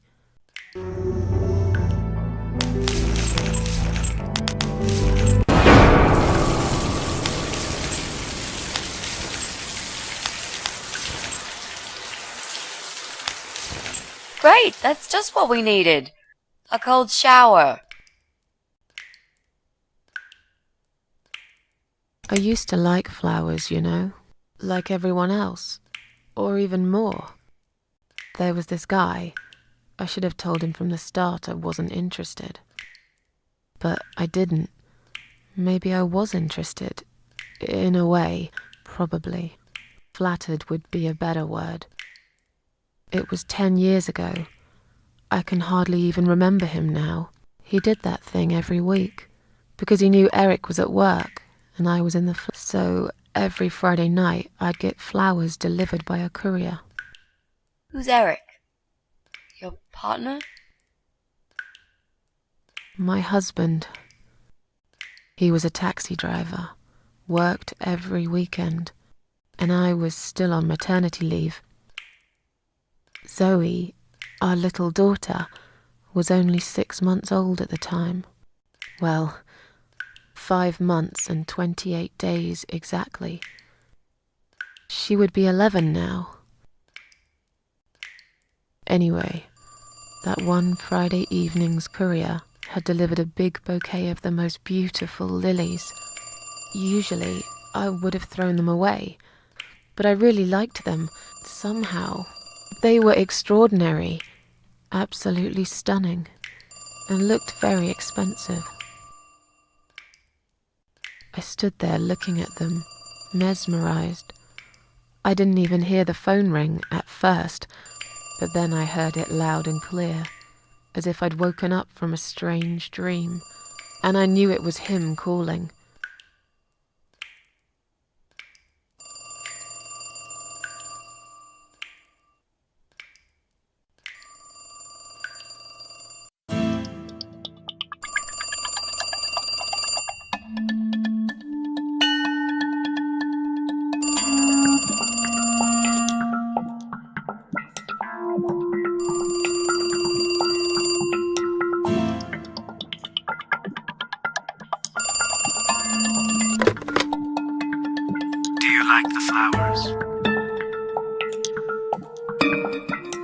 They're very pretty.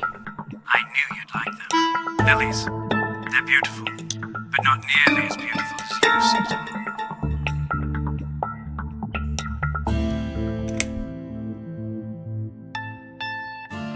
I have a family now. I'm sorry, but I can't see you again. We've managed to patch things up with Eric, and there's Zoe. We have to try and make it work. Our daughter needs both her parents. So, yeah, I can't just run away with you. Life's not a film with Julia Roberts, you know? But sometimes doing crazy things can change your life for better. Do you really want to be that woman who in 10 years' time realizes that she's wasted the best time of her life living with a man that she never loved? Look, I love my husband. I can take care of Zoe. I told you before. father to her, if you want. It doesn't work like that. You don't know anything about children. I'll learn. Give up? Honestly. I could never give up on you, Susan. Come on, don't be like that. You're breaking my heart.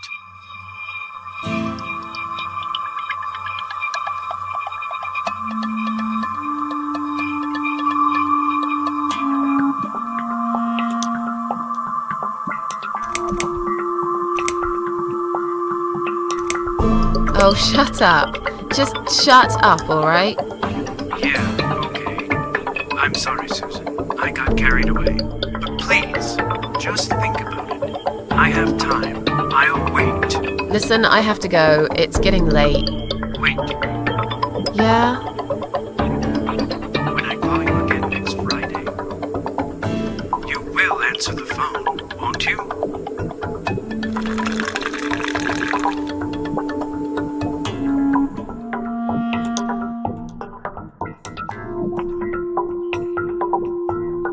No. I'm sorry, but this is over. Goodbye and good luck. I guess I should do something about these flowers. I'd really like to keep them, but I don't want Eric to know I have a secret admirer.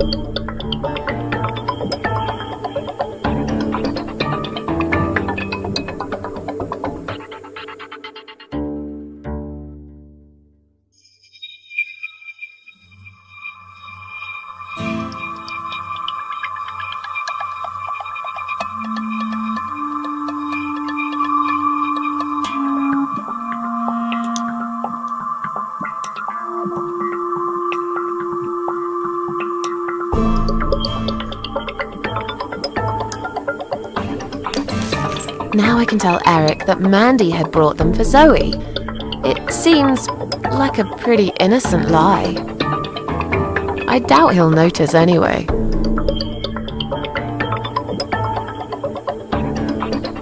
I hope you're dreaming about something nice, my little star. Eric must have come home early. But why?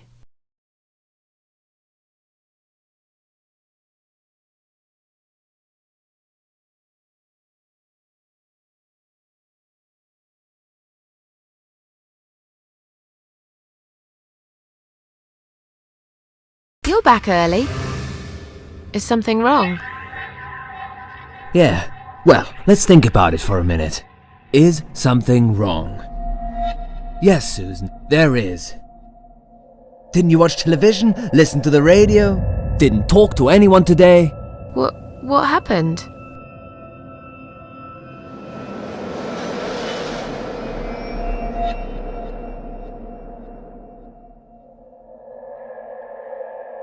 Was there an accident? Yes, you could call it that. But if a guy walks into a busy restaurant during dinner service and detonates a bomb strapped to his chest, then I think the term terrorist attack is more fitting. There's chaos spreading all through the city. Everyone's panicking. The police and army are everywhere. But you don't even care, do you, Susan?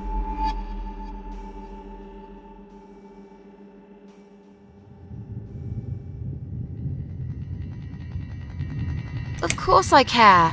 I had no idea. You should pay more attention to what's happening to this country, Susan. I could have died, and you wouldn't even know. Did you get hurt? No, not really. But the cab smashed quite badly. I was just there when it happened. There was smoke, clouds of dust so thick you couldn't see a fucking thing. So I stop, and all of a sudden some van hits me from the back. I hear my passenger screaming and shouting, and there's blood on the rear window.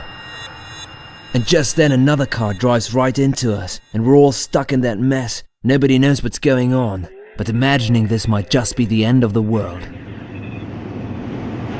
But no, it was some geezer with a bloody bomb. They closed all the main streets, in case there's more of them.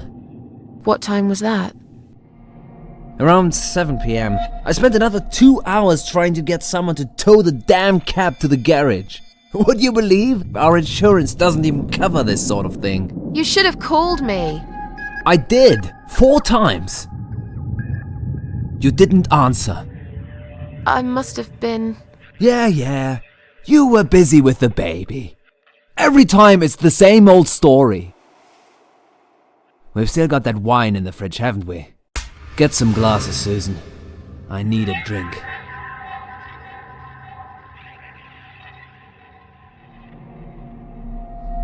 Alright, I'll get the glasses, you get the wine. But are you sure you don't want to take a shower first? No, I just need a drink. I can wash later.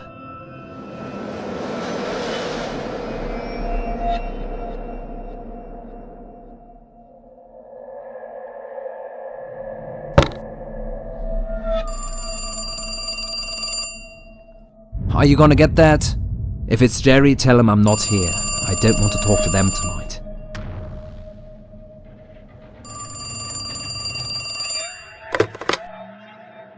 Hello? It's me again. I'm sorry, but I had to hear your voice again. I love you, Susan. Susan? You still there? Please, say something. Anything.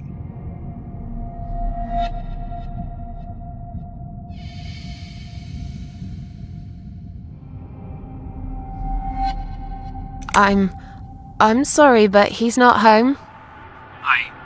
Excuse me? He's at work, isn't he? He's not home yet, Jerry. Why don't you try again in the morning? He won't be back till late, right? Is that Jerry? I'm not here, just blow him off. Susan, I'm so sorry. Should I hang up?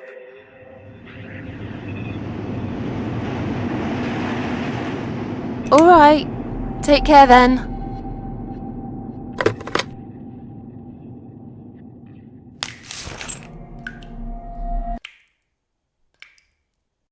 Then the arguing started. It slowly grew into something bigger, something horrible. Stupid remarks and old grudges mixed with alcohol turned into some sick exchange of pointless accusations. It wasn't the first time we argued, but it was the last. Just look at the state of this place. It's a mess! Listen, I know you're with Zoe all day, but it's not like she's still a little baby. She's 6 months already. You'll have to organize your day a bit better and get things done. If other women find time, why can't you?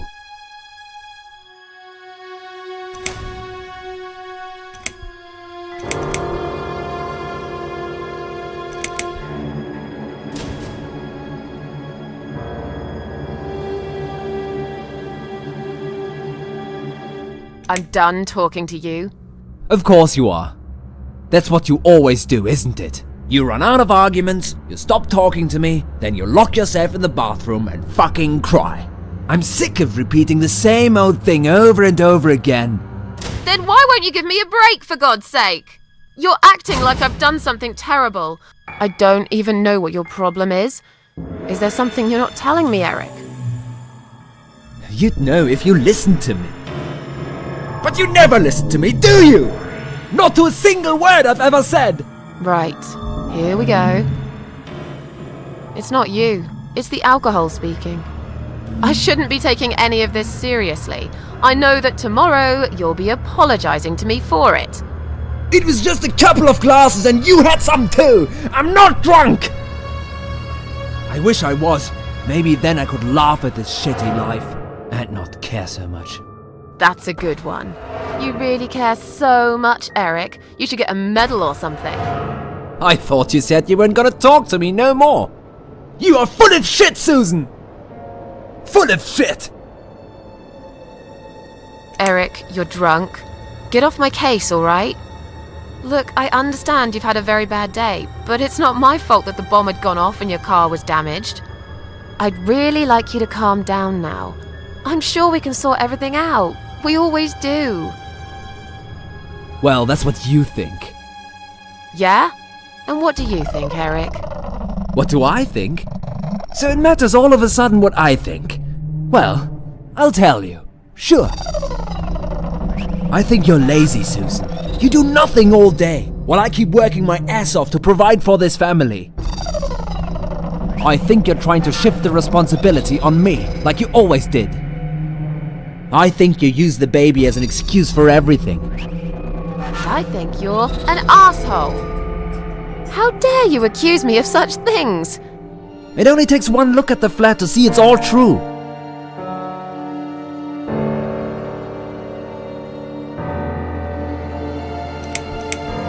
Why don't you look at yourself, you idiot? So I'm an idiot now, am I? You keep picking on me for nothing. No, this was coming, and you know it, Susan. If you're so unhappy with me, then what the fuck are you still doing here? Pack your bags and leave me alone. You're throwing me out. This is my fucking flat! I worked my fucking ass off for 7 years to buy it! I'm not going anywhere! Let me go. I have to check on Zoe. I left a window open in her room. She might be cold.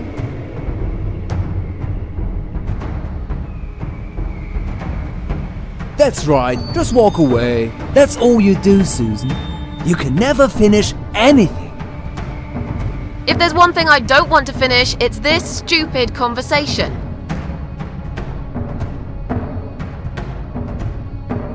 Why not? Are you afraid that I actually might be right? Are you scared of facing the truth? I'm sure Zoe's fine. It's the hottest summer we've had in years. It'll be good for her to have some fresh air in there. Won't you agree? I guess. Fine, never mind.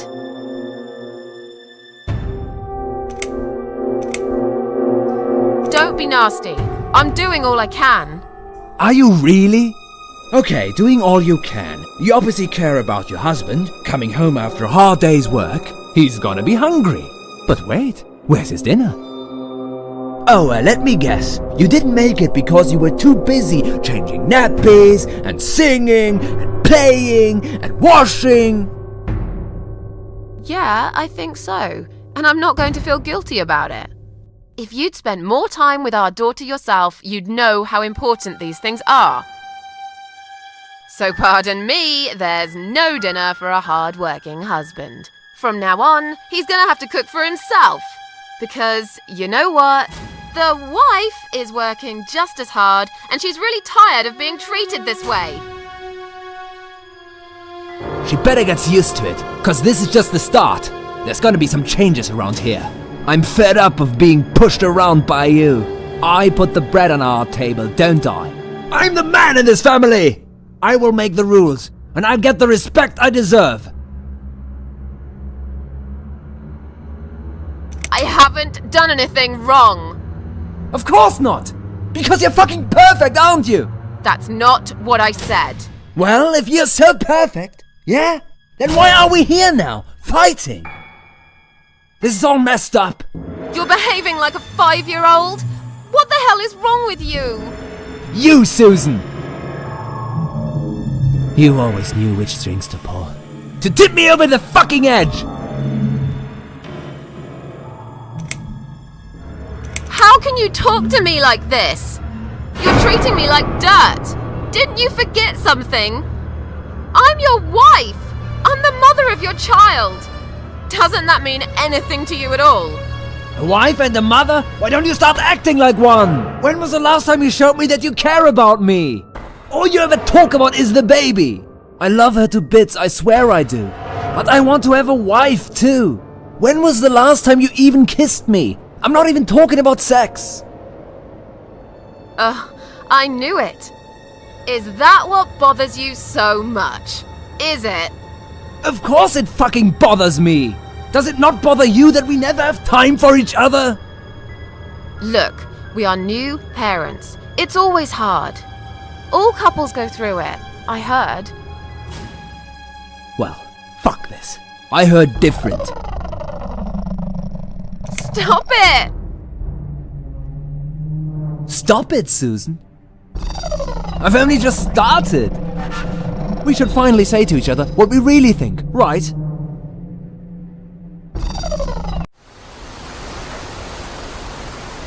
We didn't even notice that outside the storm had started. I was so absorbed in that stupid fight that I forgot all about the open window. Anyway, and the flowers. Those fucking flowers. Right there, by her bed. She had some rare allergy to pollen, but we couldn't have known that. How were we supposed to know? It's rare. She started coughing and choking.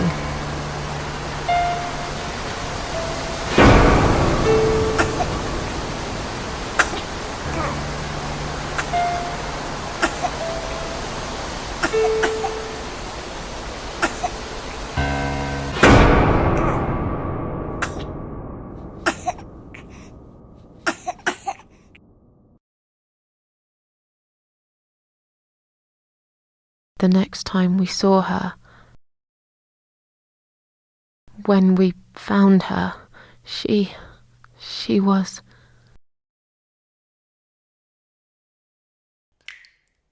After 2 days of what seemed like a narcotic dream, Eric had gone out and never came back again. They found him nearly a week later. He drank himself dead in the woods. I nearly didn't recognize him when I saw him in the morgue. It really was a hot summer. He looked bad. Miss Ashworth, Thank you for telling me that. Now I understand. I understand why you're so sad all the time.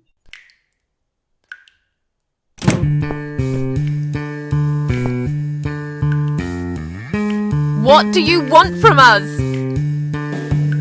Are you deaf? Mitzi, let me handle this. Let us go right now, you moron! Mitzi! Leave her alone. Don't you dare! No! Take me instead! Take me.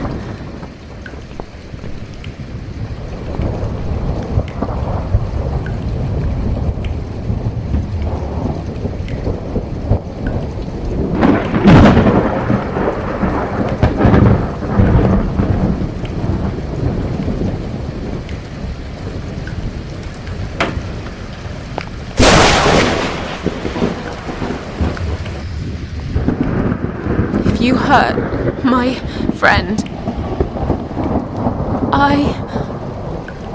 I will.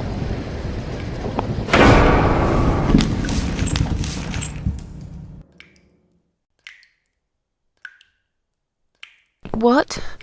What's going on? You're letting me go? Just like that? Where's my friend? What have you done to her?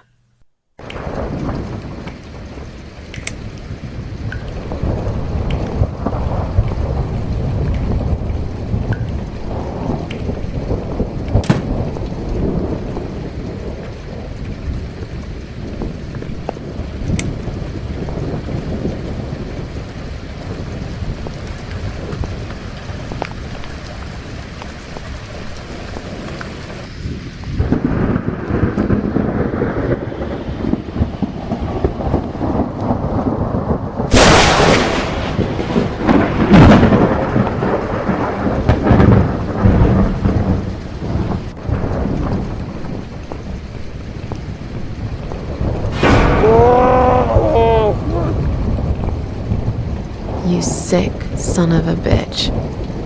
What do you want me to do? I don't understand!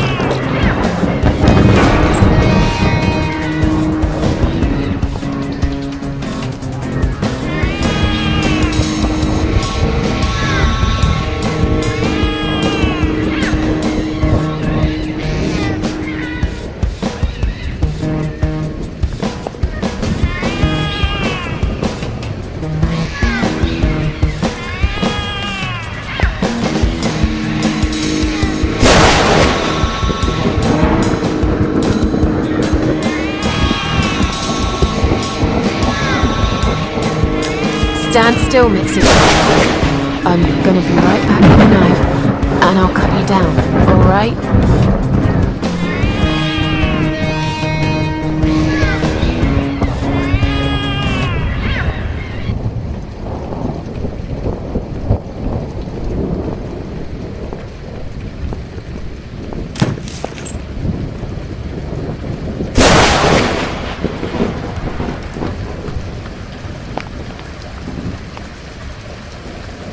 They're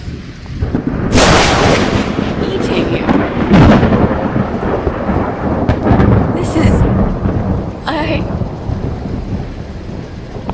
Don't look, Mitzi. Don't look.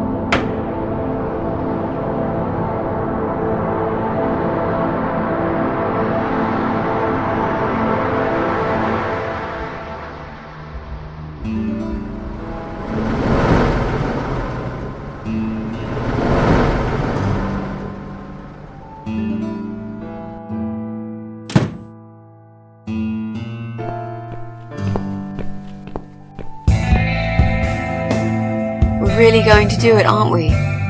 Yes, Mitzi. You will finally get your closure. maybe I will get mine too. Did you take that map with you? Yes. We can always refer to it if you get lost. I've lived in this building for many years. I won't get lost, Mitzi. But it'd be a good idea to cross people off. Once we're sure it's not them, it might give us a clearer picture of how far we've got. Right. Okay. Good luck, Mrs. A. Mitzi, are you sure you're feeling up to it? This recent incident, it must have been pretty tough for you. No, I'm good. Never felt better, Mrs. A.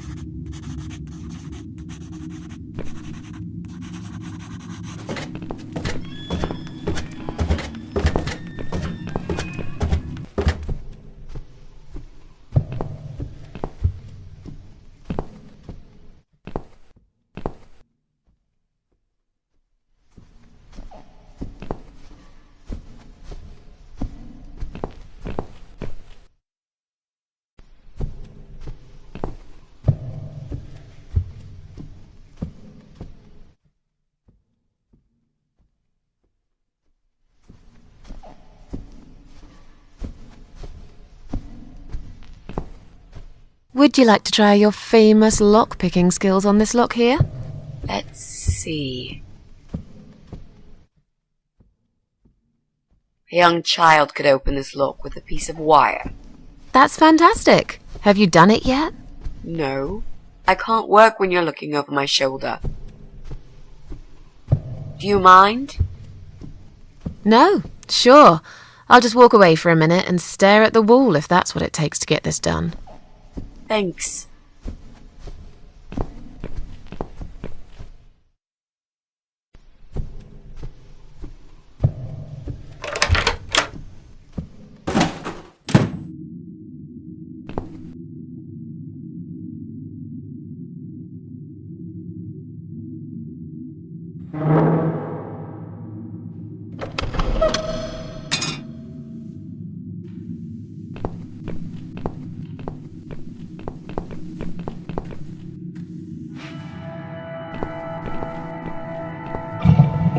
Clearly this place is empty.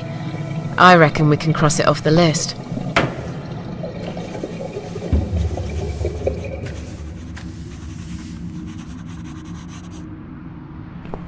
Mrs. A, what does depression feel like?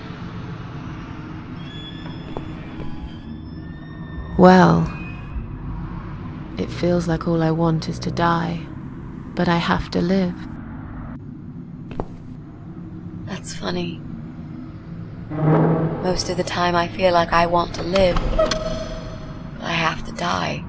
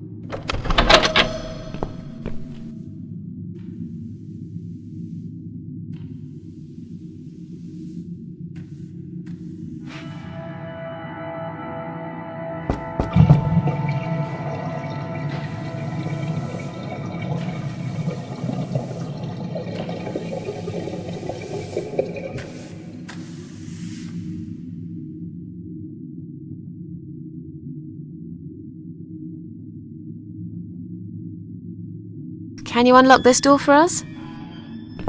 Let's see. Blimey. You don't see these very often. This is a very special lock. It would take someone much more skilled than me to open it. Great. I thought you were an expert. I am. But this lock is just beyond me. Why would anyone need one of these here? They must have something to hide. Is there any other way we can get inside then? Well, not unless we can find some plastic explosives or a pneumatic drill. Or a key. Yeah, because I'm sure there's a key lying around here somewhere. Well, what can I say, my friend? Let's try to think positive.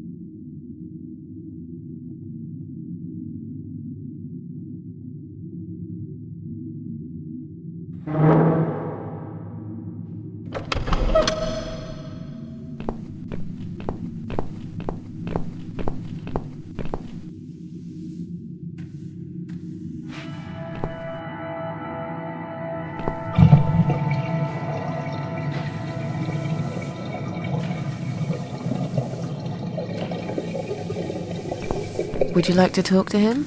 Sure. I'll pretend I'm doing one of those customer surveys. Old people usually have time to answer lots of stupid questions. They just want some attention, Mitzi.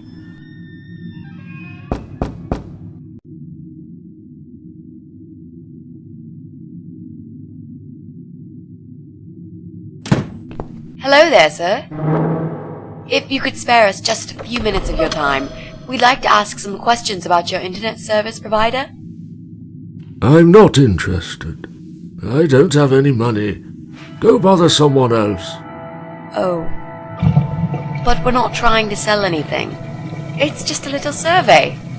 What? Wait a second. I can't hear what you're saying, sweetie. Let me get my hearing aid. Do you think he'll be back with a shotgun? Don't be silly. This isn't America.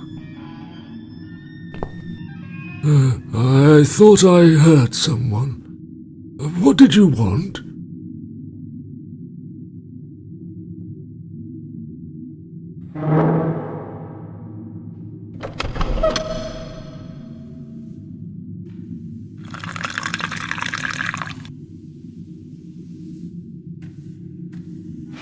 Do you own computer connected to the internet? Say again? Right. Okay. Do you... I can't hear you very well, dear. You'll have to speak up. I'm an old man, you know.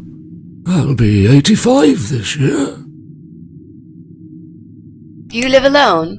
When you're an old man like me, you end up watching all your friends and family die. I'll be 85 this year, but I can still cook my dinner, and I make my bed every morning, all by myself. So... you do live alone, then? Look, young lady, I don't need any help. I've told them already. I can manage just fine. I can still cook my dinner, and I make my bed every morning, all by myself. And not that it's any of your business, but when I die, I'll die in my own home, in my own bed. I'm honestly not trying to take that away from you. We're just here to ask about... I will not have anyone washing me, or dressing me, or feeding me. I can manage. I've done it all my life, and it'll stay this way. I can still cook my bed and I make my dinner every morning, all by myself.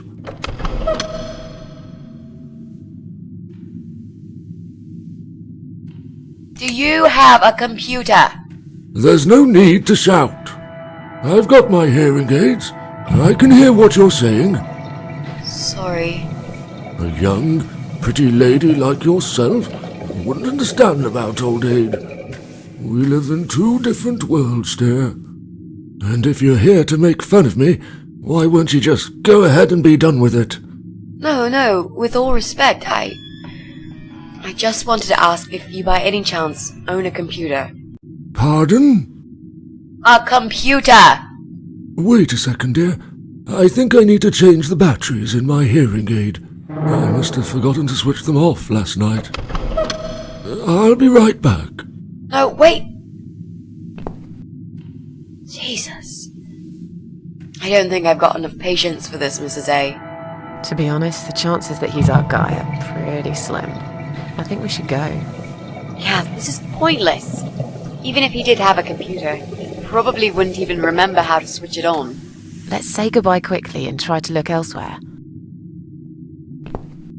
Can I help you? Not really. We were just going. What? I don't want to buy anything. I told you before. I'm not interested. I don't have any money.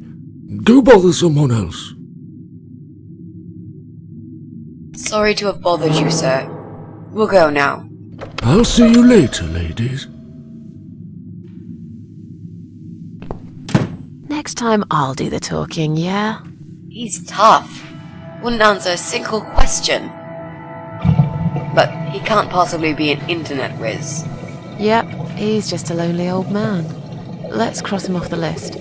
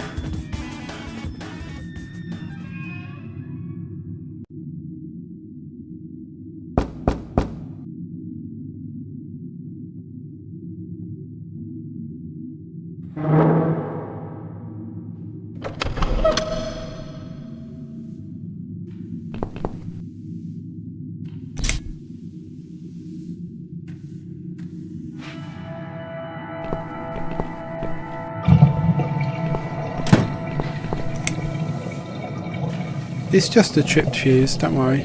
I'll just flip this switch, and we're back on. Jesse, can we talk to you for a second? Sure, but not right now. I'm right in the middle of something.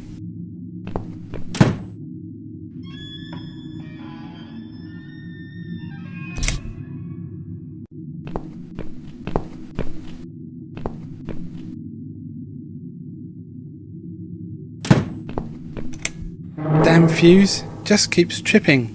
It's like we're living in the Stone Age here. Jesse, can we talk to you, please? Later, mate, later. I'm really, really busy right now.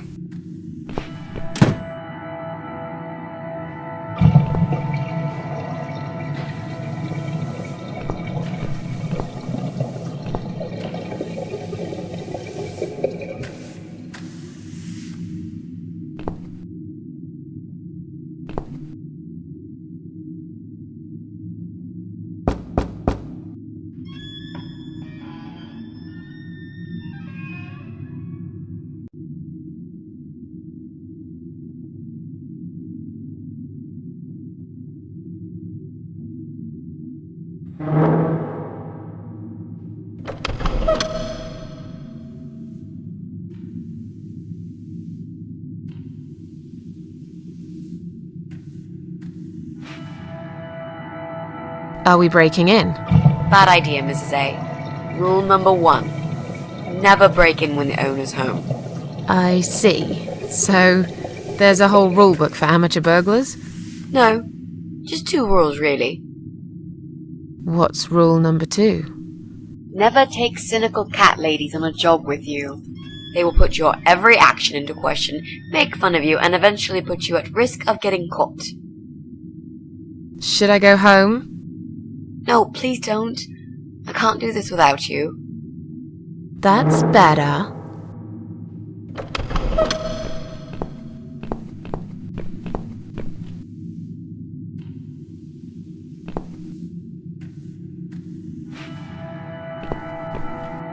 What's wrong?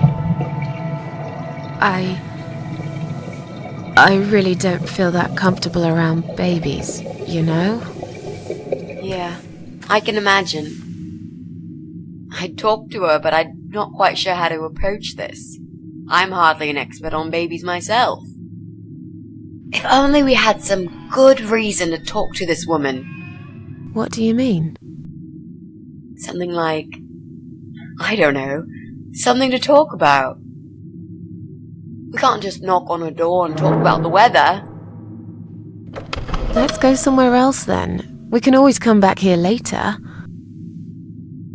All right.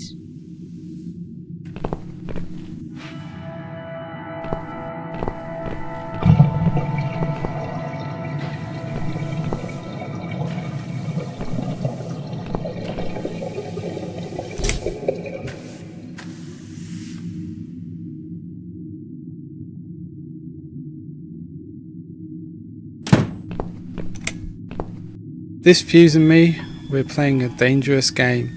It seems I am losing, but I'm a patient guy. Jesse, can we have a quick word? Sure, but not right now. I'm right in the middle of something.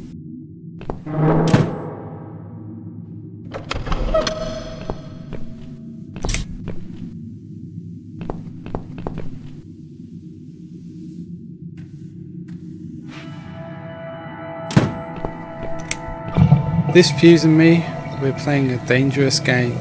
It seems I am losing, but I'm a patient guy. Jesse, can we have a quick word? Sure, but not right now. I'm right in the middle of something.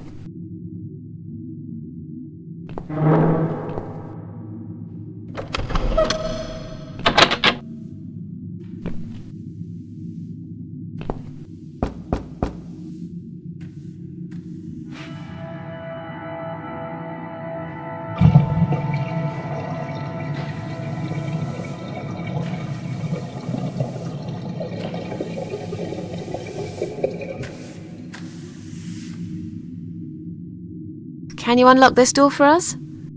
Let's see. Blimey, you don't see these very often. This is a very special lock. It would take someone much more skilled than me to open it. Great. I thought you were an expert. I am, but this lock is just beyond me. Why would anyone need one of these here? They must have something to hide. Is there any other way we can get inside then? Well, not unless we can find some plastic explosives or a pneumatic drill. Or a key. Yeah, because I'm sure there's a key lying around here somewhere. Well, what can I say, my friend? Let's try to think positive.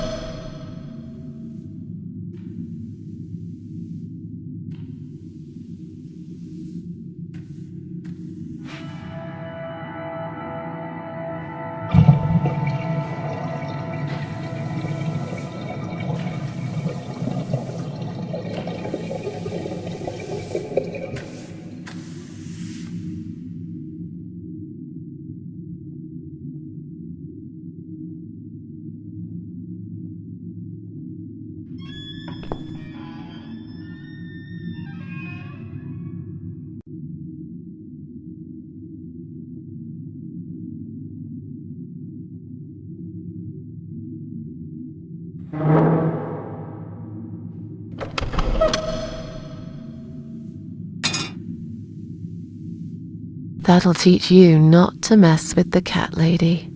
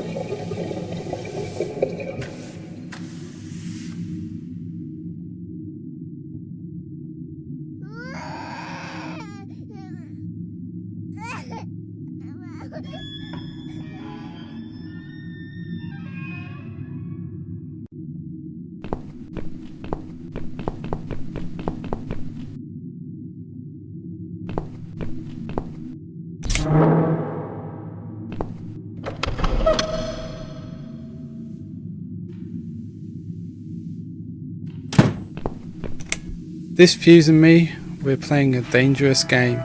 It seems I am losing, but I'm a patient guy. Jesse, can we have a quick word? Sure, but not right now. I'm right in the middle of something.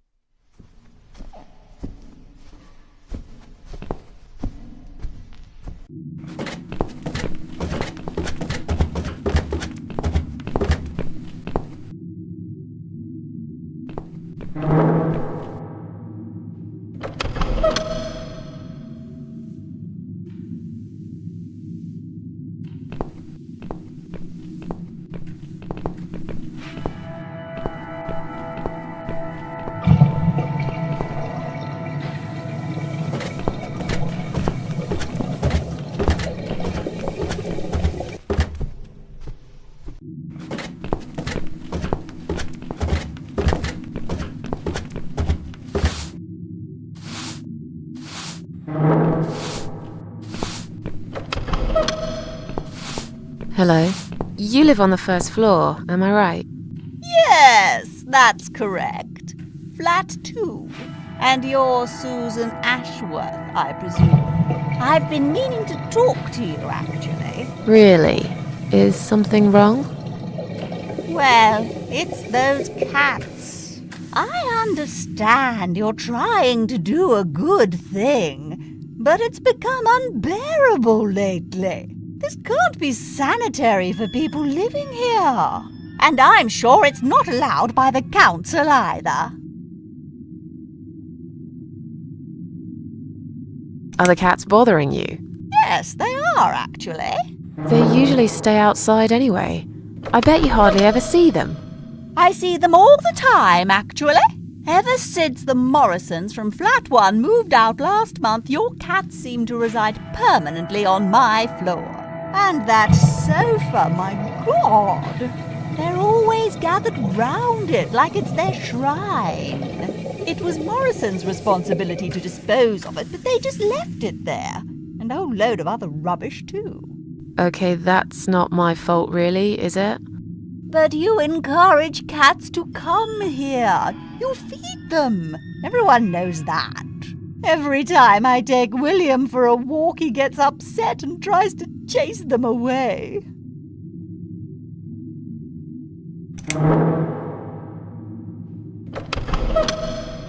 Who's William? William is my dog, of course. He's 12 years old, you know. He shouldn't be running after cats at his age. Did you say they sleep on the old sofa? I didn't say they sleep. Have you not listened to me? I'm beginning to wonder if they ever sleep, actually. They just keep climbing up and down the wretched thing. They're noisy. They leave germs all over the place. They've scratched upholstery and the paintwork.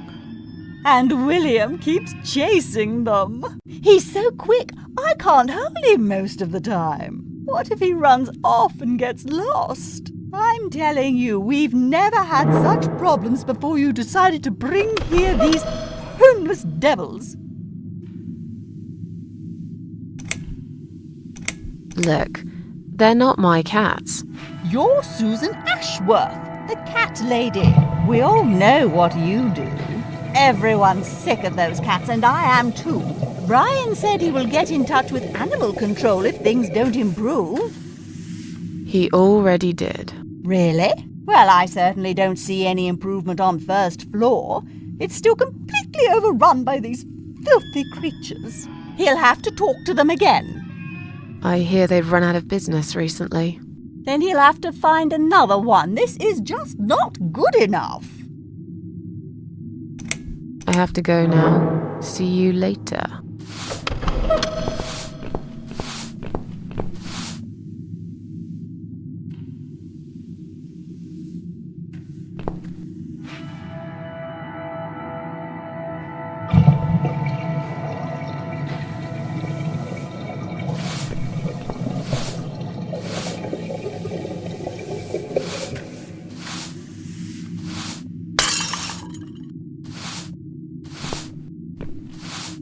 I'm sorry.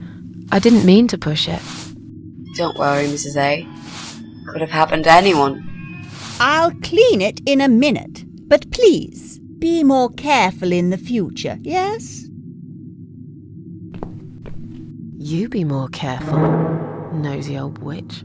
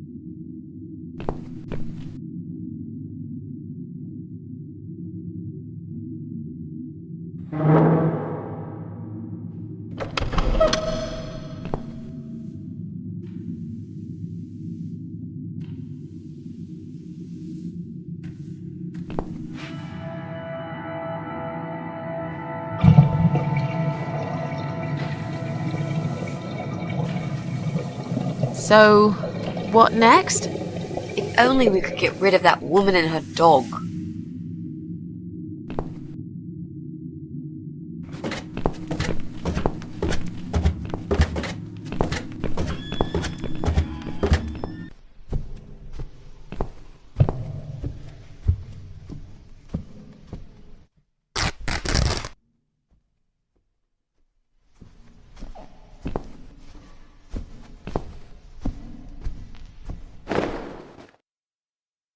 Hey, look at this.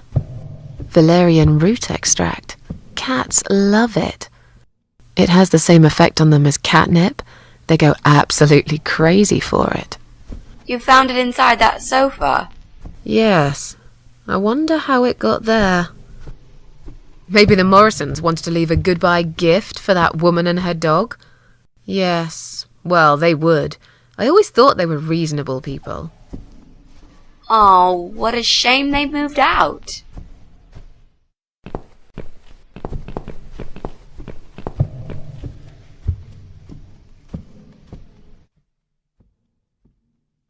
Okay, I think we're getting closer.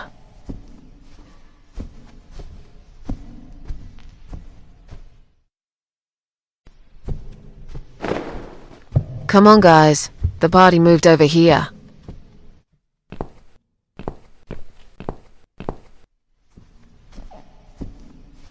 Where are they? Mrs. A. Well, aren't they quick? This dog is making quite a racket. Someone should complain to the owner, don't you think? Definitely. She should put that broom down for a minute and sort a dog out.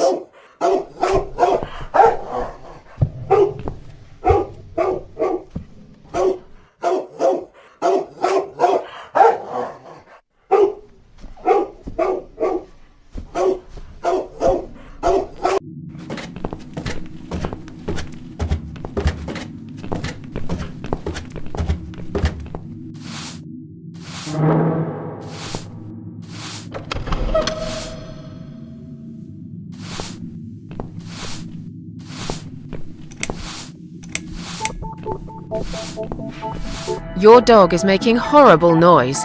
Can't you do something? It's probably because your wretched cat's upset him again.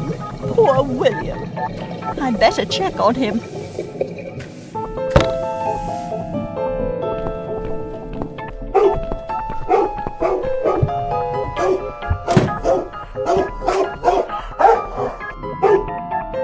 William! Come back, my little prince!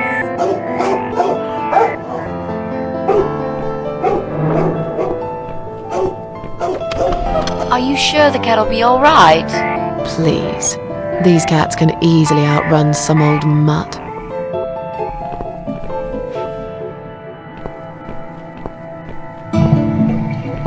I'm going to push this cabinet out of the way.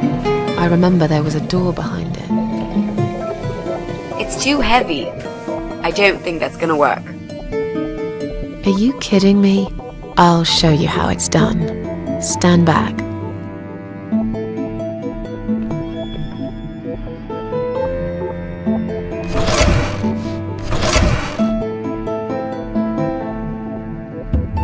There.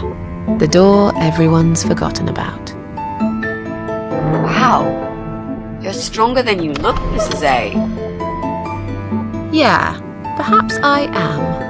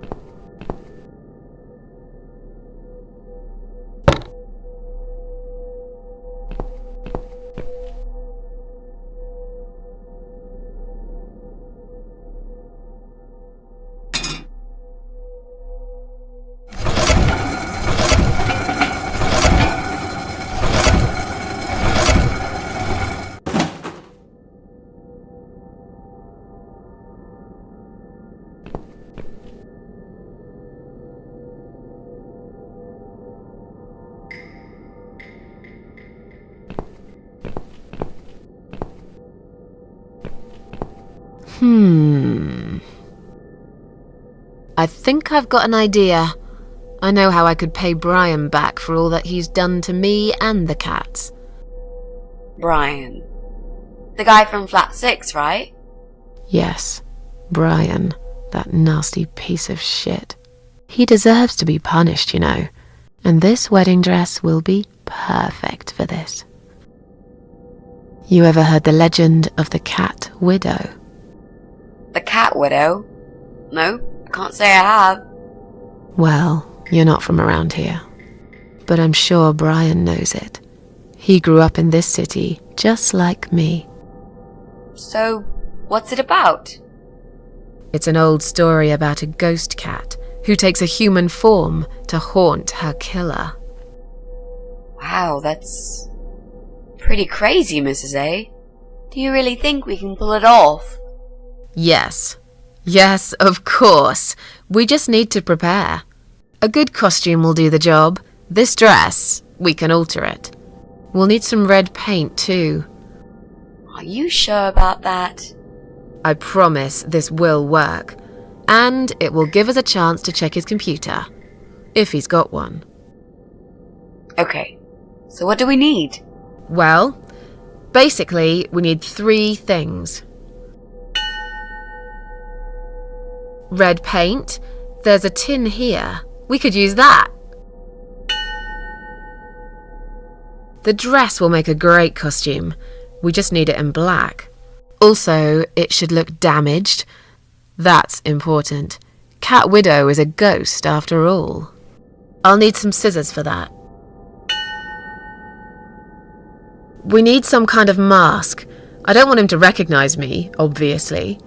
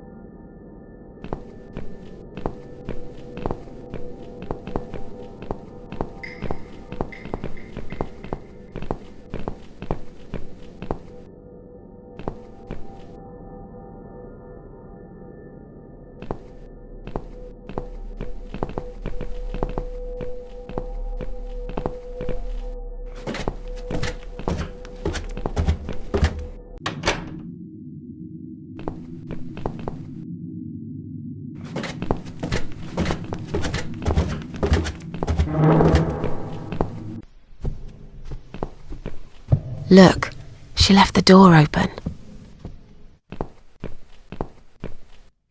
Do you want to check her flat? I'll stay here and keep watch. Good idea. I'll be as quick as I can.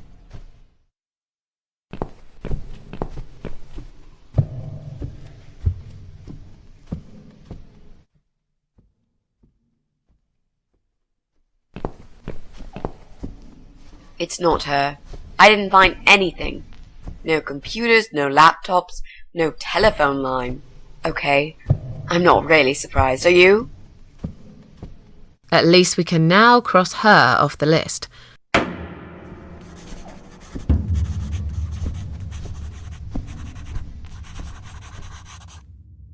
Let's go.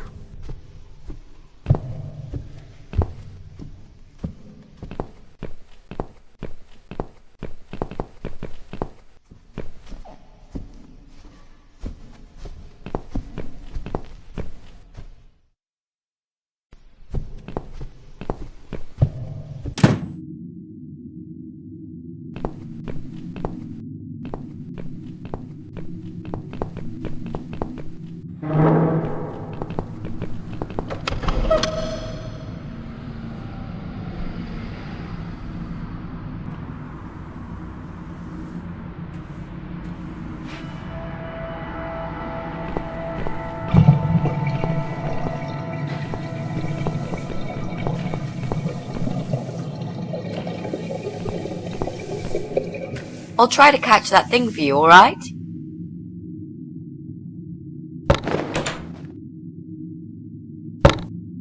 It's a statue of a cat. How nice.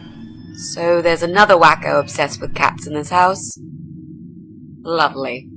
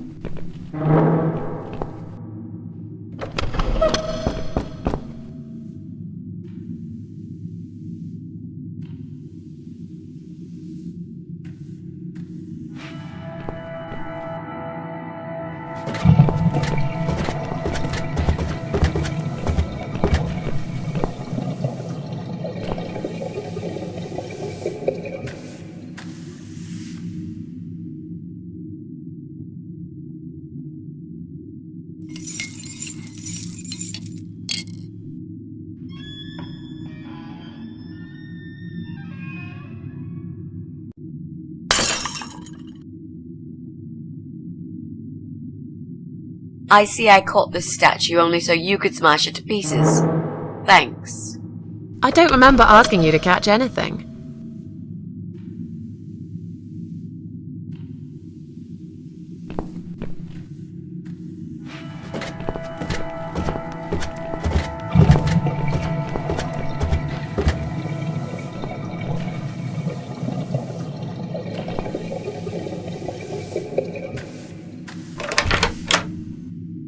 Do you want to go in first?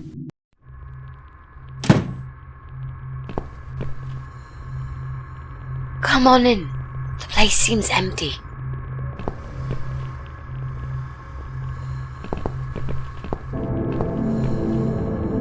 Watch out, Mrs. A. There's a massive hole in the floor. Just step around it. I'm not blind. Besides, I know it's there. We saw it from the floor below. Let's have a look around. There's got to be a computer here somewhere. I really don't like this place. Yeah, it's rather creepy.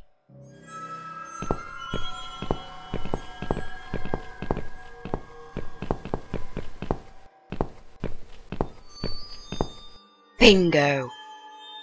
We found what we were looking for. This laptop could be it, you know. Maybe Joe is our guy after all. No. It's a disaster. The power lead is missing. It won't switch on.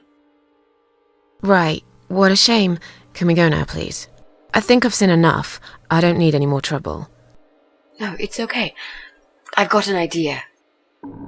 It seems it's a similar model to mine. I'll just go back to the flat and bring my power lead.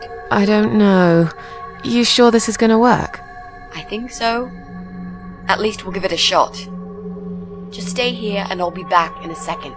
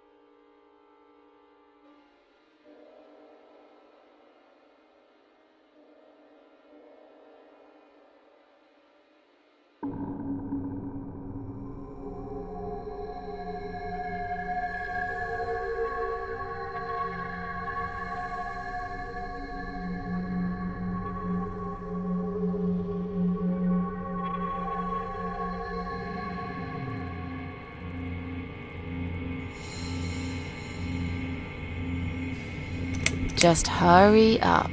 Yep, I'll just grab the power lead and run right back. It's just across the hall. I'll be back before you know it.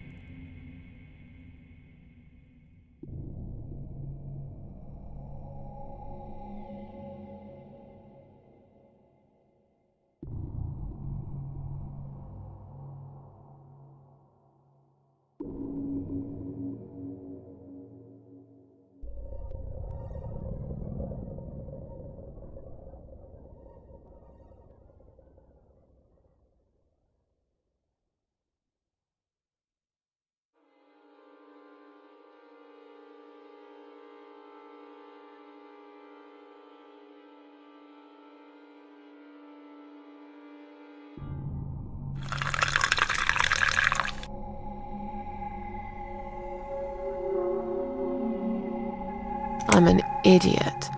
But fine, I'll wait here. While I'm gone, think of a vegetable. What? Why? To keep yourself busy. I bet I can guess which vegetable you were thinking of when I come back. So you're a mind reader now? No, this is just a little experiment of mine. Okay, whatever.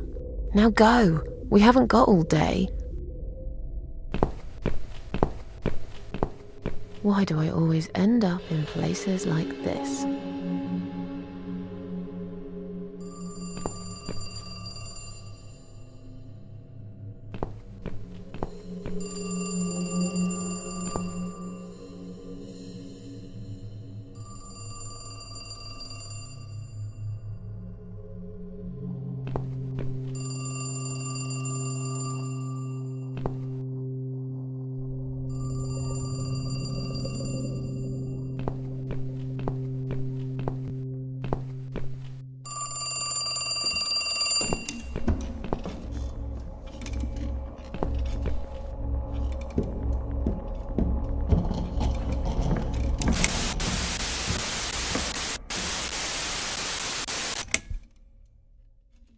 Remember the hole, Susan. Remember the hole, Susan. Just one big step.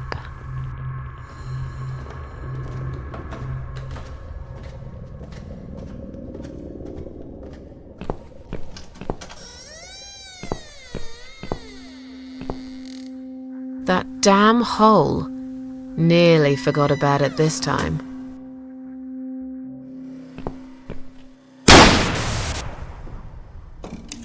Right, I'm done waiting. I need to leave right now.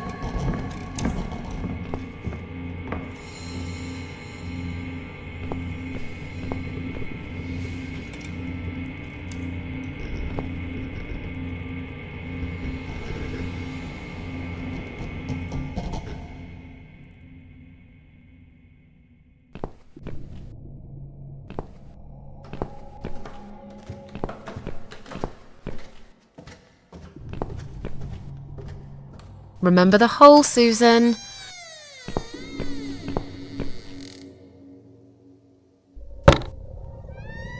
Damn, the door handle just came off in my hand. How am I going to get out of here now?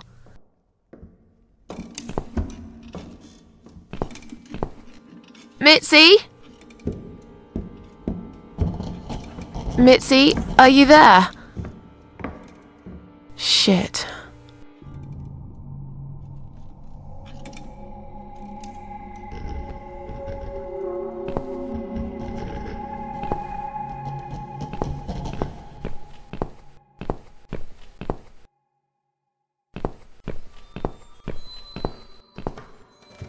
That damn hole.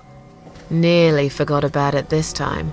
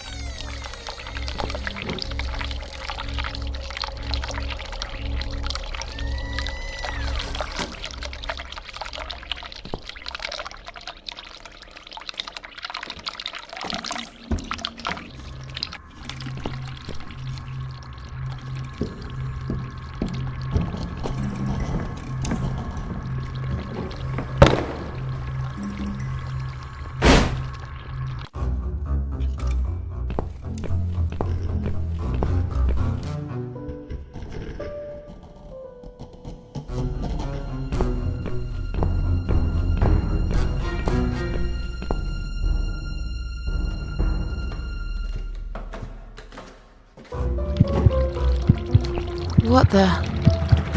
I've got to get out of here.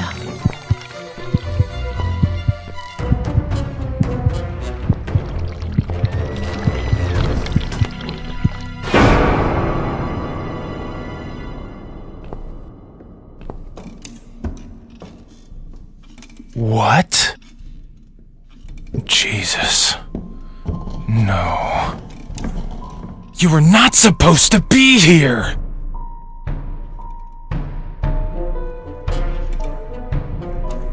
Why did you have to ruin everything?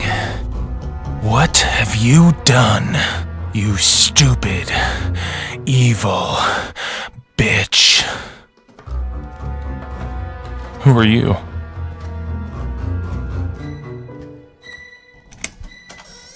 I'm the gas inspector. There's a leak somewhere? Is that so? I can't smell any gas here. How odd. I think you're lying. You took her away, didn't you? What has she ever done to you? What? Look, sir, you are wrong. Shut up! I won't let you trick me again! Did they send you? They think I'll fall for these lies, but I'm smarter than this. I know what you're up to.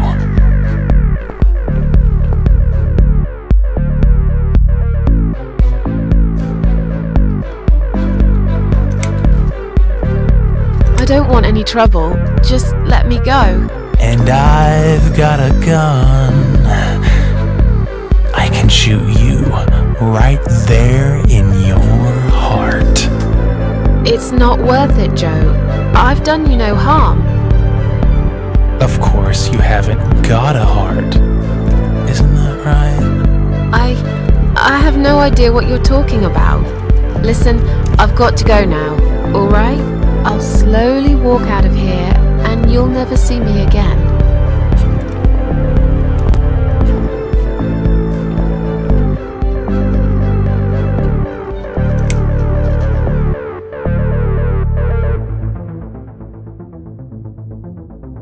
Calm down.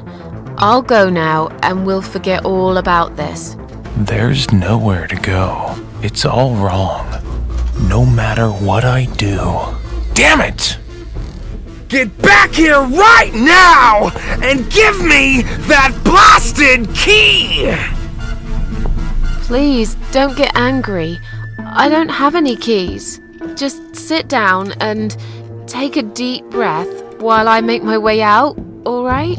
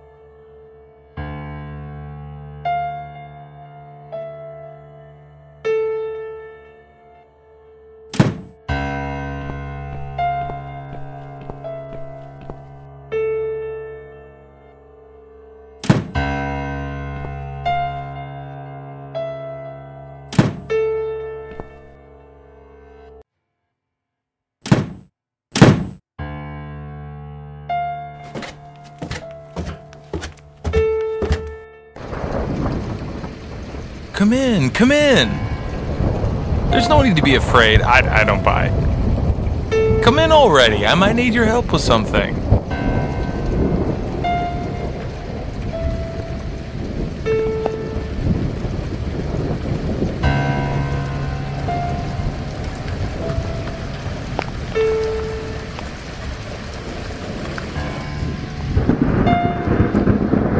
You need my help.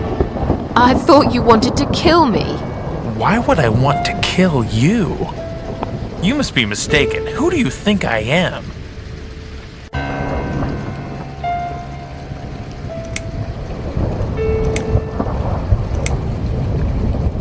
Sorry, I must have gotten the wrong idea. It happens to me sometimes. I've been known to be a bit intimidating, I guess. But I'm not a violent person. Okay, good to know. I mean, I will use violence if I'm pushed against the wall. Do you know what I mean? All too well, Mr. Davis. All too well.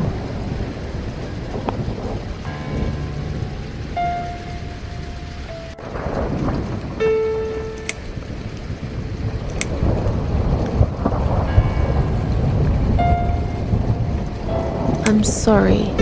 I just want to leave. Yes, I understand. I wouldn't stay here myself if it was my decision to make.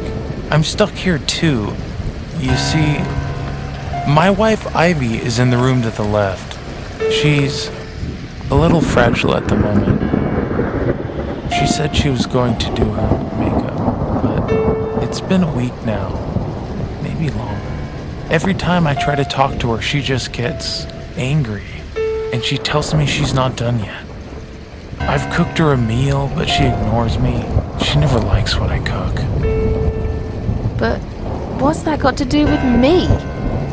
If you talk to her, I'll show you the way out. I promise. Just go in there and tell her she looks fine. She's always so careful about looking perfect. Okay. I'll see what I can do.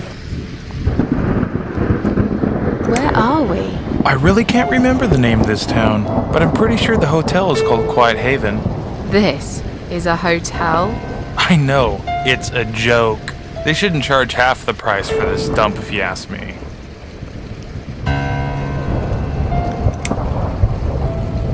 Goodbye, Joe.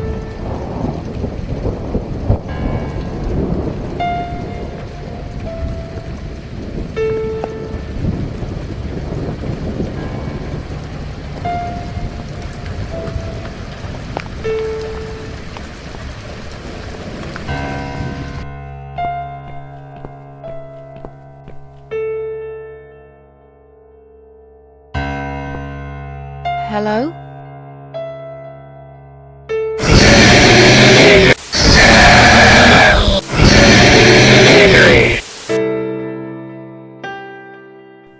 Misery.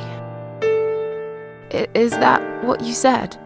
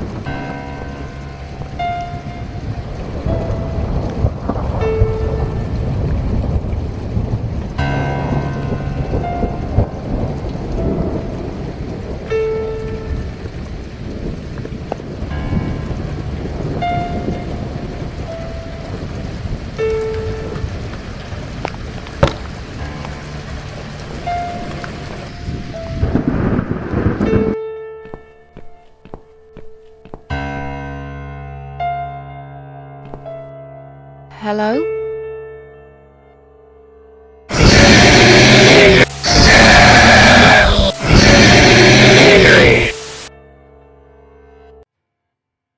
Misery. Is that what you said?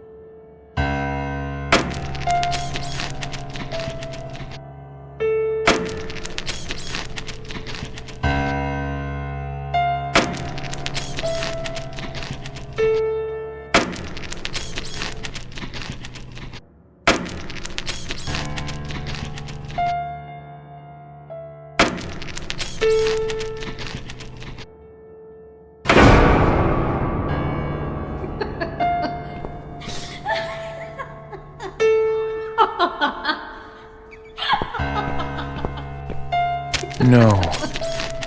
No. No. No! This isn't Ivy! This isn't my wife! It's the monster. It followed me here. It always follows me. No matter what I do. Look, I'm sorry. You must kill it. What? Why me? You still got that power lead, haven't you? The one you stole from me? How do you even know about it? You must use it to kill her. To strangle her. You're out of your mind. Do it. Strangle the goddamn creature so it never follows me again, or I'll shoot you right here, right now!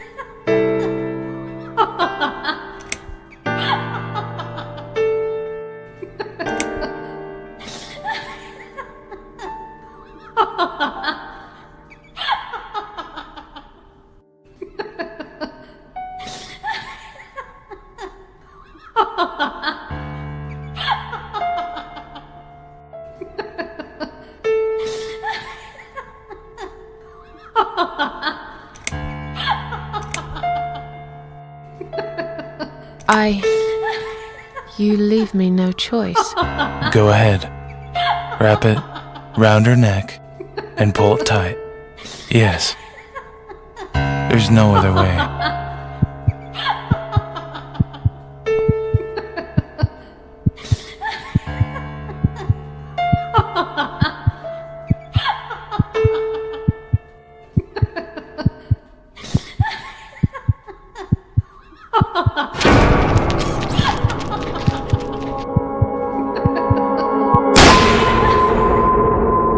Stop it!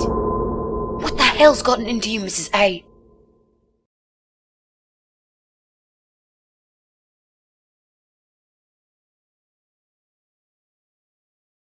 I don't know. Did you just try to strangle me? No. Oh, God, no. I would never do that, Mitzi. I guess I must have panicked. I thought you were someone else. Look, I was gone for less than 1 minute. Really? Somehow it felt longer than that. At least you found the laptop cable. That's good news, because I don't think mine will be any good. Let's see what's on this hard drive, shall we? Well, that was a waste of time. Never mind. At least now we're sure it's not him. Let's just go. I don't want to spend another minute in this place. Hey, did you think of a vegetable? What? I'd asked you to think of a vegetable while I was gone. So? Did you? Yeah. Sure. Great! Now don't tell me. Was it carrot? Yes. A carrot. That's amazing. How did you know? That's the secret. I can't tell you that, Mrs. A, or else it wouldn't be a magic trick anymore. Yay, it works every time. Okay. Don't get too big-headed now. Sure, but I am the greatest. Look, I only said it was carrot to be nice. In fact, I thought about celery. I wasn't going to say, but you leave me no choice. Yeah, right. Yes. Now, let's go. Joe can come back any minute, and you don't want to meet him.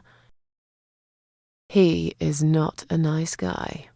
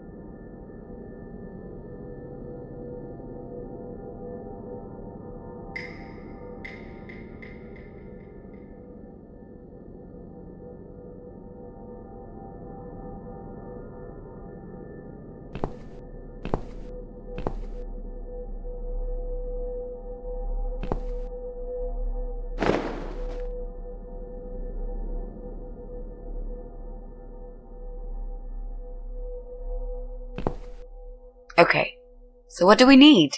Well, basically, we need 3 things. Red paint. We've got it already. The dress will make a great costume. We just need it in black. Also, it should look damaged. That's important. Cat Widow is a ghost after all. I'll need some scissors for that. We need some kind of mask. I don't want him to recognize me, obviously.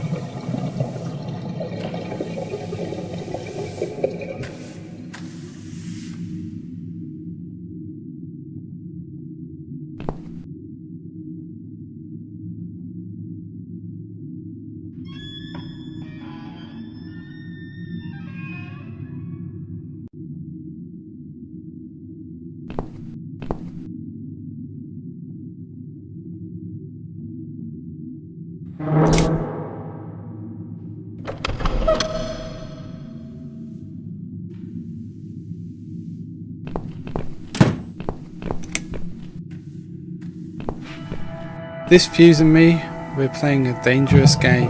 It seems I am losing, but I'm a patient guy. Jesse, can we have a quick word?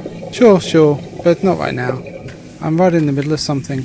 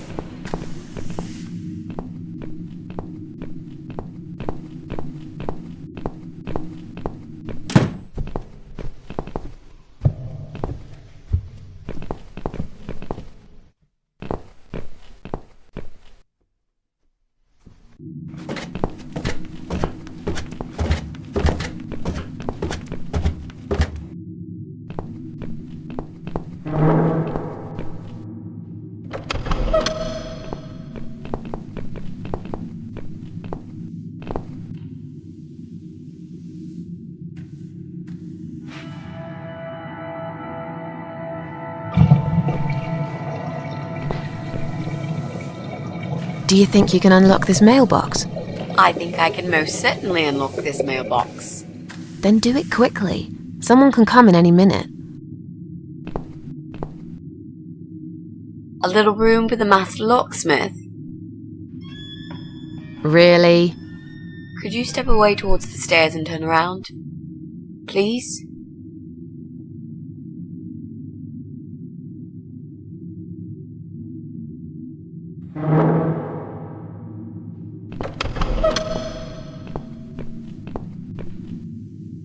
Master criminal, if anything.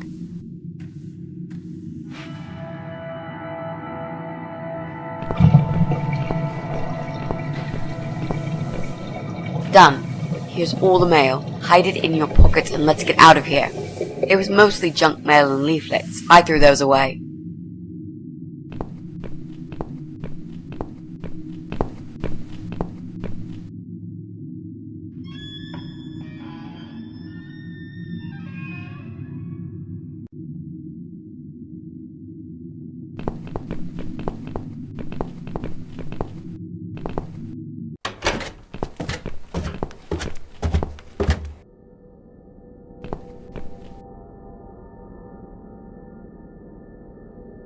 Well, well. Looks like Pauline is looking for a babysitter. This letter says she's supposed to interview an agency nanny later today. Great. I could be a nanny. It's certainly worth a try, but I should warn you. I don't want to have anything to do with that baby. You're gonna have to handle this on your own. Sure, I understand. Leave it to me, Mrs. A.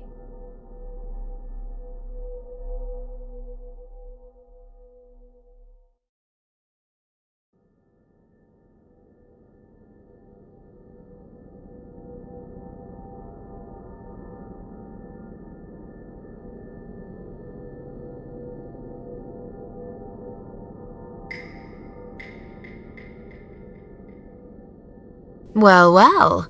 Looks like Pauline is looking for a babysitter. This letter says she's supposed to interview an agency nanny later today. Great. I could be a nanny. It's certainly worth a try, but I should warn you. I don't want to have anything to do with that baby. You're gonna have to handle this on your own. Sure, I understand. Leave it to me, Mrs. A.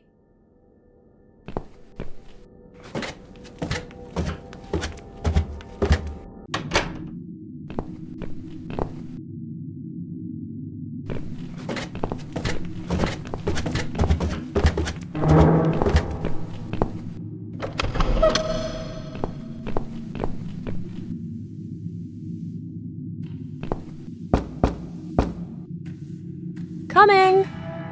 Right, step back. I'll handle this. Oh, hello? Hi. I've heard you're looking for a babysitter. Is that correct? Well, yes, that's correct. Look no further. My name is Mitzi Hunt. I'm currently a student, but I'm great with children. And I could really use a job. These school tuitions get pretty expensive these days.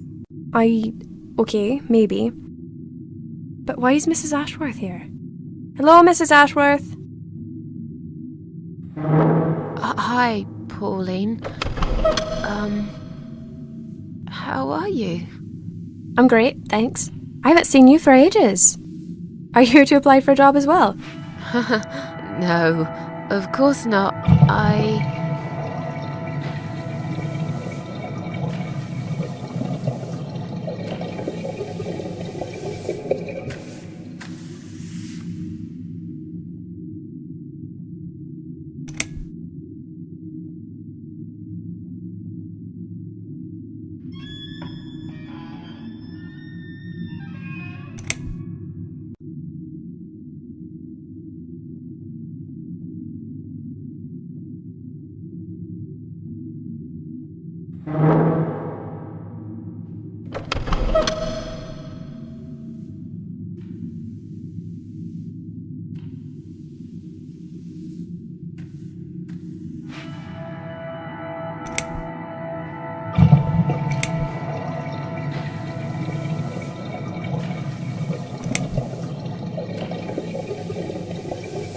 Oh, I'm Mrs. Ashworth's lodger.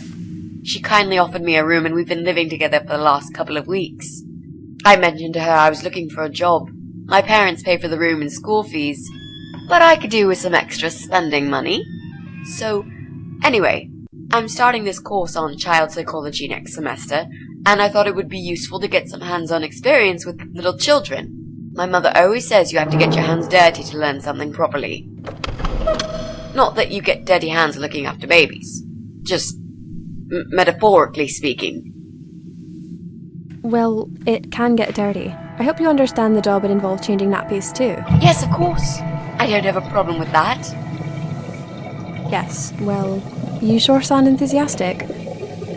Would you like to come in? Both of you? It's okay. I'll wait. I could really do with your support. You know how shy I get sometimes. Yes. Well, you'll... Okay. You owe me. We need to work together on this. I'll do the talking, I promise. Fine. Just don't overdo it. It's too late for that, Mrs. A.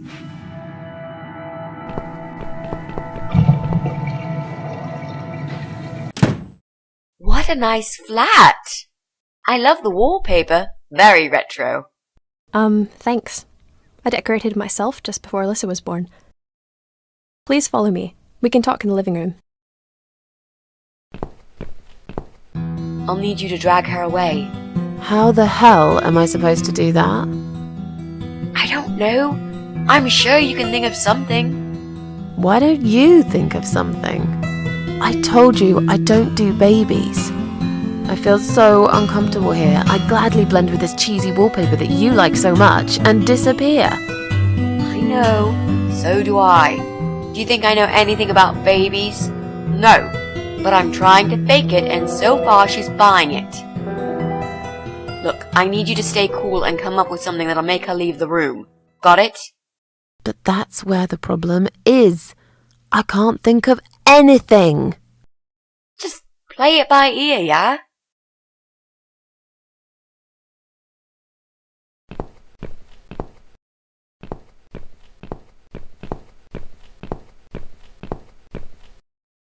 I should let you know from the start that looking after a toddler is not an easy task. They're just beginning to crawl, they're very curious, and sometimes they can cry for no apparent reason. And my Alyssa, well, she is a very noisy child.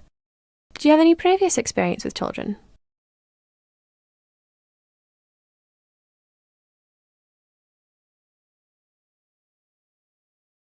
Yes, I used to babysit my neighbour's kids. Excellent. I know we all have to start somewhere, but it helps if you at least know the basics. I'd like to get back to work soon, you see, just part-time for now. That's why I need someone to stay with her. I'm not going to find it easy to be apart from Alyssa, but my career has always been important to me as well. They won't wait for me forever. If I don't do this now, they'll just replace me.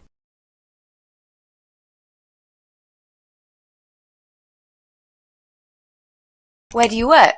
I'm a hotel manager. It's a very competitive industry, but I've always loved it. I miss it a lot. There just isn't enough support for working parents. Tell me about it. If I don't get back to work in 2 weeks' time, they will cut my maternity pay in half. So I haven't really got a choice. It's either this or Alyssa and me will face the life in poverty.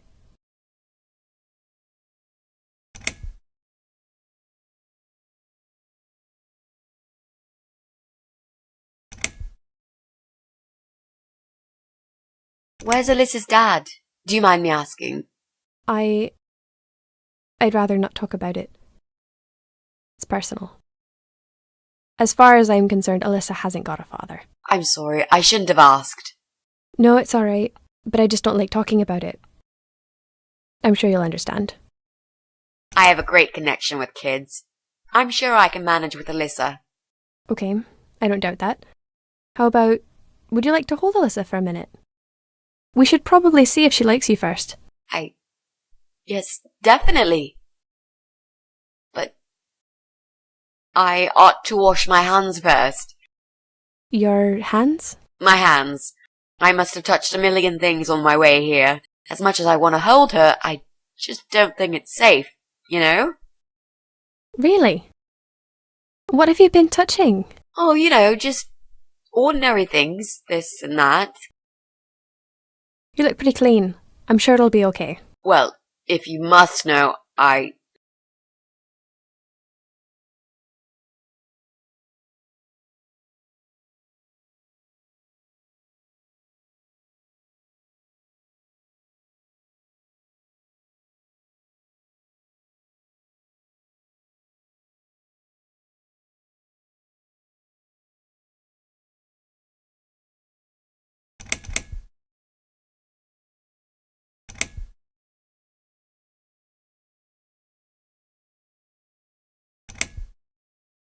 stroked a filthy-looking dog. Oh.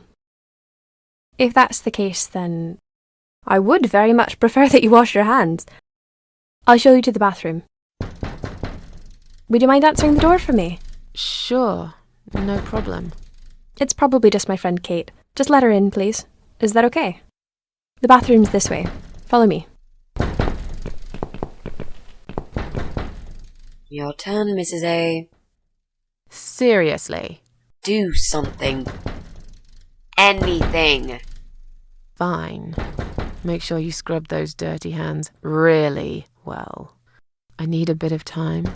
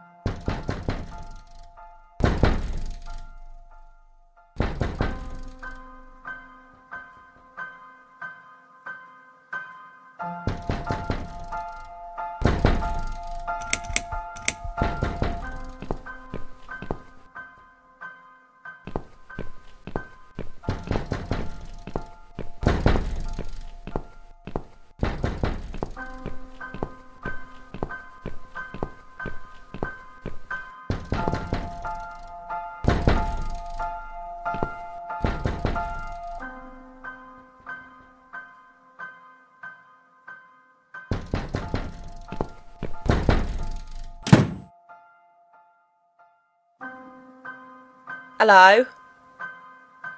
Hello? Are you Kate? I've been sent by the agency. My name is Rita Tickle. May I come in, please? Agency? What agency? The Happy Nanny Babysitters Agency, of course. We bring fun and professionalism into childminding at a discount price. May I come in, please? Wait, just hang on a second. I believe we have an appointment. It was confirmed by post. Didn't you get a letter? Hang on, I said.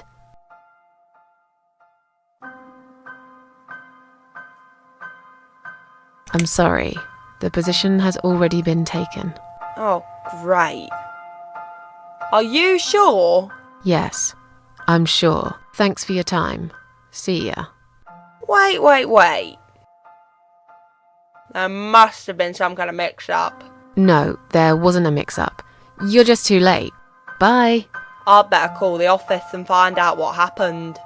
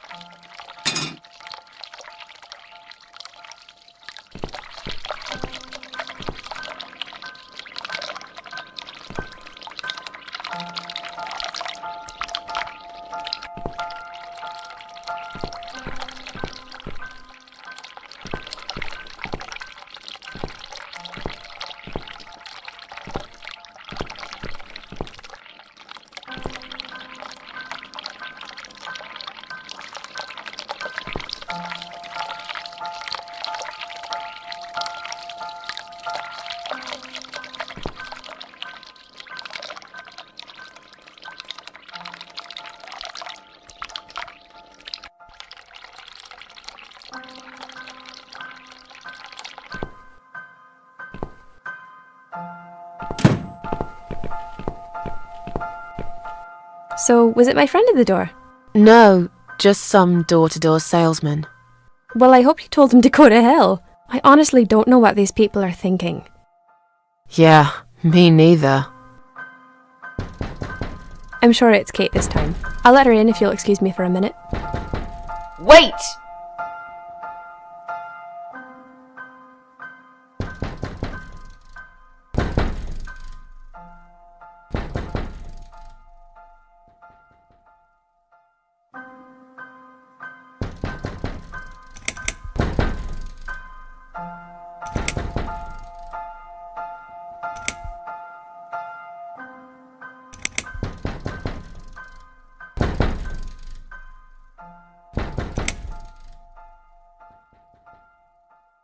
I'm feeling really sick all of a sudden. Do you think you're actually going to throw up? Yes, definitely. Oh, yes. Quickly go back to the bathroom. I don't mean to be rude, but this is a very expensive carpet. Will you come with me? Please? What if I faint? I'm scared. Everything's just spinning around. Can Mrs. Ashworth go with you for a change? It's okay. I'll answer the door and let your friend in, yeah? Well... Fine. I'll put Alyssa in her bed for a minute and I'll come with you. It's that dirty dog you were touching, isn't it? Oh, poor thing.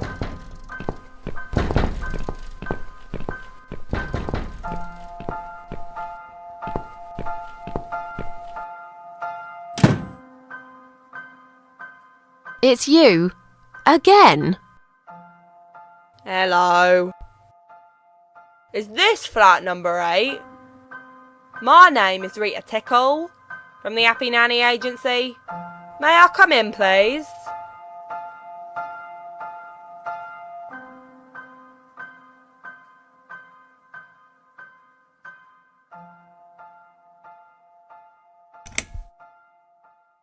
Look, sweetheart, I'm sorry, I can't help you.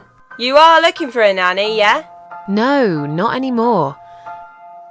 I have 10 years experience and training in child discipline techniques and behavioural psychology. Also, I am known for good personal hygiene, strong work ethics, and I only take one break every 5 hours. Just to use the restroom. Wow, that sounds really great, but I don't need your services. You don't need a nanny. No. I've decided to give my baby up for adoption. You're an evil person. You'll go to hell for doing that to your baby. Yeah, I'm evil. But you're thick.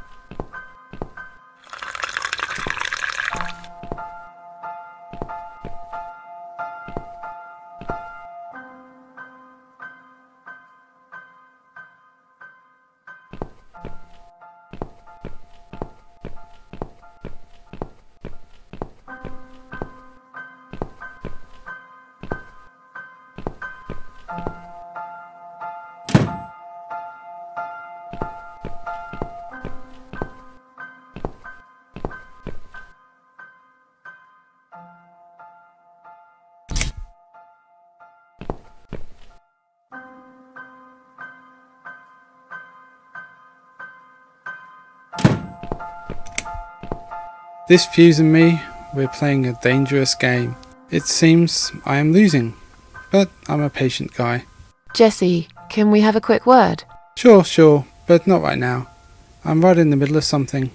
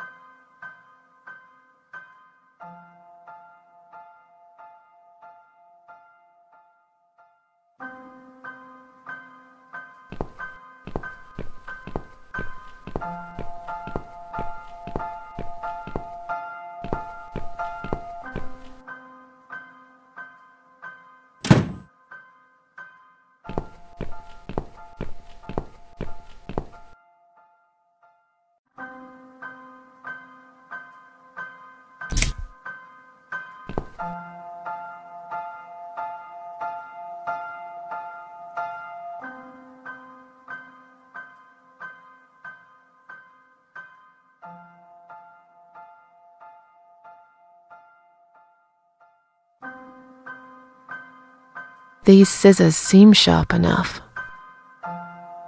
Let's create some diversion. I hope this is what Mitzi had in mind.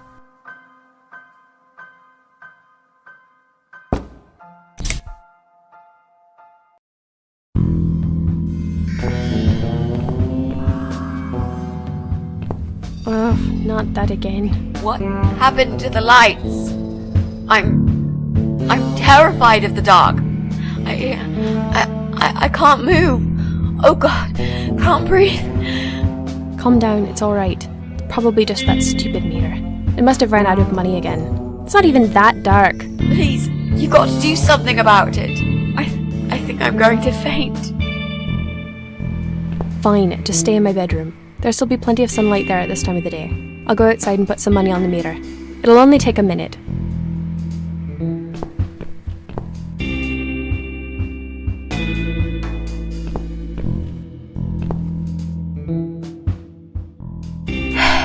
Right. Let's do it. Is that you, Mrs. Ashworth? What happened? No idea. Maybe it's a blackout, like in the old days. It's probably just the meter. Let me see.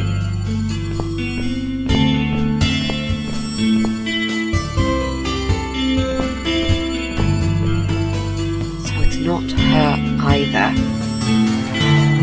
What a waste of time. It's time to leave. This interview is over.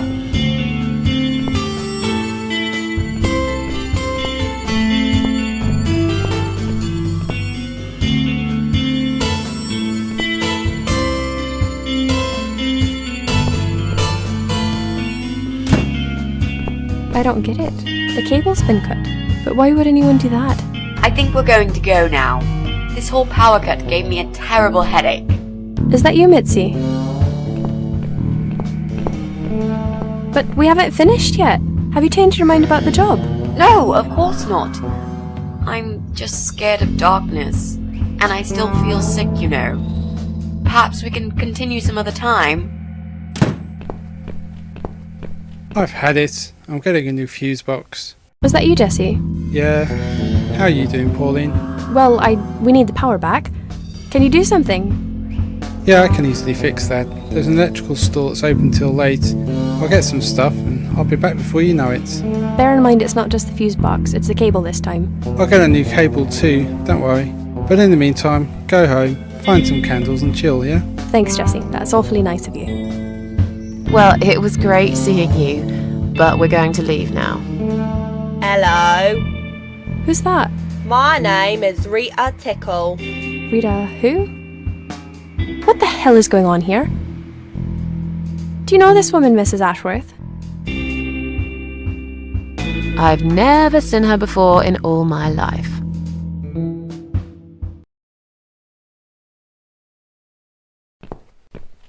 Now she'll think we are absolutely crazy.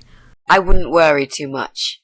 You're not exactly the most popular neighbor in the house, anyway. Thanks. What? You don't actually care what those idiots think, do you? No, of course not. It's just that Pauline seems all right. I'm not too proud of causing her all this trouble. It'll get fixed soon. Look, Jesse's gone out. We can now get inside flat 7 and see what he's been up to. Okay, yeah, that sounds good. We can also cross Pauline off the list.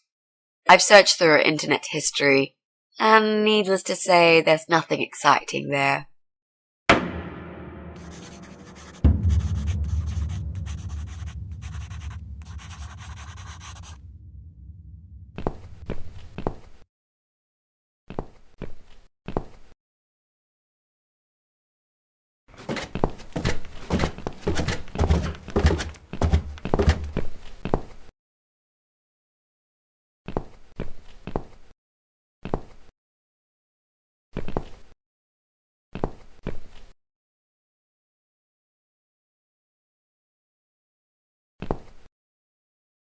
now that he's gone, we can get inside? Yes, let's do that. I'll close my eyes and you pick that lock, Mitzi. Okay, but no peeking. I'd never. You've really hurt my feelings now. Yeah. Now close them.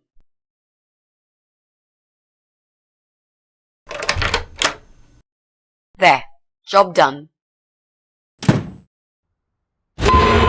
Jesus, are these... Relax, Mrs. A. They're just Halloween masks. Oh, good. That's good. Because I swear, if I see another bloody head...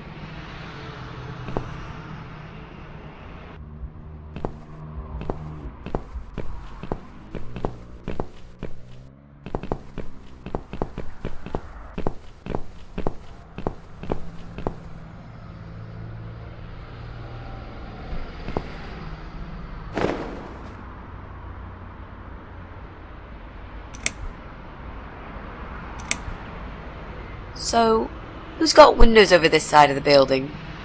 Well, Joe Davis lives right below. I guess we could also check one flat below Joe's. I just hope the cable's long enough. Let's find out, shall we?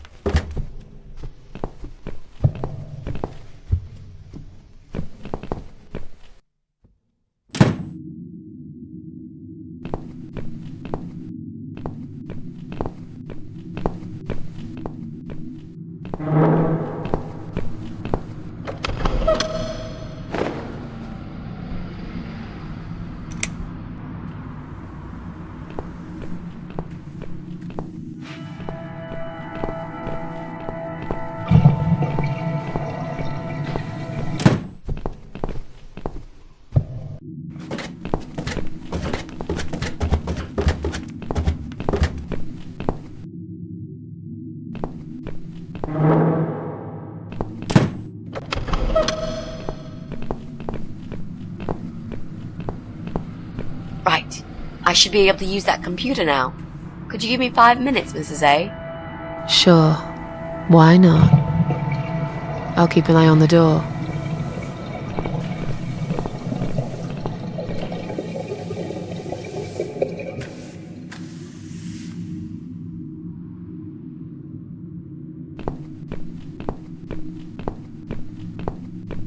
It's not him either.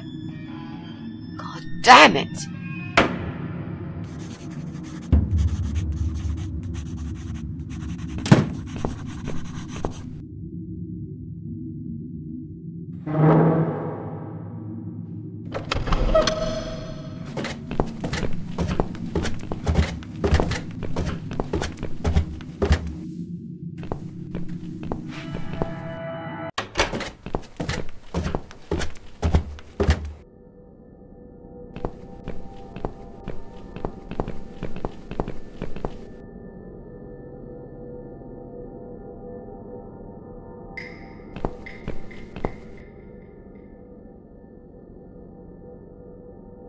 We need to make some adjustments.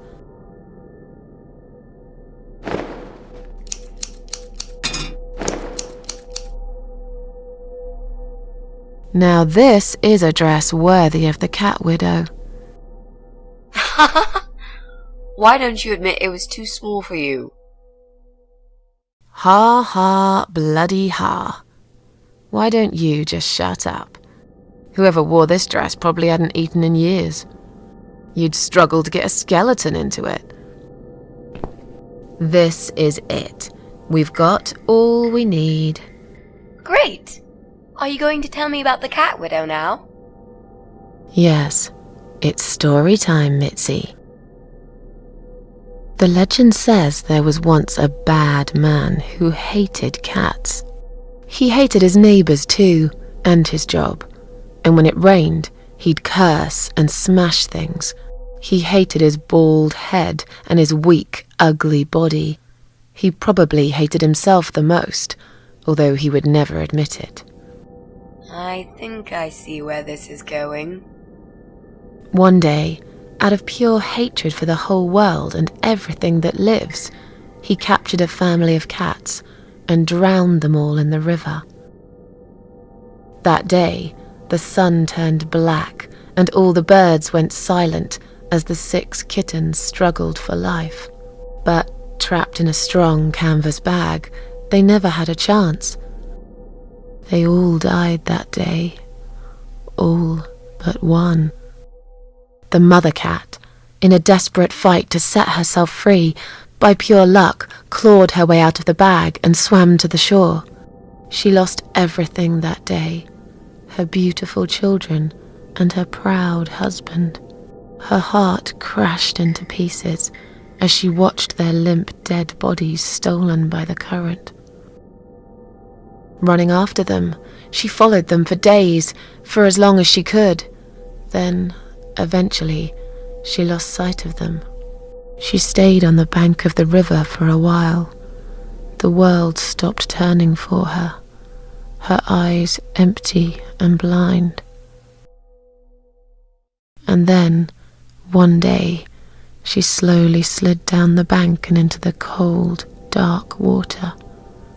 She gave in to it. She let the river take her away too, cover her mouth, her ears, her eyes. But as the water filled her lungs, and she started slipping into darkness, there was another strange feeling that burst in her mind like a ball of flames. Anger, rage even. Her last craving, before she drowned, was for revenge, for blood. And so she returned, reborn and changed, a cat widow, veiled in black, mistress of the cats. Her body of a young woman, but her eyes of a cat, and her face, white, rotten, face of a corpse. Those who saw it rarely lived to tell the tale. She would get her revenge on all cat killers and cat torturers. But there was someone she had to see first, someone special, someone she really hated the most. As the evening came, it was strangely quiet in the man's flat. As he lived alone, he usually liked to fill the silence with the sound of radio or TV shows. But that night, he switched them all off, feeling anxious and tired after work.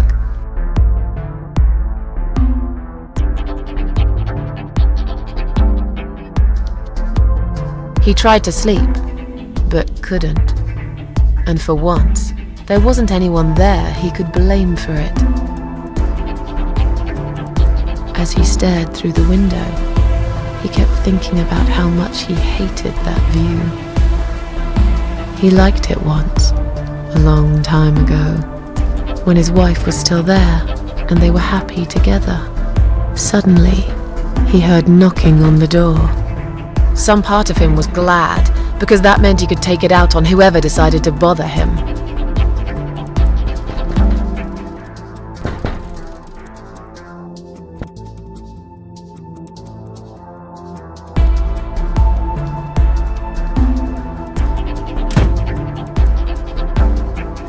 there was nobody there.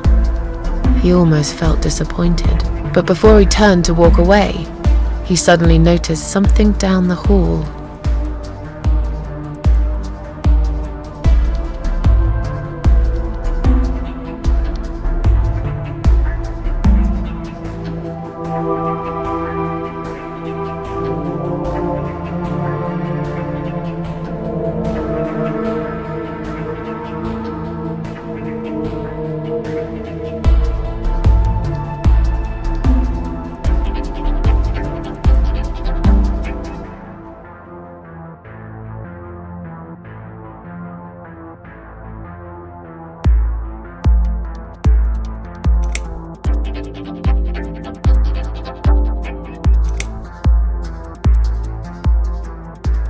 On a nearby wall, there was a giant shadow of a cat.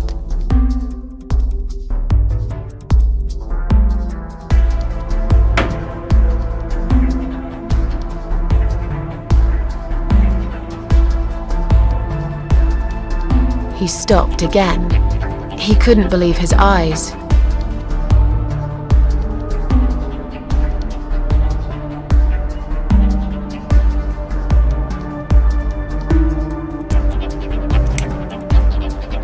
There was a cat's skull stuck on the seat of his bike.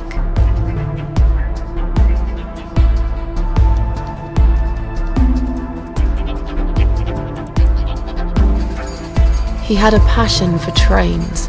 Although he hated being a train driver, he had always enjoyed watching them move. But now, his train model was moving all on its own.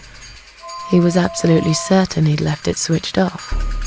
And yet, there it was, running at crazy speed, remote control missing. Something was seriously wrong, and that something had entered his home now too.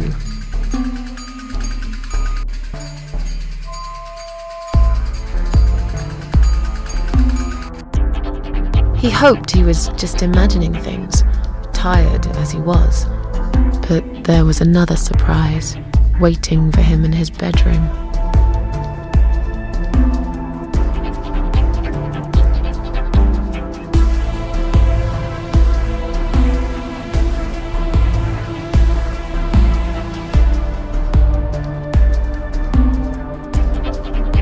A giant, blood-soaked zombie cat sat on his bed.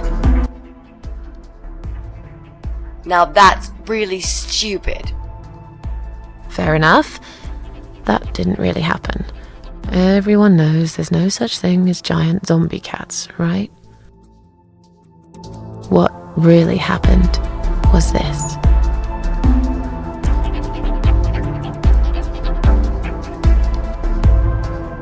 Cat Widow is here, was written all over the wall.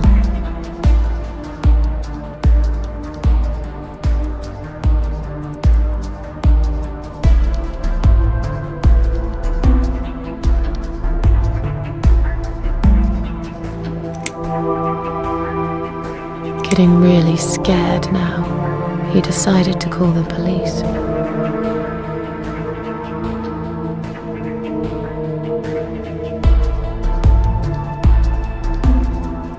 His phone was of no use. The SIM card had been removed, and that wasn't even the worst part. There was a photo of a black cat set as screensaver. He remembered this cat. He'd watched that strange pest control man put it in a cage and into his van. He'd looked at it through the window for a while, then pulled the curtains and went to bed.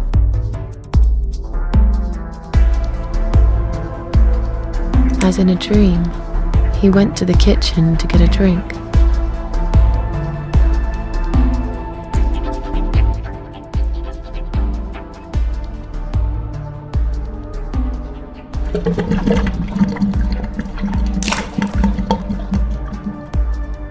There was no water. He knew there were valves in the basement that turned it off, but no one's been down there for years. He felt sick. None of this made any sense. And yet, deep down, he knew what he did to the cats was wrong. There was a part of him that almost wanted to be punished. The part he tried so hard to hide. He thought he'd heard something in the corridor. Was there someone there with him?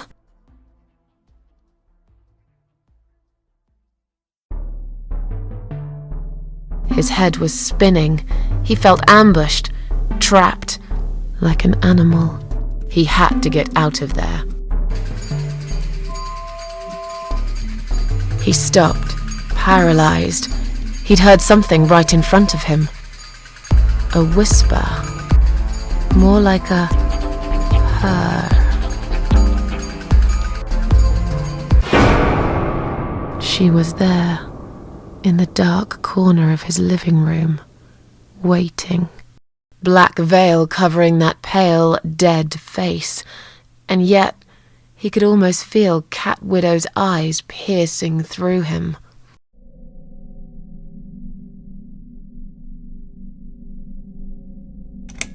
She came closer, like a ghost, and swiftly removed the veil.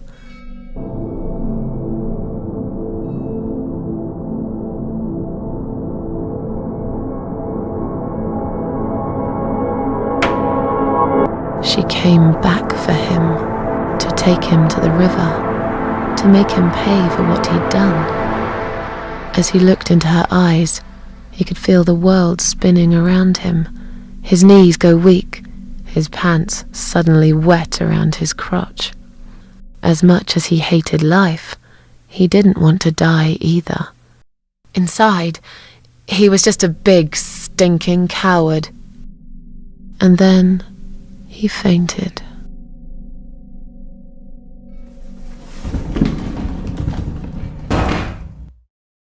Ha ha ha! Did you see his face? I knew he'd fall for this. Yeah, we scared the living shit out of him. Now that's teamwork. Are you sure he won't know it was you, though? Oh, he probably will, once he's had time to think about what happened. But he's too proud to ever admit he's been beaten by a woman. I know him just about enough to know that. Let's hope so. I don't want you to get in trouble because of me. No. That was something I had to do for myself. And I feel much better for it. The only problem now is that we still haven't found Eye of Adam. Because it definitely isn't Brian. I've searched through his laptop and all I found was a load of porn. Let's cross him off the list.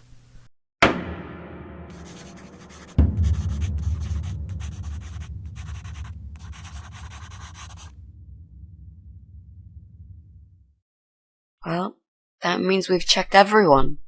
We've hit a brick wall. Perhaps I was wrong. Maybe he doesn't live here at all. I think we need to sleep on it, and we might get some more ideas in the morning. Shall we head back home? Yeah, I do feel tired. You're right, we need some sleep. Really wish there was an elevator in this building.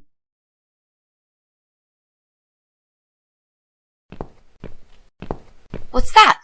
A note? What does it say, Mrs. A?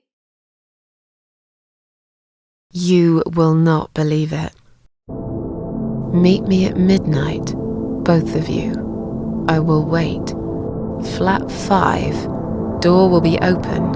Do not fear. Eye of Adam.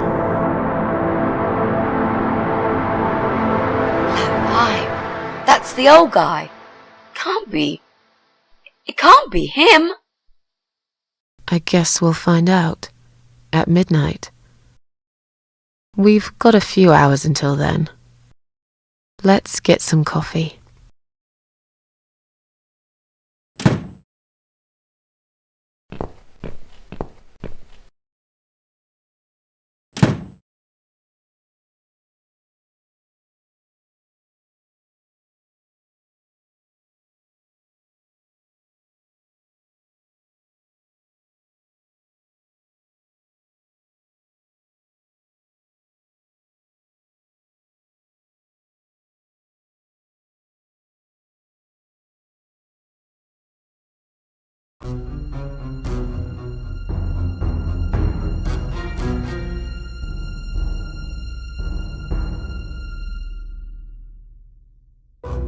It's just you and me, my love. No one will find us here.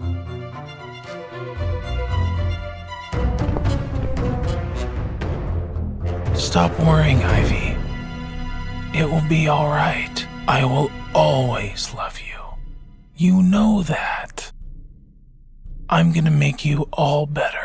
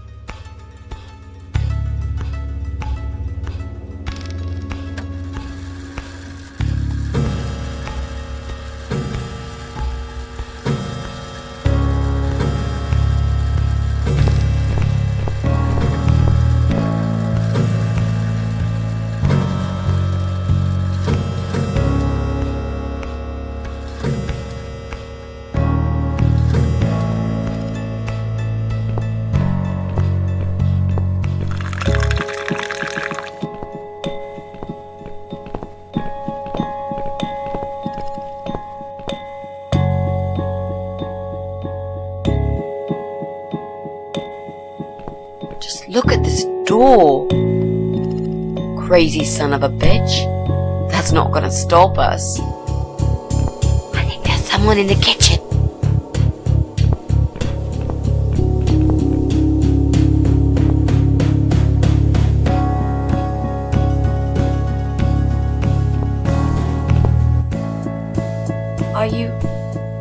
Are you Adam? Me? No, of course not. I don't have anything to do with all this foolishness. Never have. It's my son. I've told him time and time again, but he never listens. I've done my best to protect that boy, you know. I'm all he's got left in the world since his mama died, but it just wasn't enough. Where is he then? Where's Eye of Adam? He's in his room. Where else would he be? He's always in his room, staring at that screen for as long as he can. Look, I've made up my mind about this. I want to help you. This mess he's in, it's gone too far. I can't be part of this. What are you talking about? Oh, you don't understand. He's watching us. Right now, he can see us on his camera. He's very clever with this stuff. I never got my head around it. Just as much as I needed to, I guess. But not a lot. Give us the key to his room. I want to talk to him.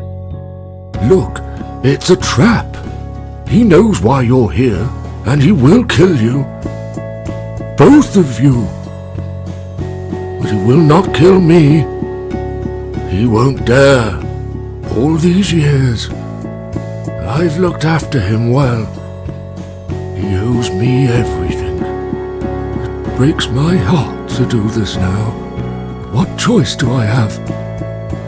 He left me this. I was supposed to keep it for myself, but I want you to take it. He won't dare to kill his own father, and I won't let 2 innocent lives be lost because of him. What is it? Just take the damn thing. There's not much time. Didn't you hear me? He's watching.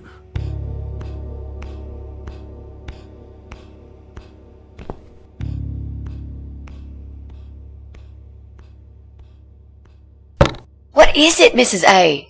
It's a shoebox. Take it away. Get rid of it. He must see that I don't have it anymore. Shall we open it?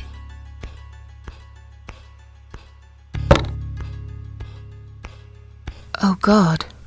Mitzi, we have to get out of here. Quickly. It's a gas mask. He's going to poison us.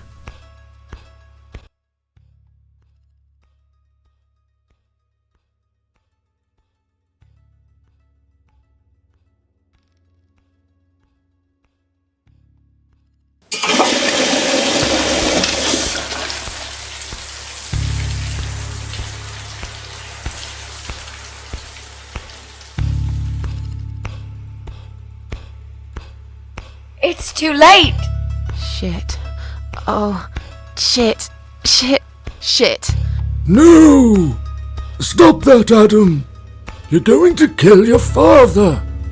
We'll never make it to the door. That room is filling up with gas too quickly. Put the mask on, Mrs. A. What about you? No, I can't. You've got to. This is your only chance. No, I can't let you die. Not like this. It's my fault that you're here. I'm dying anyway. And you've got to live, Mrs. A. You'll live and you'll be happy again. You've been a great friend, Mrs. A. No. You've got a date, and I'll make sure you turn up for it. I can't. There is no time to argue. I'll be fine. Now. Do it!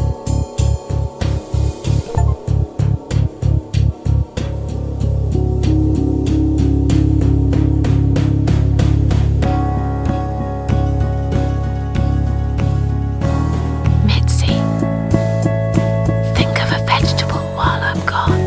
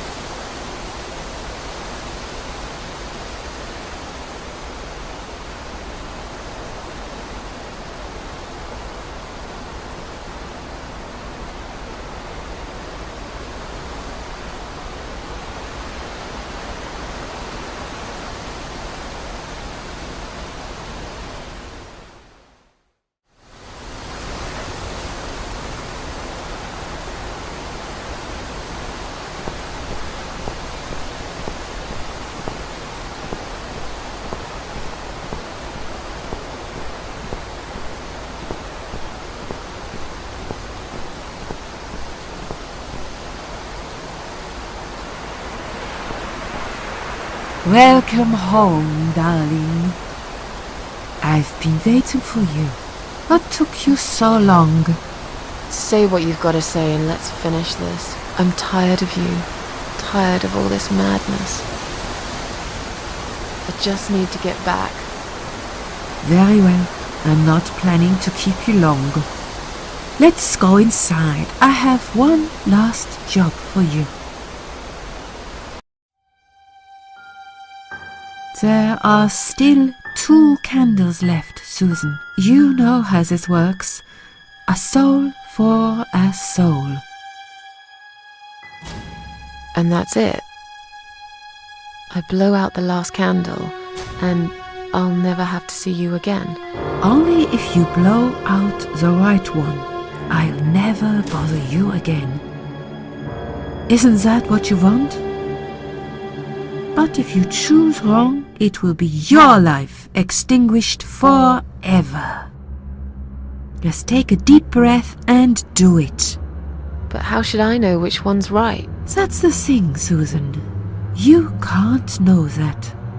In life, you can't always know the consequences before you make a decision. Haven't you learned that yet? That's not fair. Nothing is fair.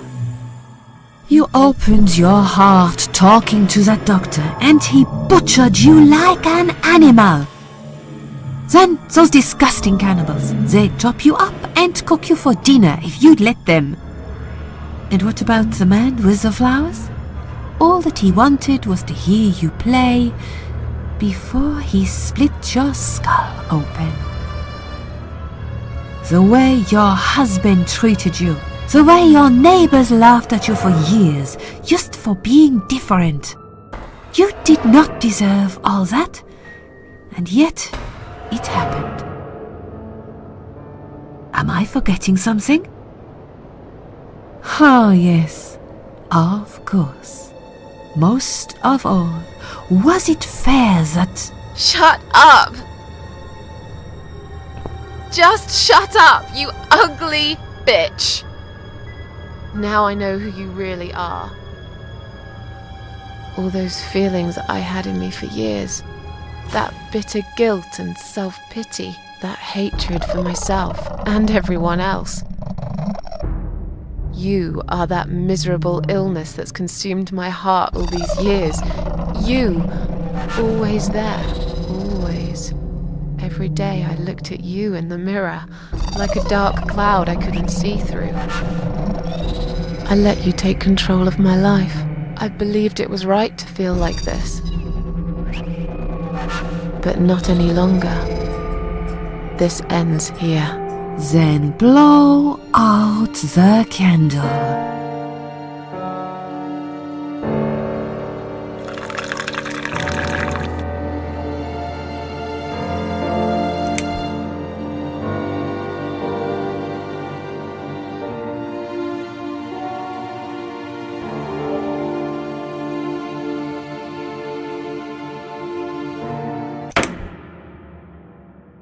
Well done, Susan.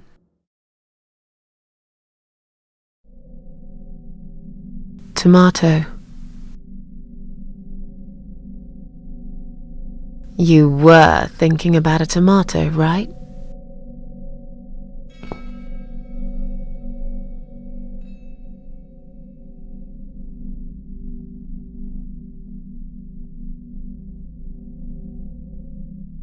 Tomato is a fruit, silly. Who cares? I like tomatoes. So do I. But I hate to disappoint you, but I was really thinking of onions. Why onions? They're the saddest of the vegetables, of course. They make people cry.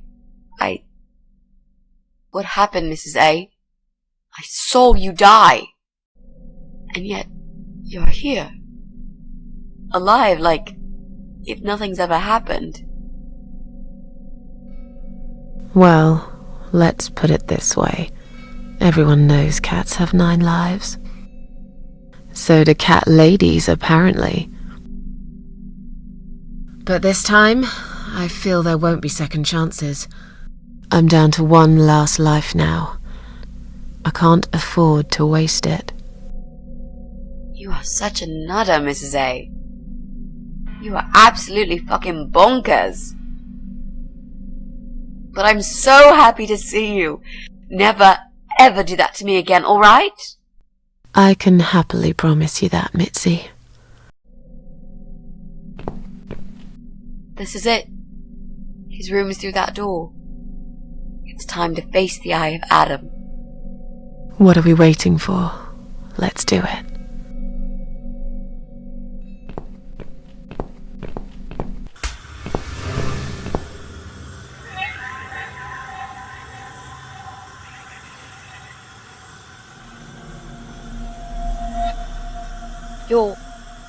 You're the Eye of Adam? A pathetic, wheelchair-bound invalid? Is this a joke? Do you know who I am? Do you know what you've done to me? You fucking murderer! Tonight it's your turn to die.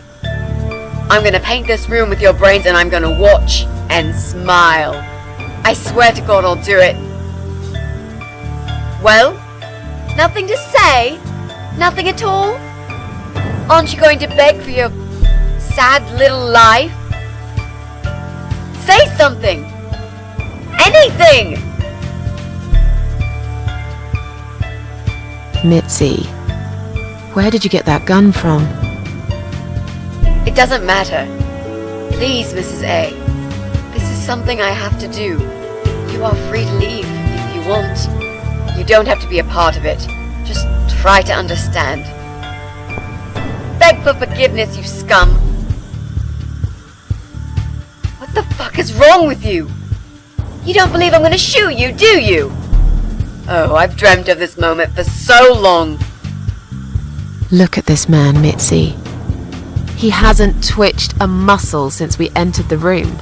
I think he's paralyzed.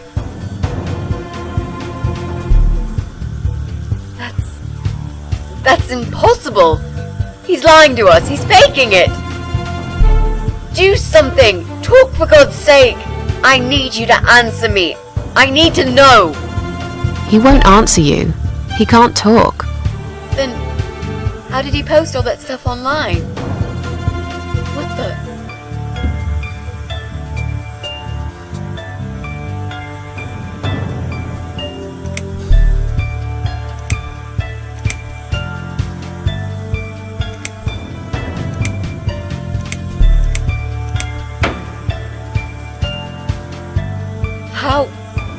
How did he do it? I think I know how. See that little device on his left eye? I've heard about these. It's a controller. It seems the only part of his body he can move is his eyeball. Controller connected to the computer tracks its movement, allowing him to... What? That's ridiculous. How do you even know such things? I'm a nurse? I've seen these before. Well, I've seen eye-controlled wheelchairs, but there's no reason why it wouldn't work with a computer. Jesus. That would explain the whole Eye of Adam thing. He really is just the eye. But no, that doesn't change anything. He must die. He deserves nothing more.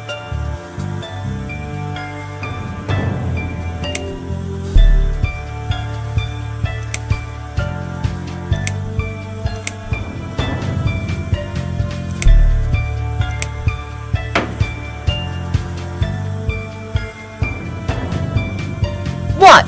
You arrogant shit! I will fucking do it! Just tell me one thing. One thing! Why? Why did you make Jack kill himself?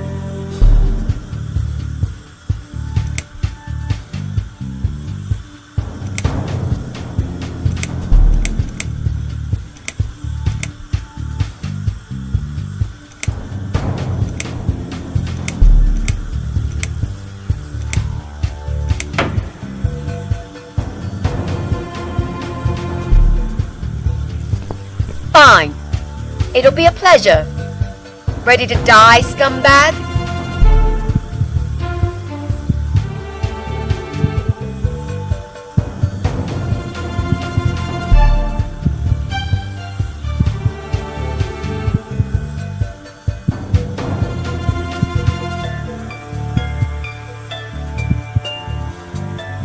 Look at these oxygen tanks. I don't think it's a good idea. What? Why not? I'm the one holding a gun here. And I will blow this bastard's brain out as soon as he looks at me. You hear me? Look at me. I want you to see what you've done. The pain you've caused me. Mitzi, that's not what I meant. Just put the gun down for a second. No! No. I can't do that, Mrs. A. I'm sorry. This is something I have to do. I have to. Can't you hear that hissing sound? These cylinders are clearly leaking gas. Please stay out of it. You'll make a whole room blow up. I don't care. Just leave me alone.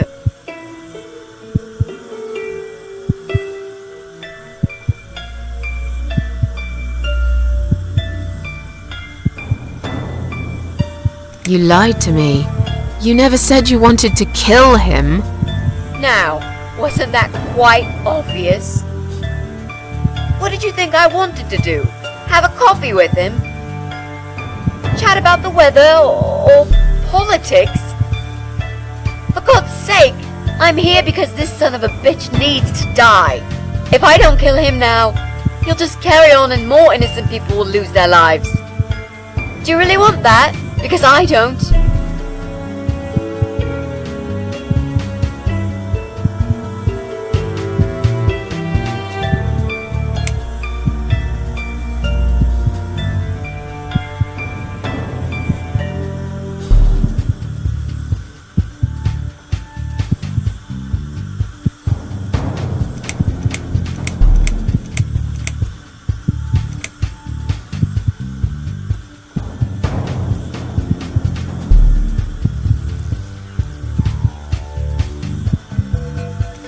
This isn't the way to do it.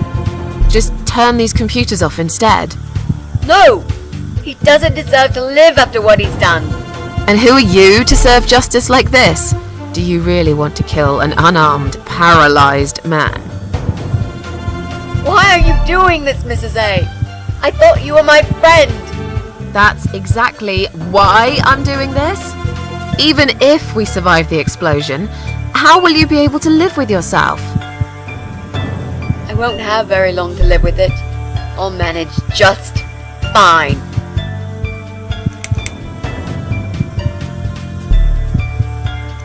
Think about it for a second. Would Jack really want this? This bastard messed with Jack's head. He tricked him. That's what he does. He fucking tricked him. But would Jack really want you to become a murderer? No. He wouldn't. He wasn't violent at all. He was the kindest, sweetest guy I ever knew. Exactly. Now, put that gun down already. But what about me? No, I'll do it. I know Jack will forgive me. Without his father, he's harmless. He was the one who supplied him with all this technology. He fulfilled his every single wish. I know this guy's rotten bad. There's no excuse for what he did. But he will be punished for it. Trust me. They'll put him in some stinking nursing home. He'll live his life like a vegetable. Stuck to bed. He'll have time to think about what he's done.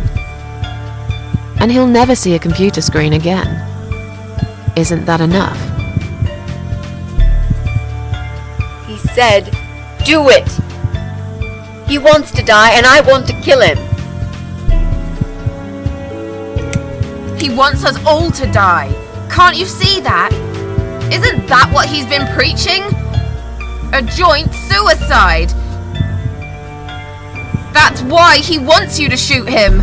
So we can all get blown to pieces. His final act. The work of his life. Are you really going to give him that satisfaction?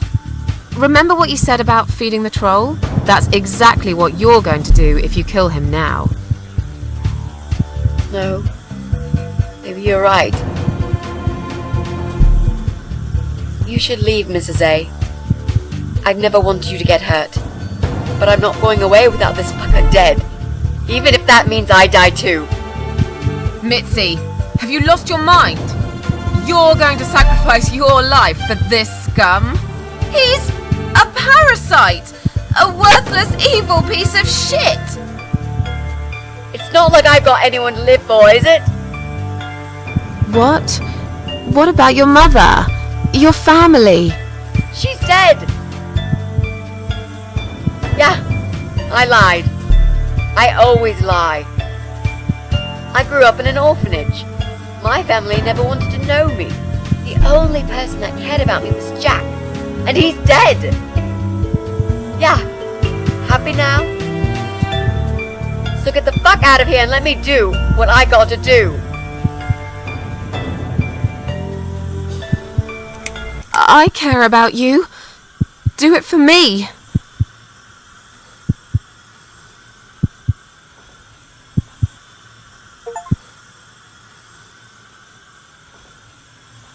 Come on, mate.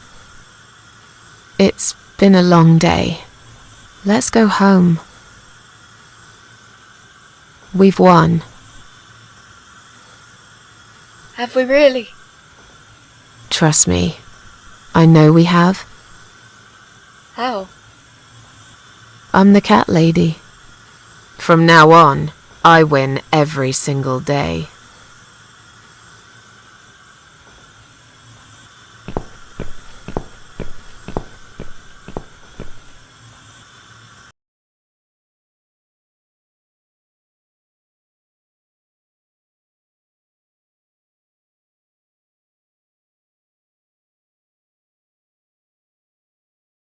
It's me, again, talking about my ordinary little life, as usual. I'm still surprised anyone would want to read this at all. The ramblings of a cat lady. Maybe I'm not a cat lady anymore. Things have changed here since Mitzi's death. I'll never forget those last few weeks. It's a horrible way to die. Stuck in a hospital bed with no hope, and whole life to pass you by. 6 months ago, I lost the best friend I'd ever had. But at least we knew it was coming. I had time to accept it, just like she did. And I can only be glad we spent that time together. I still miss her though, every day. Did I ever mention I got into all this because of her? I opened her laptop the night after the funeral, and there it was. A friend request, over a year old. A little gift from behind the grave. I met some people. We go out sometimes, and I'm not alone anymore. It turned out there were others who felt like I did. I talked to them, tried to help.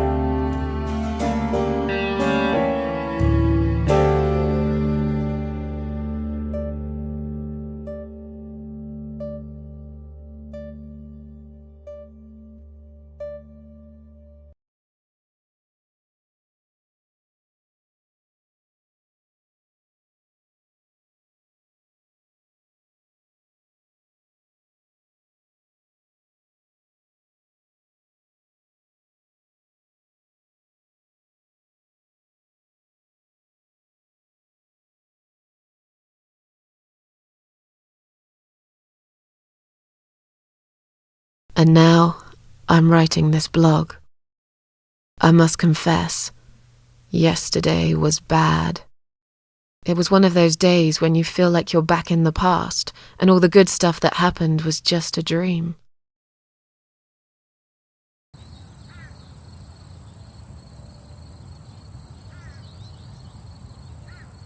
But I woke up today, feeling better. Maybe I can never get rid of it. This invisible illness. Maybe it will always be living somewhere deep inside me, asleep, waiting, and when it'll hit me hard.